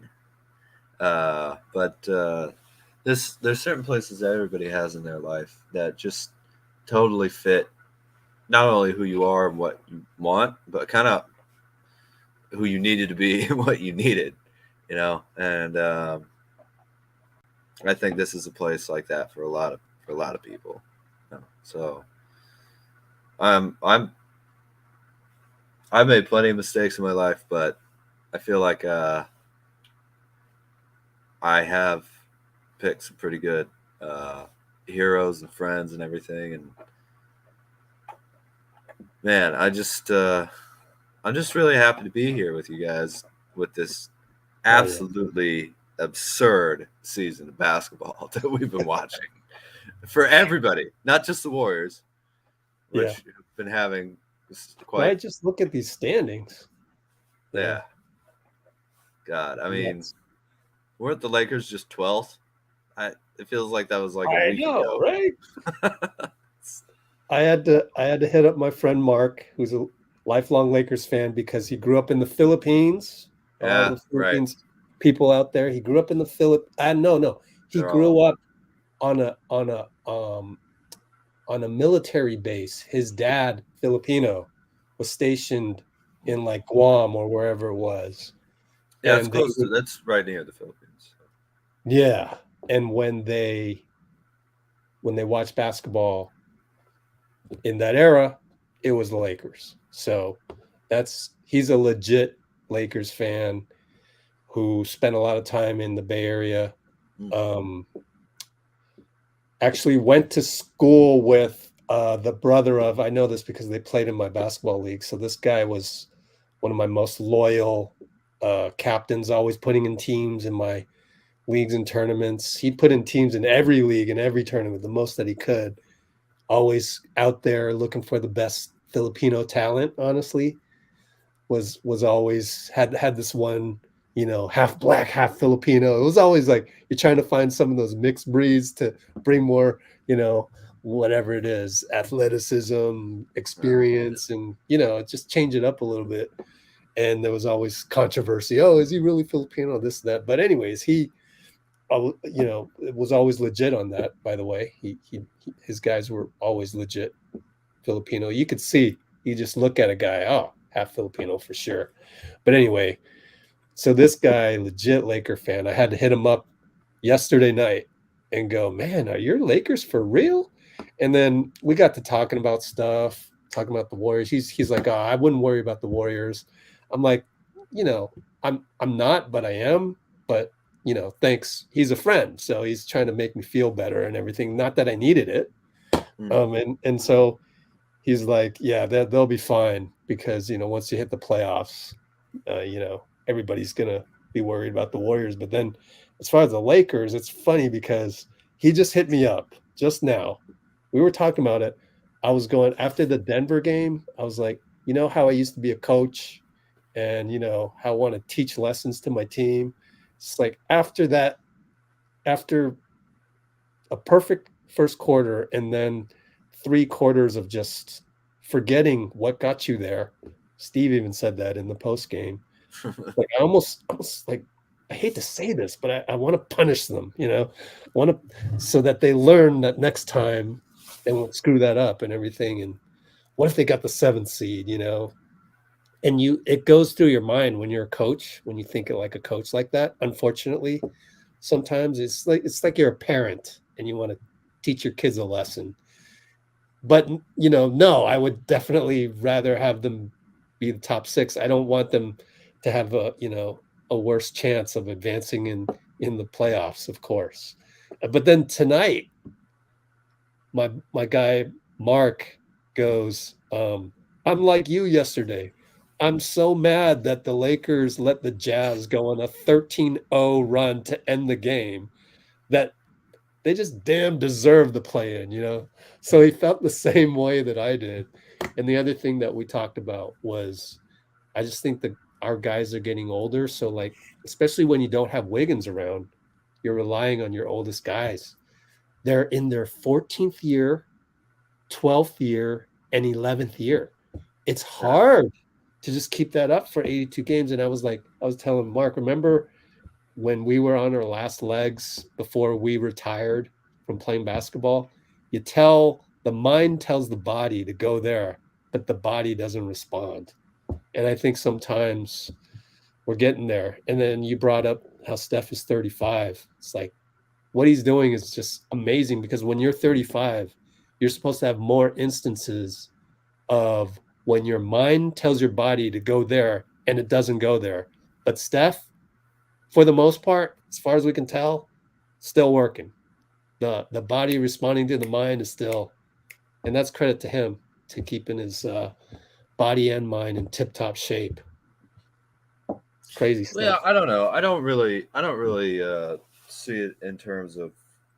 That's fine. You know, it's just that you have to learn to play differently. You know, there is a decline, I suppose, of athletic, you know, explosion of whatever kind, you know, quickness, a little bit of strength, maybe. Dexterity, whatever. you know, reaction. Yeah. But, you know, the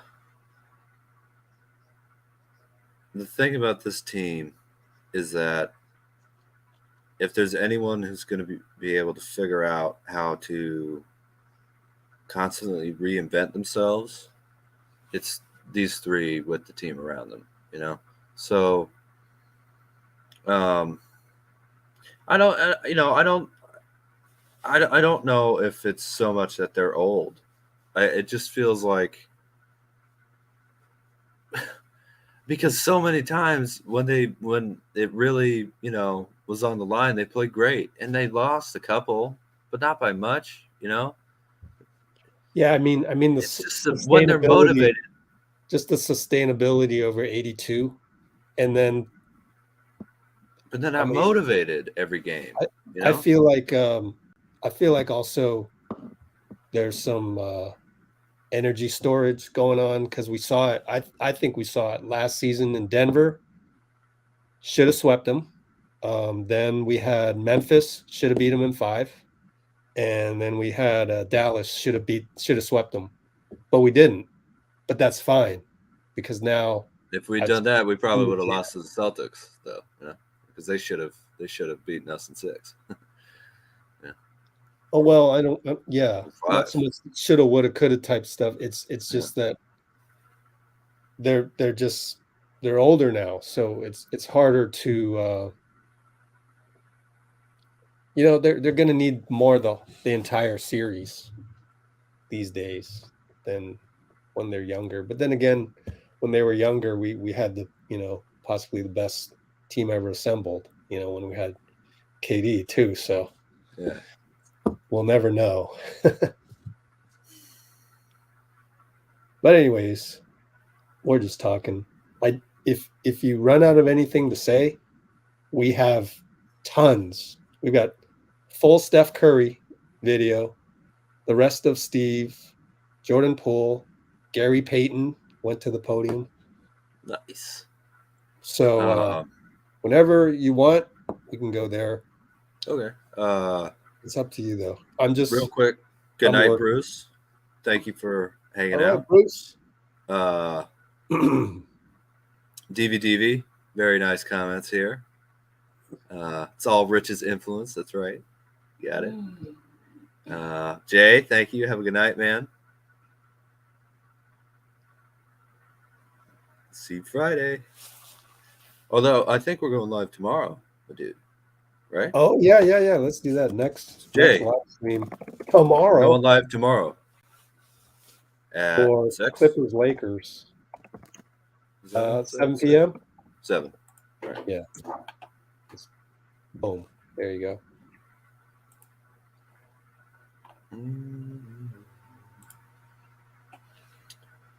Yeah. Oh, Jordan Poole.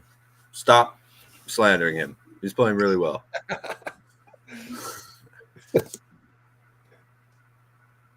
I did come up with a nickname for him too. Trey Cool Poole.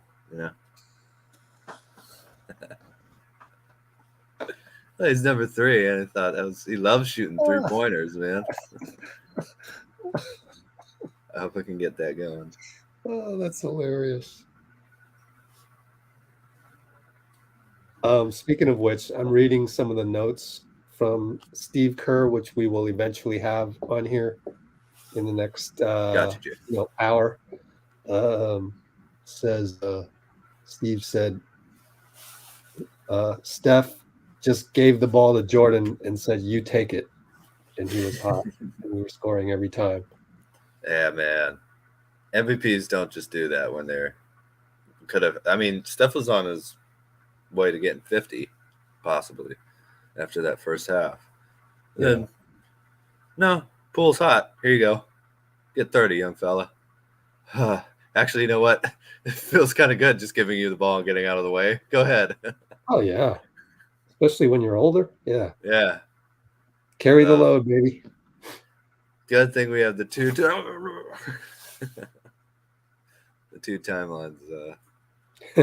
Yeah. Yeah, man. Great game. Against a very good team. Again, we have to give credit to the Thunder real quick here. And just how, like, this team, I think, basically their plan was tell them to tank until they get tired of it, and then say, all right, fine, go ahead, see how much you can win. And Shai's a star, man. Fingerprints all over the game, even when he doesn't have the ball in his hands, and that's one of the biggest things out there.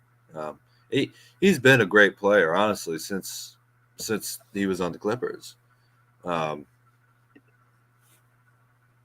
You wonder if they kept Shai and gotten Kawhi Leonard, because they had to trade Shai to get Paul George. They didn't need to do that to get Kawhi. You wonder where the Clippers would be at if they had that. But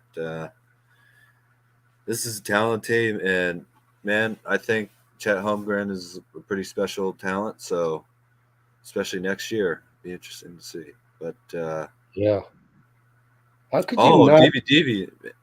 Yeah, go ahead. What were you gonna say, Rich? I was just gonna say I'm definitely tuning in for the Holmgren versus Wembanyama matchup. Yeah, the thin titans fighting each other. It's crazy.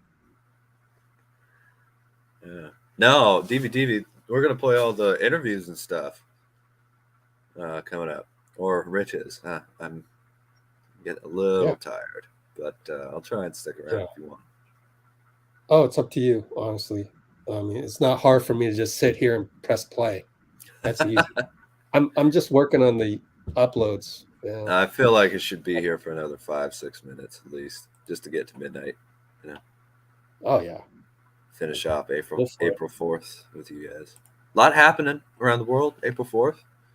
Trump in court. Finland and NATO. Warriors getting a win. Lightning hitting it. Lightning. Yeah, they just joined. Wow. Yeah. Cool. Mm-hmm. All right, Lori Markkinen. Yeah. Oh yeah. Right. I was the finisher. I wrote an article for Interbasket when I went to Spain for the World Cup. The Finland fans, wow, they were amazing. Yeah. One guy was dressed up like, their flag is blue and white. He was dressed up like a blue and white Ultraman. It's out there. I forget. Let me see. If you just Google like interbasket.net, what should I say? Finland World Cup. I don't know. Maybe it's in there. 8 days ago. Nope. Maybe if you put in the year, it might come up with the Spanish one. Yeah. Shoot.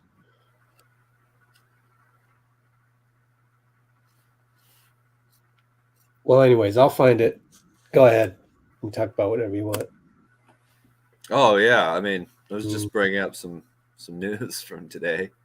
A huge lightning bolt hit the One World Trade Tower, I think is what it's called, in New York.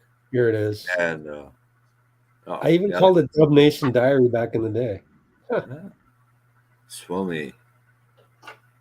Right. 8,000 basketball fans from Finland. Man, where's my picture of the dude?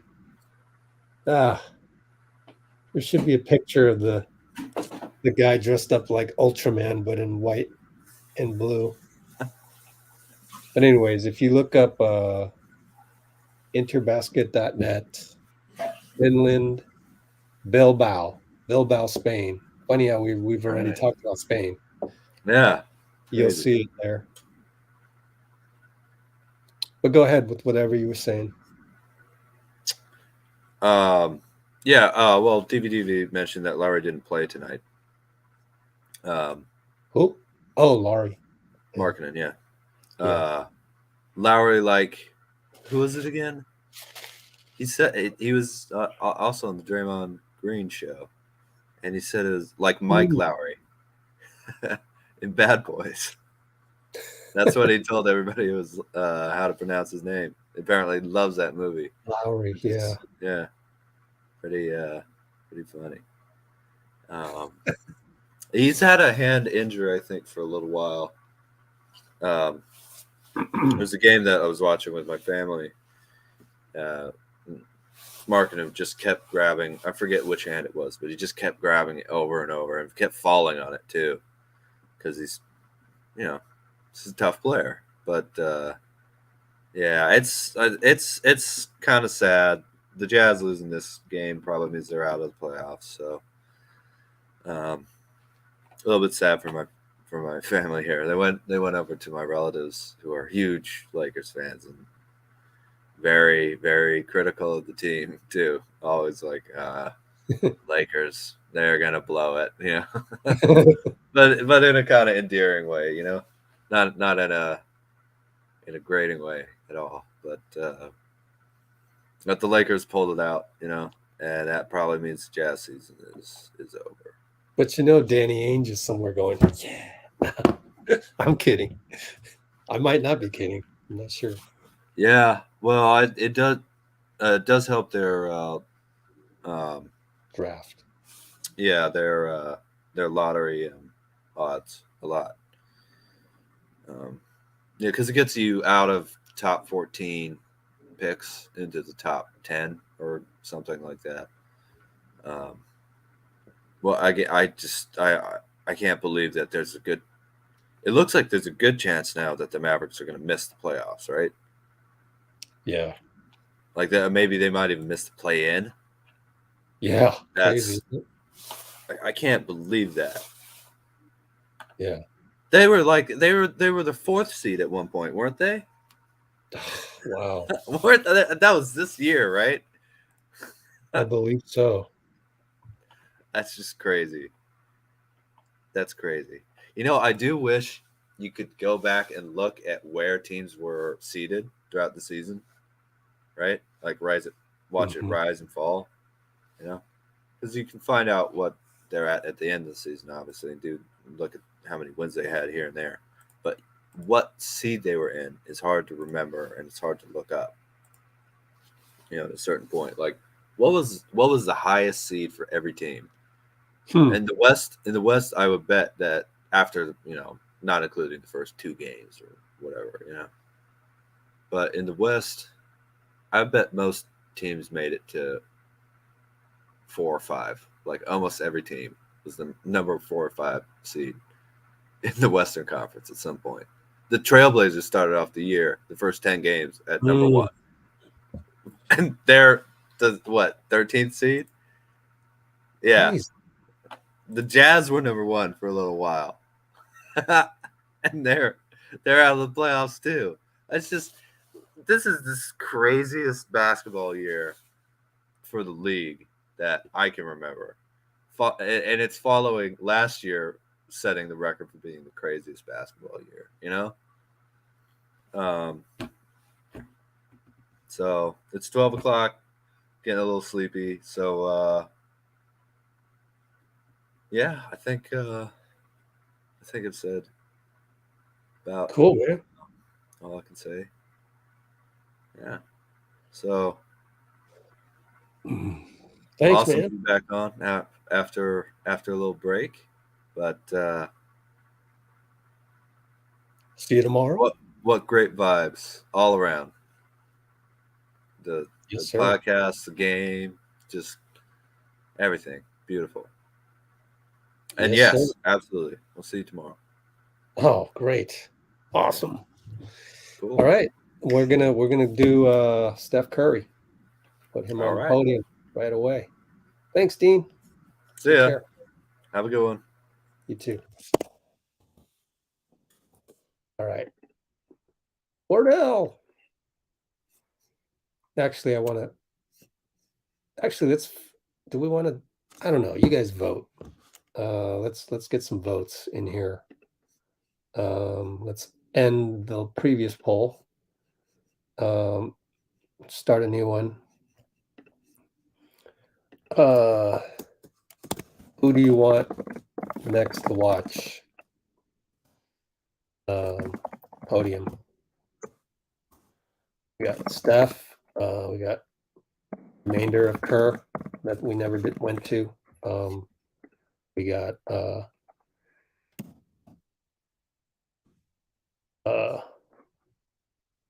Poole and VP2. So let's go. Let's vote. I'm sure because it's going to be Steph, but I'll wait. See what you say, because I've got to do this work anyways.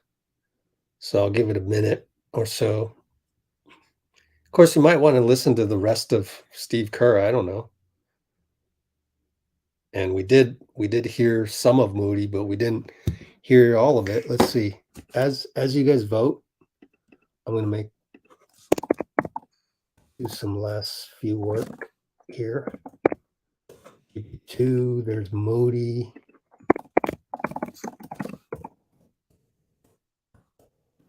And then we'll just go in that order. Make this a little more interactive with how many people are left.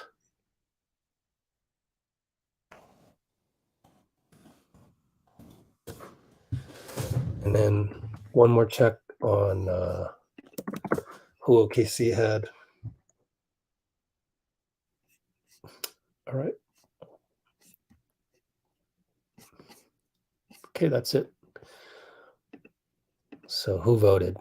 We've only had 4 votes. All right, so just to kick it off, let's go with Steph.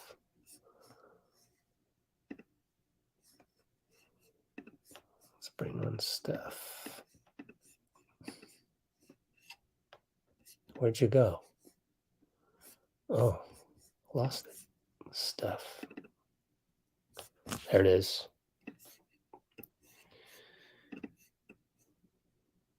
Here we go with Steph.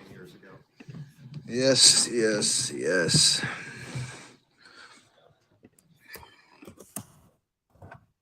Start this. What was it like to see Wiggs back? The motion of that, and I think he looks pretty good. It looks pretty, comfortable being back.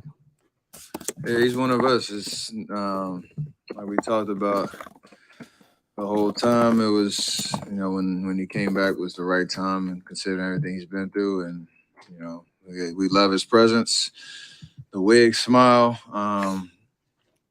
you know, just having him in the locker room was big. I didn't get to see him on the court as much, but it was great to have him back, and to say the least. And then when he gets his picture up on the big screen, the crowd goes crazy. You guys seem to really enjoy that and see that huge smile from Wiggs. That's what it's about. Understanding how much he's been embraced by our fan base, by the organization, and you know, that's the love you show your own. And I know there's been a lot of unnecessary conversation around him and the whole situation, and you don't want to really react to everything that goes on, as they say on the internet. But it's just a matter of, you know, embracing him and giving him the space to come back and enjoy basketball again and enjoy being around us.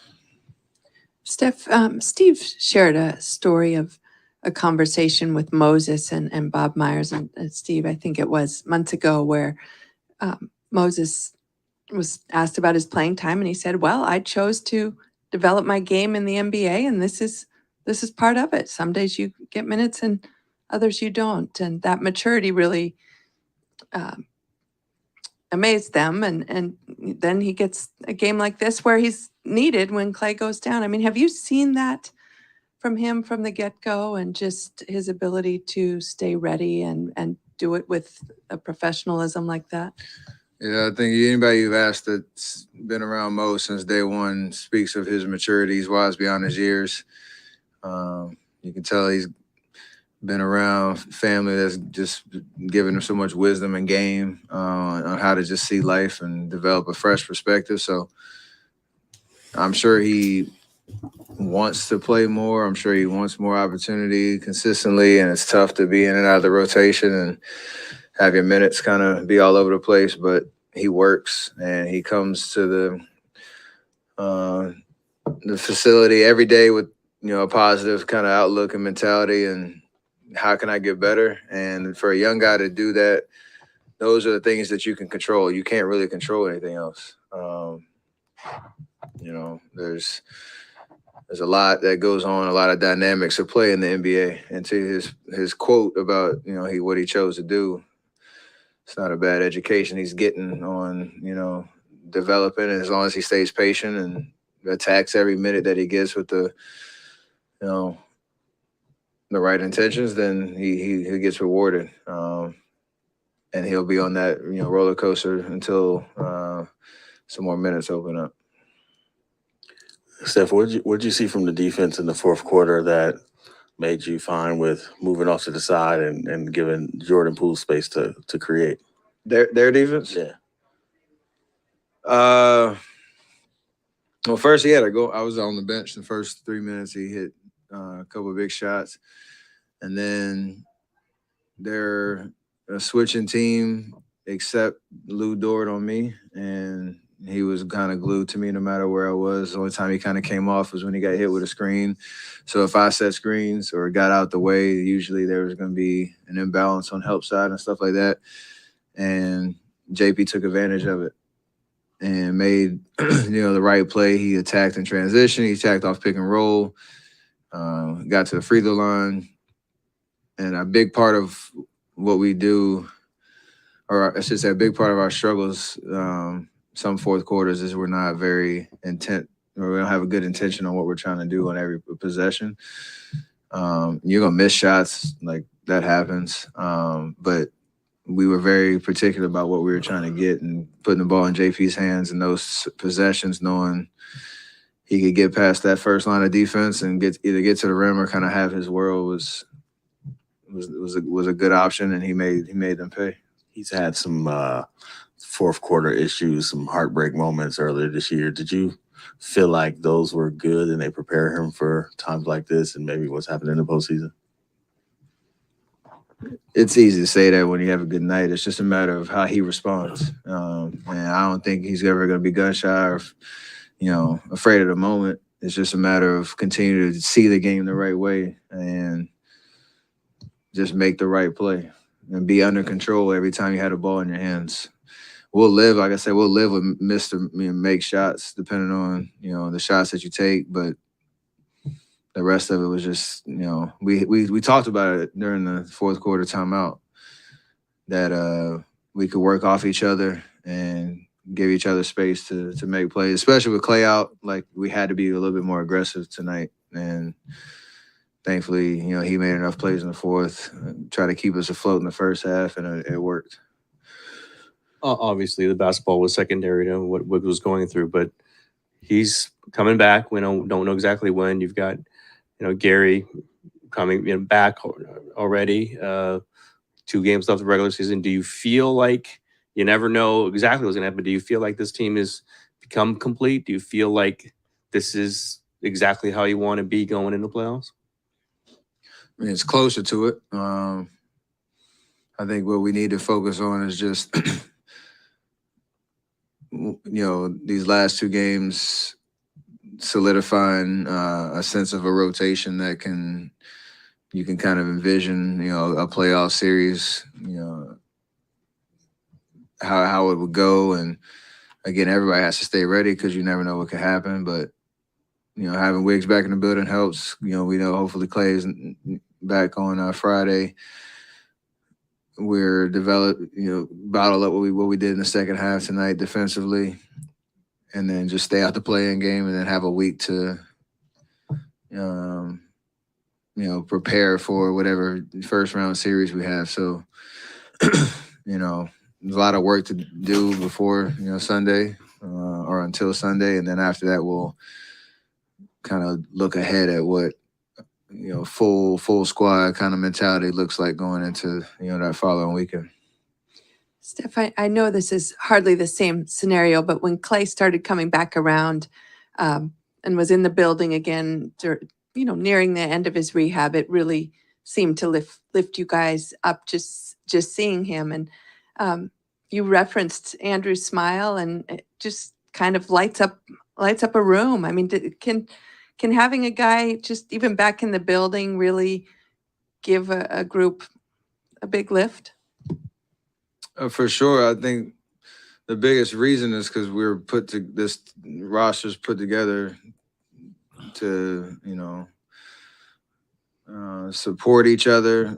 That's not just on the court, but personalities and how we mesh and everything that we've been through. So when you have pieces missing, it definitely, you notice it, and you try to keep, moving as business as usual. But there's always kind of that cloud hanging over of, when a guy's out for whatever reason, you're not whole. So definitely helps, and it'll be another jolt of energy when he puts the jersey on and gets back out there on the court. So, hopefully that happens soon.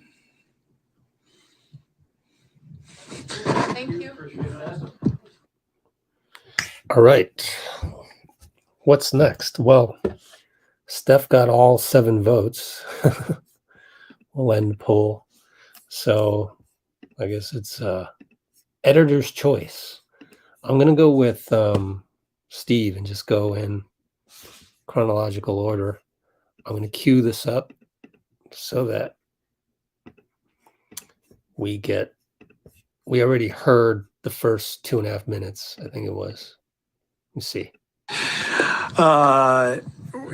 To be honest, I age a little bit more on the road, believe it or not. Oh, I remember that. The guys who have been Here we go. Other end, we feel like we're always in the game. There it is. Steve, it looked like you moved Steph off the ball in the fourth quarter and created the space for Jordan. We obviously know he can do that, but a lot of it is decision making the right reads. What did you see from his choices tonight, the shot selection, the win the drive, et cetera? Jordan, yeah, I mean he was so good. That last quarter and a half, just scoring, getting to the rim, decision making. And, it wasn't like I told Steph anything. We just made a couple of play calls where, Jordan had the ball and something good happened. And Steph, being who he is, he just gave the ball to Jordan. He said, you take it, he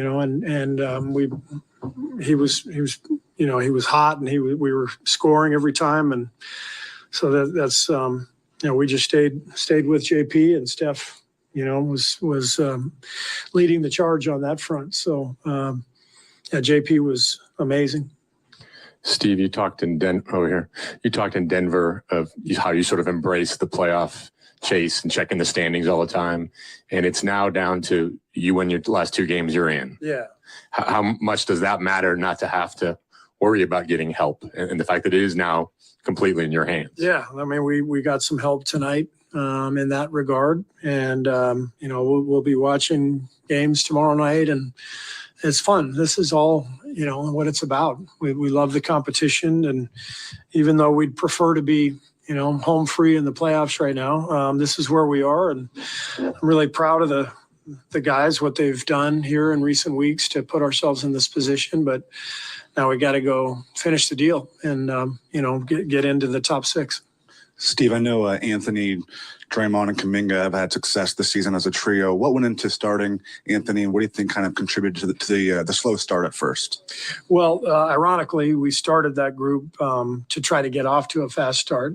They have been starting the top of the second quarters here for the last couple of weeks, and they have a really good plus minus, great success as a group. And we like the combination of the size with JK and Lamb to guard their wings, along with the shooting of Jordan to make up for Klay's absence. So we thought it would be a good starting lineup. Didn't work out that way, but we adjusted from there. And as I said, the guys who came off the bench were brilliant. Donte was fantastic tonight. His defense in the second half, his shot making, playmaking, and Loon doing his usual yeoman's work. And then we mentioned Moses. Gary also, we had to get Gary out there more in the second half. He didn't play enough in the first half.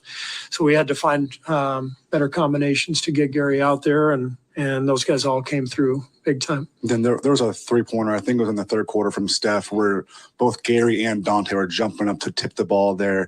You can see them keep plays alive with the way that they tip and almost kind of tip towards somebody. How innate is that for a player to like that, to be able to tip the ball towards someone, know where it's going?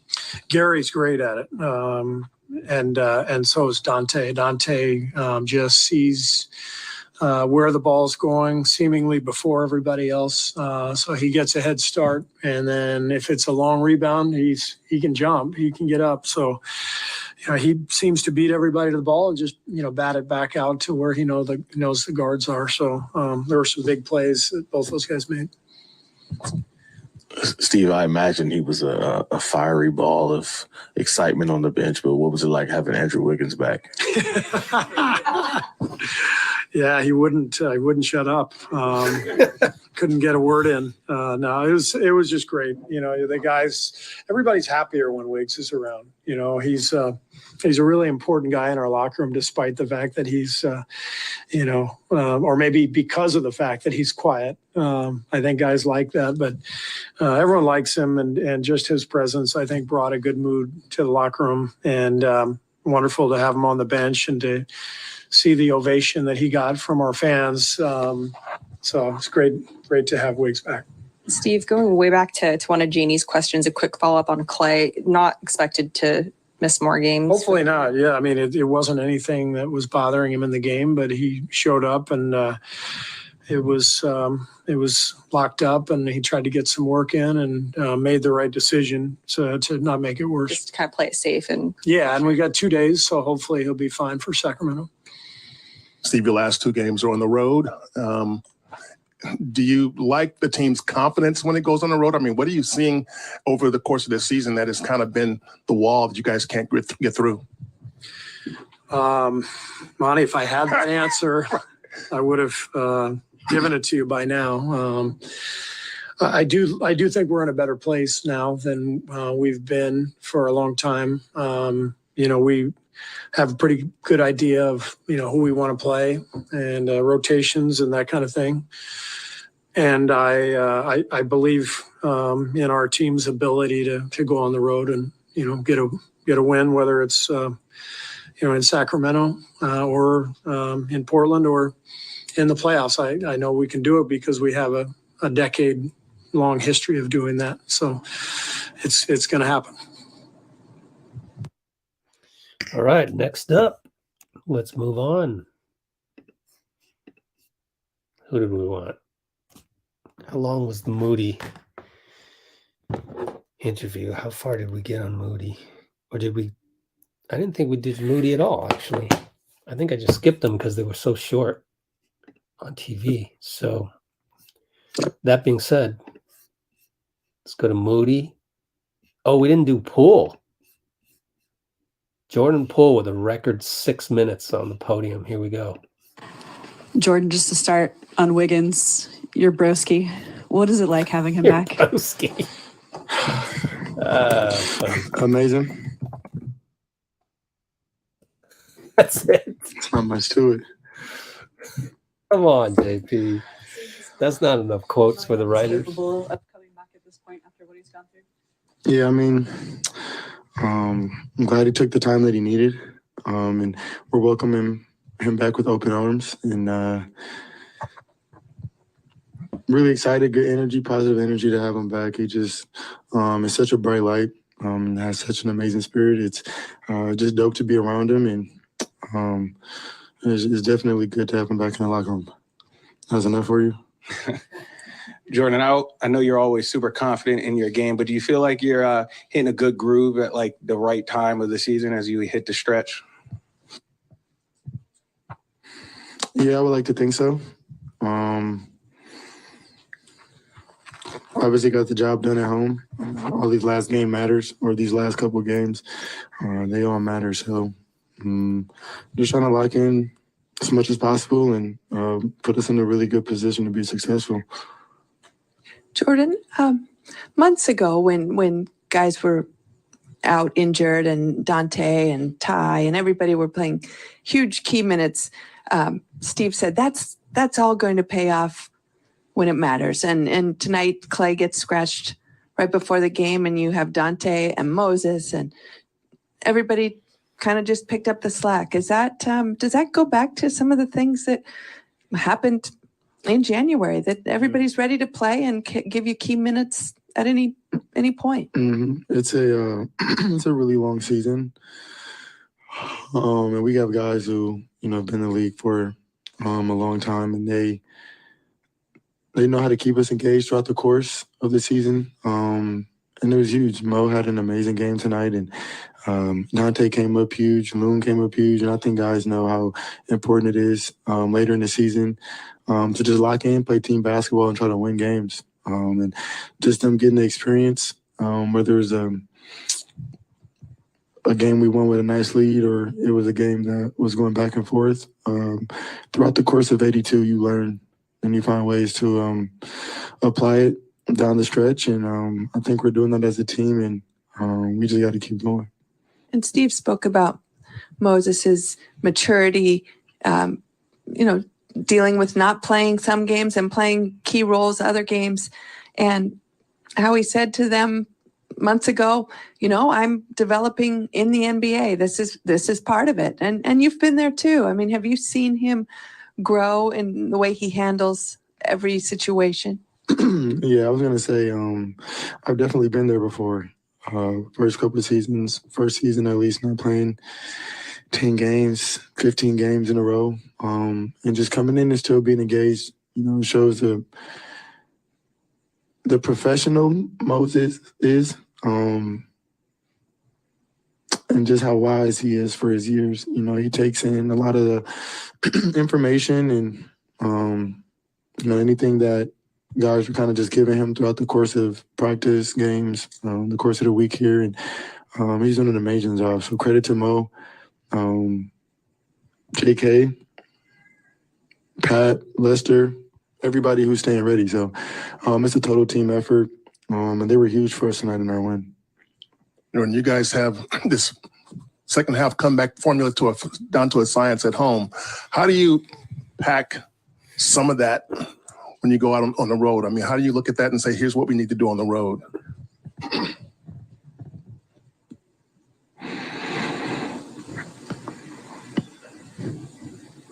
Bro, if I had the answer for you, I'd tell you, bro. I ain't got that one for you. I know you've been thinking about it because everybody on this team has been, but what makes it work at home besides the crowd? I mean, the energy is a big part of it. Obviously, just the positive energy and momentum throughout the course of the game. I think we'll be good, though. You know, we got guys who've had experience and have played in, you know, some of the most heated moments, heated battles, and this is where we look to them for leadership and guys who've been here before. I mean, but if there's any time to put it together, it's now. Jordan, 18 points in the fourth quarter tonight. You've had a handful of these kind of fourth quarter flurries. If you can kind of just take me through what the moment's like with that, but also number two, to have someone like Steph Curry kind of empower you in those moments and tell you, hey, I want you to be shooting the ball right now, have the ball in your hands in the fourth quarter when the game's big right there. I mean, I always feel like I really can make an impact throughout the course of the game, especially in the fourth quarter when it matters most. You know, and a lot of teams are going to be worried about Steph. They're going to be focused on Steph, but you know, just being able to, like I said, have the players and coaches just trust me to play my game. You know, and just be aggressive and being out there for a really good stretch and kind of getting the rhythm and you know, with Steph and Klay and Donte and myself, like all we need are a couple shots to get going, you know, and whenever you get like a 8 or 9 minute stretch, 10-minute stretch, and you kind of just find that rhythm and you find plays that work and you find actions to keep going to, it can be really pivotal and, you know, just try to go out there and make big plays when it matters most and just be me.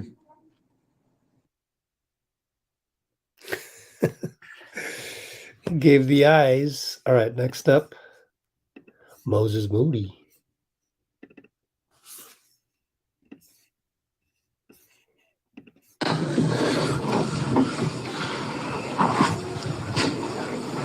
Kerr mentioned that he and Bob talked to you a little while ago just about situation, not playing much. That you said, I came to the NBA to develop, not if I wanted to develop in college, I would have done that. And just when did that dawn on you? Is that something you knew already? And that's a pretty mature thing for somebody to say this early in their career.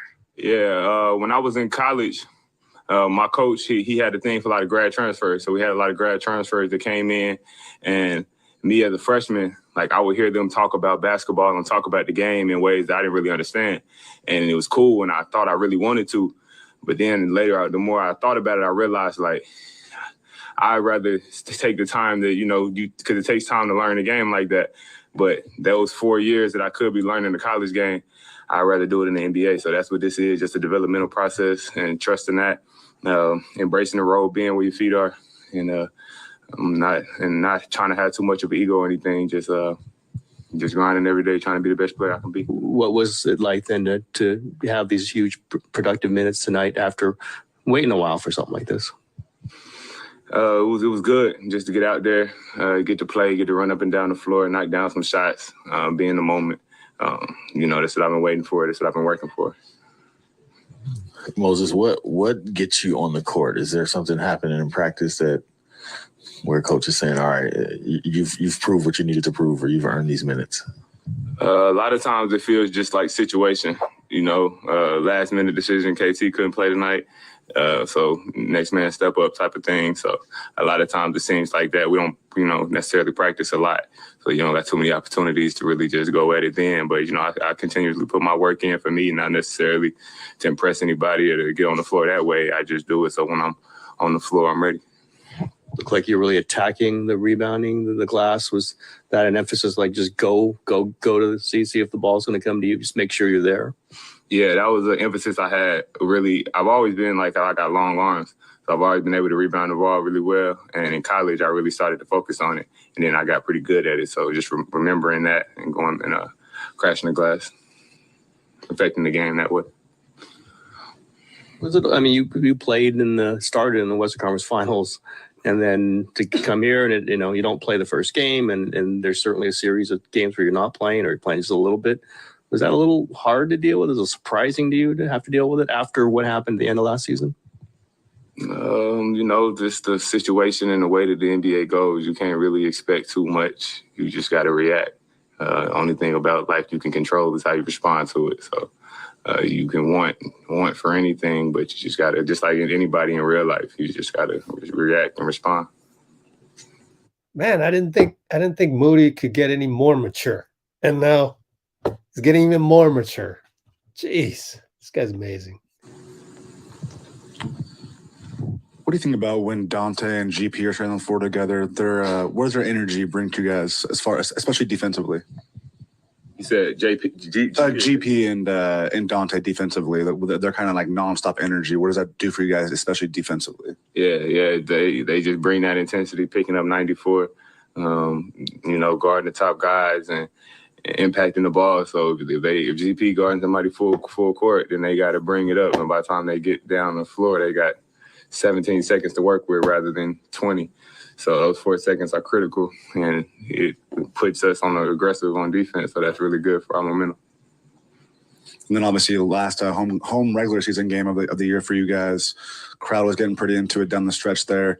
Was it reminiscent of those big games that you're part of last season in the playoffs? Yeah, it definitely has that playoff feel to it. Being out here with these games, knowing how much each game matters, how much each possession matters. And this season, I've always heard coaches talk about, each possession and how valuable each possession is. And I never really understood it being younger playing at AAU. We running up and down the floor all game. You miss a shot, well. But the role that I play, I might get out here and I got 5 possessions to work with. So each one of those are very critical. Not saying that you stress about them or whatever, but value the ball, value those possessions, and make sure good things happen when you're on the floor. Maybe if it's not even me shooting the ball or making a shot. So me being able to dissect my possessions like that makes me see okay, it's not that many possessions in a game, and each one of those contribute to the final score, actually, and I'm finally understanding that. You guys obviously played much better in the second half defensively. I think 46 points as opposed to 79 in the first half. And now with Wiggs coming back, how much can he impact the defense? How much better do you expect the defense to become with him back in the mix? Yeah, I mean, we all know what Wiggs can do on the defensive side, offensive side too, but just having him put pressure on the ball, long defender that can be in the gaps, that can guard on ball, that can guard off ball, it makes us a better team defensively. Moses, but also having Wiggins just being there. I mean, he's smiling, and just seeing him, does that lift everybody up before he even is back on the court necessarily? Yeah.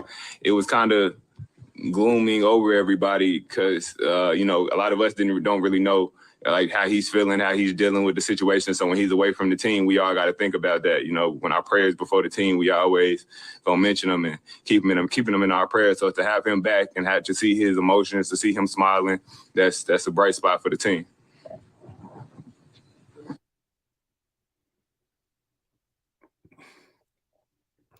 Cool. One more. Hold on. I gotta fix something on my Instagram. There it is.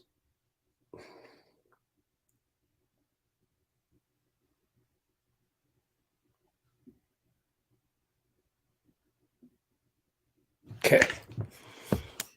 Last one, GP2. Here we go.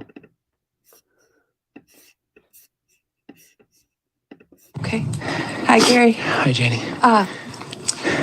How much do you appreciate how every guy in this backcourt, and not just the backcourt, but tonight when Klay gets scratched, Moses is ready, you're ready, and how everybody picks up the load. And even before you got back here months ago, these guys were doing so and kind of getting ready to have these roles at this time of the season. Been doing it all year since last year, Mo. Everybody off the bench stays ready. They know things like tonight. Klay was supposed to, he didn't go. So those minutes are open, and guys know that it can go either way. You can play 5 to 15, and Moses is ready. 25 minutes unexpectedly, and he came out there and did what he needed to do, made plays, and help us, down the stretch. What was it like to get Wiggins back today? And then you were there on the sideline when his picture's put up on the big board. The crowd goes crazy. Just what was that emotion like? Just to have him in the building, just to be around. We know he's probably not going to be in the lineup for a minute, but just to have his presence and, see his face and his smile and the energy he brings, just him being present is huge for us, and it brings everybody together. So it's fantastic to see Wiggs back. Some teams maybe wouldn't have loved having him been out so long. This team clearly said take as much time as you need. You wanted to get back to this team. Is there some sense that this is, a little different, this way this team operates with its players? No, this organization, it's a player first organization. They want to make sure, we're mentally and physically ready to, come to work and do what we got to do. Wiggs was gone for a period of time for Wiggs reasons, and they didn't press him or push him to come back and get ready to play. Just when he handled what he had to handle and he came back, we're gonna get him. They're gonna get him ready. So that's what they did with me. I wasn't ready. They got me ready until it was safe for me to go out there. So just kudos to the organization for caring about their players and letting us deal with life. And then, make sure we're ready for basketball. What was your reaction and the team's reaction when you found out that he was going to come back? I was just happy to see Wiggs' face. That's all it was. I was just happy to have him around and, laugh and joke with him. And, it's good to see him mentally in a good place. Curious. Steph had a 3-pointer where you and Donte both were jumping up for the tip. You could see Steve was talking about earlier how innate you're able to tip the ball towards players like that. Is that a skill that you can work on, or is it just in you where you're able to find somebody in midair with the tip like that? It's just energy and effort. Donte actually got that one. I kind of timed it right, but he jumped higher than me. But we know where guys are. When we're down there, we glance and see where guys are, and just try to tip it back. We can tip it in the backcourt, and it's not backcourt, so we don't tip it back all the way. We know somebody's back there to grab it, so we just tip it out, try to get another extra possession for our team. Gary, you had a brief conversation with your dad during the game. What advice did he give you, and how much is it just to have him sitting courtside watching you play? It's kind of hard. We got a game plan, and Gary sometimes wants me to go rogue and stay on the best player, but I got to explain to him, and that's what I did. I explained to him that we got to stick to the game plan so everybody's on the same page. But he's always, he wants me to guard the best player and make sure that they don't get off, but we got to stick to the game plan. Thanks, guys. That's some good info. That's some really good info. And that makes me wonder if, because that was a Chinese reporter at the end, and I want to check my secret. How do I check this? My secret Chinese website for all this other stuff. So let me see if I can find it. See if they had a post-game interview. Let's see.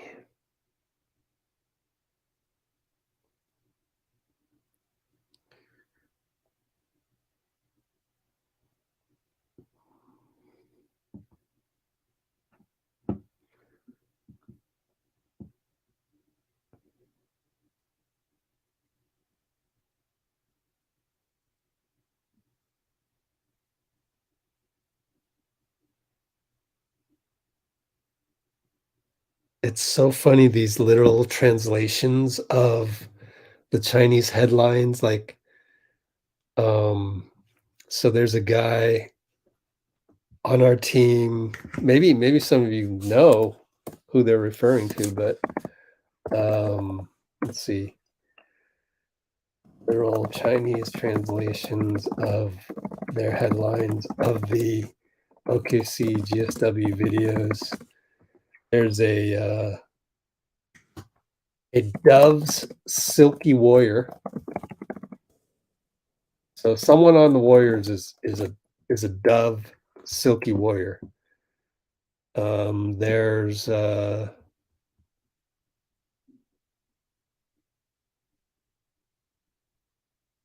Immortal Guidance is like divine help. I don't know what that means.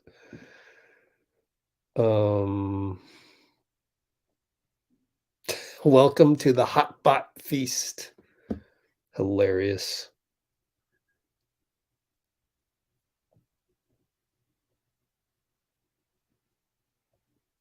I don't think we're going to get any interviews. Nope, I don't see anything.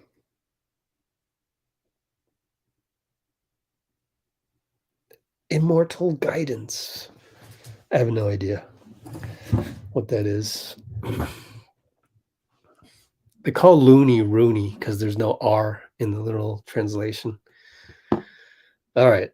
I'm still not done with all my Instagram posts, but that's okay. I got far enough. GP2. Oh, I accidentally went past GP2. My fault.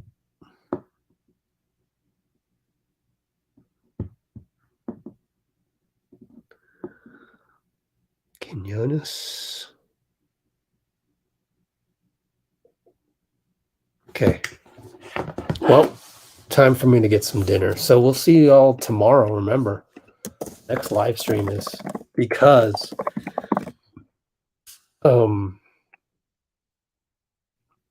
it's Wednesday tonight. So yeah, because of 2 days off. Clippers Lakers tonight, which is weird to say. It's tonight because it's 12:41 a.m. Tonight at 7 p.m. Pacific time with Dean Chambers. So, Justice 123, high five, and Justice 123. I'm out of here. Take care, guys.